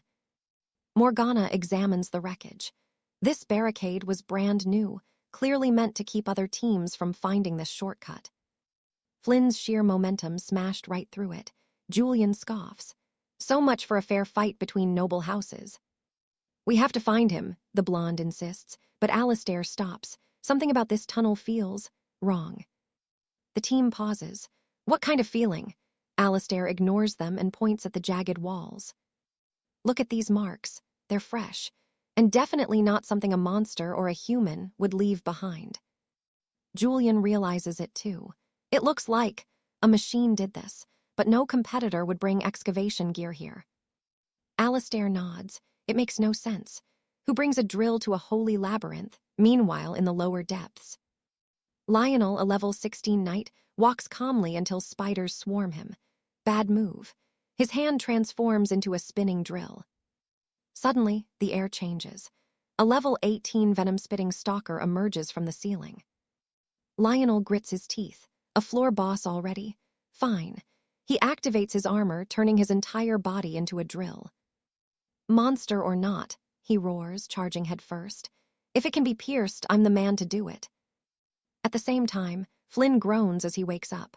The fall was nasty, but he's still in one piece. He hears his team approaching. "Don't come down here," he shouts. He has zero time to explain the danger. But the ground isn't finished. The unstable rock crumbles again. Another collapse, pure chaos for a second. Luckily, everyone's okay. Julian tells Flynn to scramble out fast so they can keep moving. Alistair stays sharp. "Watch your backs, whoever is digging these holes. They're probably nearby." Morgana's nose wrinkles. The scent of blood is heavy. Alistair decides to investigate where Lionel had been. It's a massacre. Lionel is defeated. The monsters loom over him, buzzing about how powerful the human was. But the level 24 spore acolyte isn't satisfied. The Dark Sovereign's orders were clear. Find the mage. A level 22 skeletal vine winds about its wounds, but the acolyte snaps. "Shut it! You'll heal soon." Howard senses a shadow closing in, but the Briar Wraith is baffled. It can't feel a single thing nearby. The monstrous priest starts second-guessing himself, thinking he's just seeing ghosts, so he turns back to hunt the mage. Suddenly, slash. An assassin strikes from the darkness, cutting them both down and finally proving Howard was right. The hooded killer isn't happy, though. He's annoyed that one strike didn't finish the job right then and there. Then Karen dives into the fray, unleashing a flurry of strikes that literally tears the beast limb from limb. Cedric starts talking trash, saying Karen is useless, but he won't hear it. He's claiming that kill no matter what. Howard turns to thank Leonard for the warning, and the boy explains it's all thanks to his guardian's band. This ring screams whenever danger is near, and right on cue, the gem starts glowing like crazy again. Karen thinks the thing is a piece of junk, reminding them it didn't do squat when the Dark Lord attacked. But Leonard stands his ground. The ring is never wrong, and just like that, the Briar Wraith lunges from the shadows. It demands to know who killed its master, and before anyone can blink, it snatches all 3 warriors at once. Pure chaos. Howard barks at Morgana to save the boys while he draws his steel for a desperate counterattack. With one massive frost strike, Howard freezes the monster solid. giving Morgana the opening she needs to pull them out. She tosses a battered Clarence over to Leonard, but the ice won't hold. The beast is already starting to shatter its cage. Howard isn't done, though, firing off jagged ice spikes that rip through the monster's chest and sever its arms. He makes a chilling promise. The beast is going to pay tenfold for every scratch it put on his teammates. While Howard stalls, Leonard works his healing magic on Clarence, ignoring the monster's screams as more ice blades pierce it. Since the thing just keeps regenerating, Howard decides to lock it away in a frozen tomb for all eternity. Panicking, the Wraith shrieks for help from the Spore Bishop, and that's when Howard realizes he missed something big. There's another monster in the shadows. One look at its aura tells Howard that this fight just got deadly. No escape now.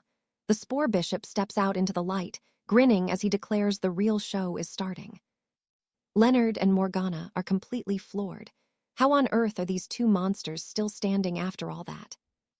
Suddenly, the bishop unleashes a wave of dark magic, sending a surge of agonizing pain through every single one of them. "You are already infected," he sneers, but Howard is faster, appearing right behind the monster in a heartbeat. The bishop is actually impressed by the kid's guts, but Howard doesn't care about consequences. He's ready to blow him apart. Boom! A massive ice explosion rocks the forest, but as the smoke clears, Howard realizes his attack didn't do a thing. The monster just laughs, calling him a pathetic novice, and mocking the tiny magic barrier Howard's trying to hide behind. It gathers a massive ball of void energy and slams it right into Howard's shield with terrifying force. Even with the shield up, shards of that dark magic pierce through, stinging Howard and forcing him to scramble back. The bishop praises his reflexes, but then drops the bombshell. The spores are already growing inside Howard's own body. His inner voice screams for him to run, warning that his armor wasn't built to handle this kind of long-range poison. It's too late. The infection is moving fast. Howard looks down to see his own hand turning into cold, hard stone.